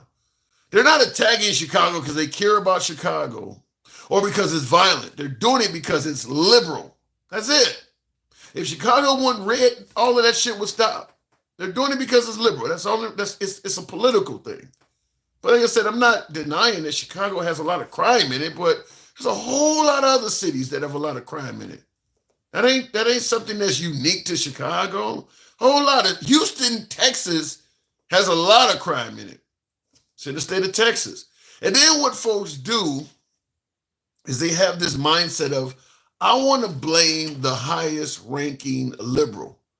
And then when it gets to a Republican, we're going to stop. We don't want to blame Republicans. So in Chicago, we'll blame the mayor because he's liberal. But because Chicago is also in a liberal state, we'll blame the governor of Chicago or governor of Illinois. We'll blame the governor of Illinois on what's happening in Chicago as well. But now when you start talking about Memphis, well, Memphis has a Democratic mayor, at least a black portion of it does, because Memphis is one of those cities that has 2 mayors, deeply rooted in racism. Memphis has 2 mayors. One is a mayor of the city where all the black people are, and then it's surrounded by the county, and I think the mayor of the county has always been white. But we'll blame the mayor of Memphis because he's Democrat. But the governor of the state is a Republican, so we can't blame him. So in Memphis, unlike in Chicago, it'll stop at the mayor. But in Chicago, they'll blame it right on up to the governor. And then when there's a Democratic president, they'll blame him for the crime in Chicago too. But the minute the president goes Republican, he suddenly stops getting blamed for the crime in Chicago. So it's kind of a game of blame the highest ranking Democrat you can. Obama was responsible for crime in Chicago. Trump is not. So you got to be able to see the game, folks. Anyway, looking in the comments, we are those cute boys behind you. Okay, whatever. Unique. You okay, bro? I'd suggest, I don't know. You guys are saying some weird shit. So a good Christian isn't intensely concerned with politics. I don't know about that. It's hard to say because what is the definition of a good Christian? Most evangelicals are concerned with politics. Think 700 Club and all of that shit. Them people were deeply involved in politics, donating to campaigns and all, deeply involved in it. In fact, even in the black community, a lot of politicians know to go to the black churches because you can get voters that way. Historically, really, politicians replaced the churches because that's what it used to be, is that the head of the church used to be the leadership. That's the way it started out before politicians. They used to be the leaders of the community. So churches are still heavily involved in politics. The Catholic Church in particular, heavily involved in politics. I mean, obviously the Jewish community is heavily involved in politics as well, but they're heavily involved. Are black voters for Trump regretting now? Some of them are. Some of them definitely are. There's a few things the Trump administration has done that's not going to help black people. Getting rid of affirmative action ain't going to help black people. Ain't going to help black people at all. Neither is getting rid of DEI. That's not going to be helpful to black people. Because they're claiming DEI was allowing people to get hired that didn't have the merit. The people complaining that they didn't get the job even though they had the merit are white. That is code for a black person got a job that I should get, or a Hispanic got a job that DEI is not going to help black people at all. You think that DEI means that if a white person gets a job, but you're black and you have more merit, you're going to get it? No, it don't work like that. The DEI undoubtedly will help predominantly white males. That's the group of people that will get the most help from DEI are white males. Because them the ones that are complaining that DEI is stopping them from getting a job.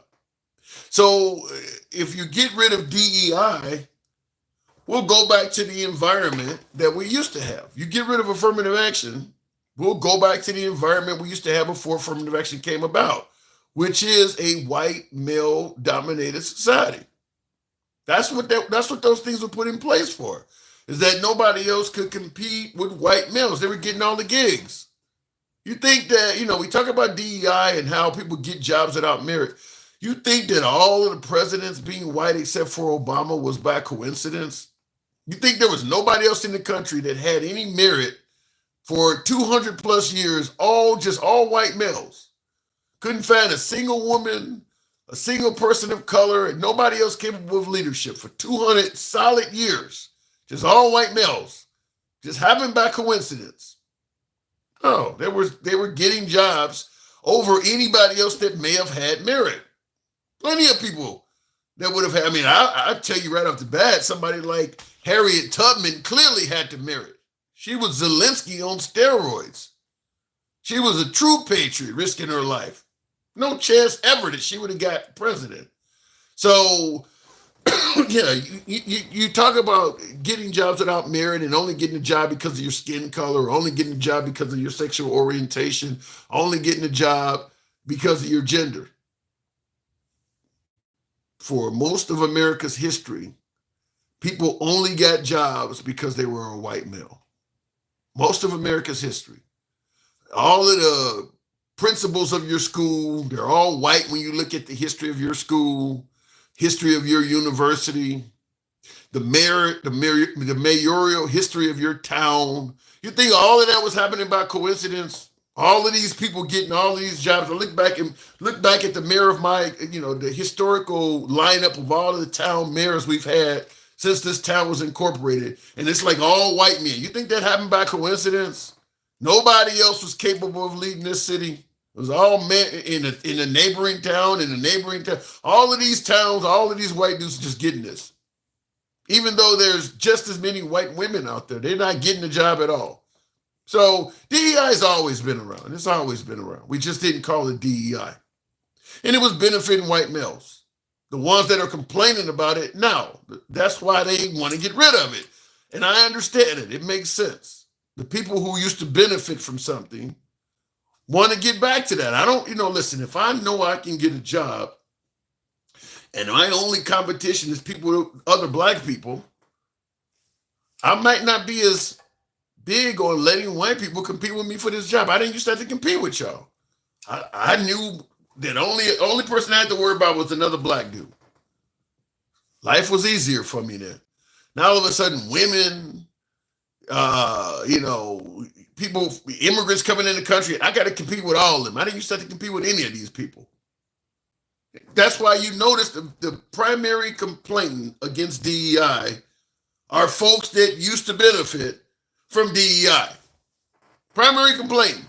That's why I'm telling you, get rid of DEI, you get rid of affirmative action. The number one person benefiting from that is going to be white males. And right now, they are the folks that are the most happy by it going away because they're going to benefit from it. I don't think that is up for debate. I don't think it's up for debate. Anyway, looking in the comments, holy shit, you know nothing about DEI. Yeah, I do. I know exactly what DEI is. Diversity, equity, and inclusion. You got a workforce, you need to have it. You need to have some diversity, some equity, and you need to include others. That's what DEI was meant to be about. You've gotten rid of DEI. So you don't have to be diverse, equitable, or inclusive. Period. That's what it says. You went from a law requiring you be diverse, equity, and inclusive to no longer having to be diverse, equity, and inclusive. And the simple question is, why did they create a law in the beginning requiring you to be diverse, equitable, and inclusive? Because it wasn't happening. Why did they create a law requiring affirmative action? Because it wasn't happening. So if you go back to the point before the law existed, you're going to have a whole bunch of people that goes back to the mindset before it existed. You can call it anything you want to. You can say it ain't true, whatever the case may be. Just like back in the day before affirmative action came about, before DEI came about, they were saying that nobody is discriminating. They were telling Martin Luther King that ain't nobody discriminating. Ain't nothing going on wrong. Nobody doing nothing wrong. You just coming in these towns stirring up these colored folks. And so that's what we're going to go back to. You can try to speak around it, but that's exactly what's going to happen.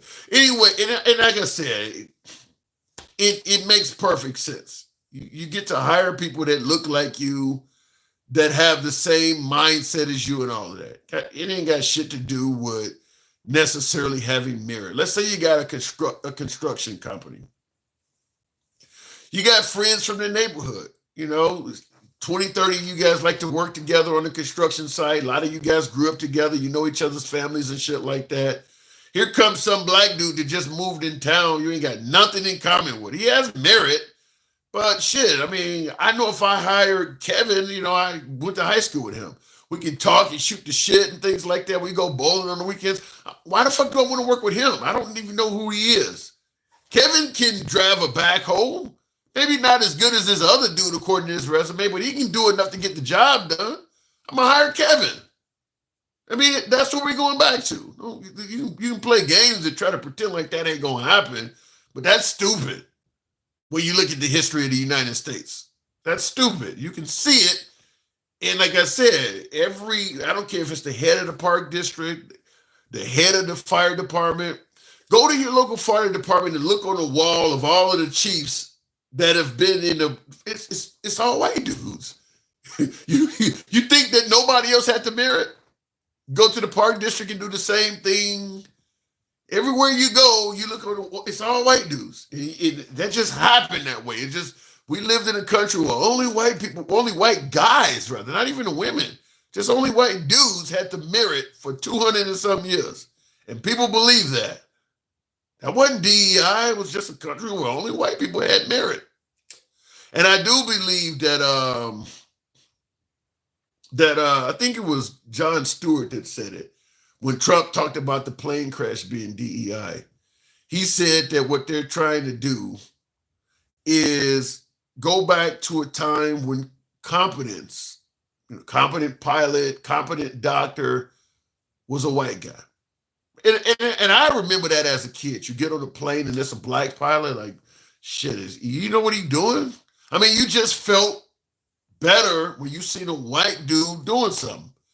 We had a time in this country where, competence was synonymous with a white man. You seen them you watch TV, most of the people doing things that were managerial or required a high education were white dudes. It was in TV, it was in everything. I mean, obviously Bill Cosby came along with the Cosby Show, but before that, I mean, it was mostly white dudes. Competence was symbolized by white dudes. And Jon Stewart believes that's what they're trying to do is go back to that. When like Trump yelling DEI at the plane crash without even proving it. And if you notice, Trump is talking about DEI, firing people that were DEI hires. Notice how they ain't proven any of these people actually lacked merit. Got rid of the head of the Coast Guard, got rid of an admiral, got rid of a 4-star general that was black, and claimed all of them were DEI hires. Okay. The black general has been in the army or whatever he was for like 40 years, 4-star general. Can you at least show us his resume that proves he had no business ever becoming a 4-star general? Can you show us a whole historical line of fuck-ups that he did? Nothing. Just fired the guy and called him a DEI. Same thing with the lady that was the head of the Coast Guard. Can you show us how she really sucked at her job? How she was really unqualified? Can you show us any of these people didn't have a merit? Because that's what everybody is screaming. We need to get rid of DEI because it's putting people in jobs that don't have the merit. Okay, then show us how these people lack merit. By the way, that 4-star general that Trump fired for not having merit, guess how he became a 4-star general? Trump gave him that 4th star during his first term. So then it becomes a question of, can you please show us how this guy lacked merit and you appointed him the first time? Can you show us why you should have never gave him the job the first time? We're just fine firing people and having them yell out they didn't have merit. Nobody's questioning anything. You can fire anybody, any minority member of the LGBTQ community or female. You can fire any of them you want. Just say they didn't have merit and MAGA's good to go. MAGA ain't questioning shit. You say they didn't have merit, that's good enough for us. Because he ain't proved none of these people lacked merit. I mean, this lady made it to the head of the Coast Guard. They just gave it to her because she's a woman. She has nothing on her resume at all. She just got the position because she's a woman. You should be able to easily demonstrate that. Show us how she skipped over several ranks or she got a bunch of fuck-ups on her. I mean, show us something. MAGA ain't asking for shit. You said she was DEI? Good enough for us. You want, what does that say? You want to demasculate the country because you're racist. I don't even know what demasculation and racist even have in common. What are you? Somebody don't taught you how to use big words? Racism and demasculation ain't got nothing to do with each other. But I appreciate your input, man. You want to demasculate the country because you're racist. These two things have nothing in common. You know, it reminds me of an old episode of the comedy skit show In Living Color, where Damon Wayans used to use big words out of context. He was playing a role of an ex-con or something like that. He would be, how these cons, they don't found the Nation of Islam and they start using these big words. He's like, oh, so you're going to just circumcise me in the conversation, just using big words completely out of context. That's what you just did. You want to demasculate the country because you're racist. Jesus. Maybe I'll end on that note, but that was funny. I do appreciate your input. I'm going to go de-emasculate myself for the night so I can get some sleep. I appreciate you guys. Thanks for tapping the screen on TikTok. If you want to enjoy this type of dialogue in the future, subscribe to the program. We are MAGA friendly, despite some of the opinions you may hear on the show. We take Trump supporters on the call-ins without hesitation. Without hesitation. Don't ever find yourself believing he won't talk to a Trump supporter. He won't talk to MAGA. He won't talk to Republicans. We'll bring you up all damn day. And we'll give you at least 10 minutes or more to express your opinion. So you can be, like I said, you can be critical of me all you want. You want to accuse me of demasculation to be racist, for instance. So feel free to follow the program. I'll see you guys tomorrow. Stay safe. We are MAGA friendly, left of Bernie Sanders. So I'm having dinner with Q. See ya tomorrow. I'm feeling de-escalated. That's what I'm feeling.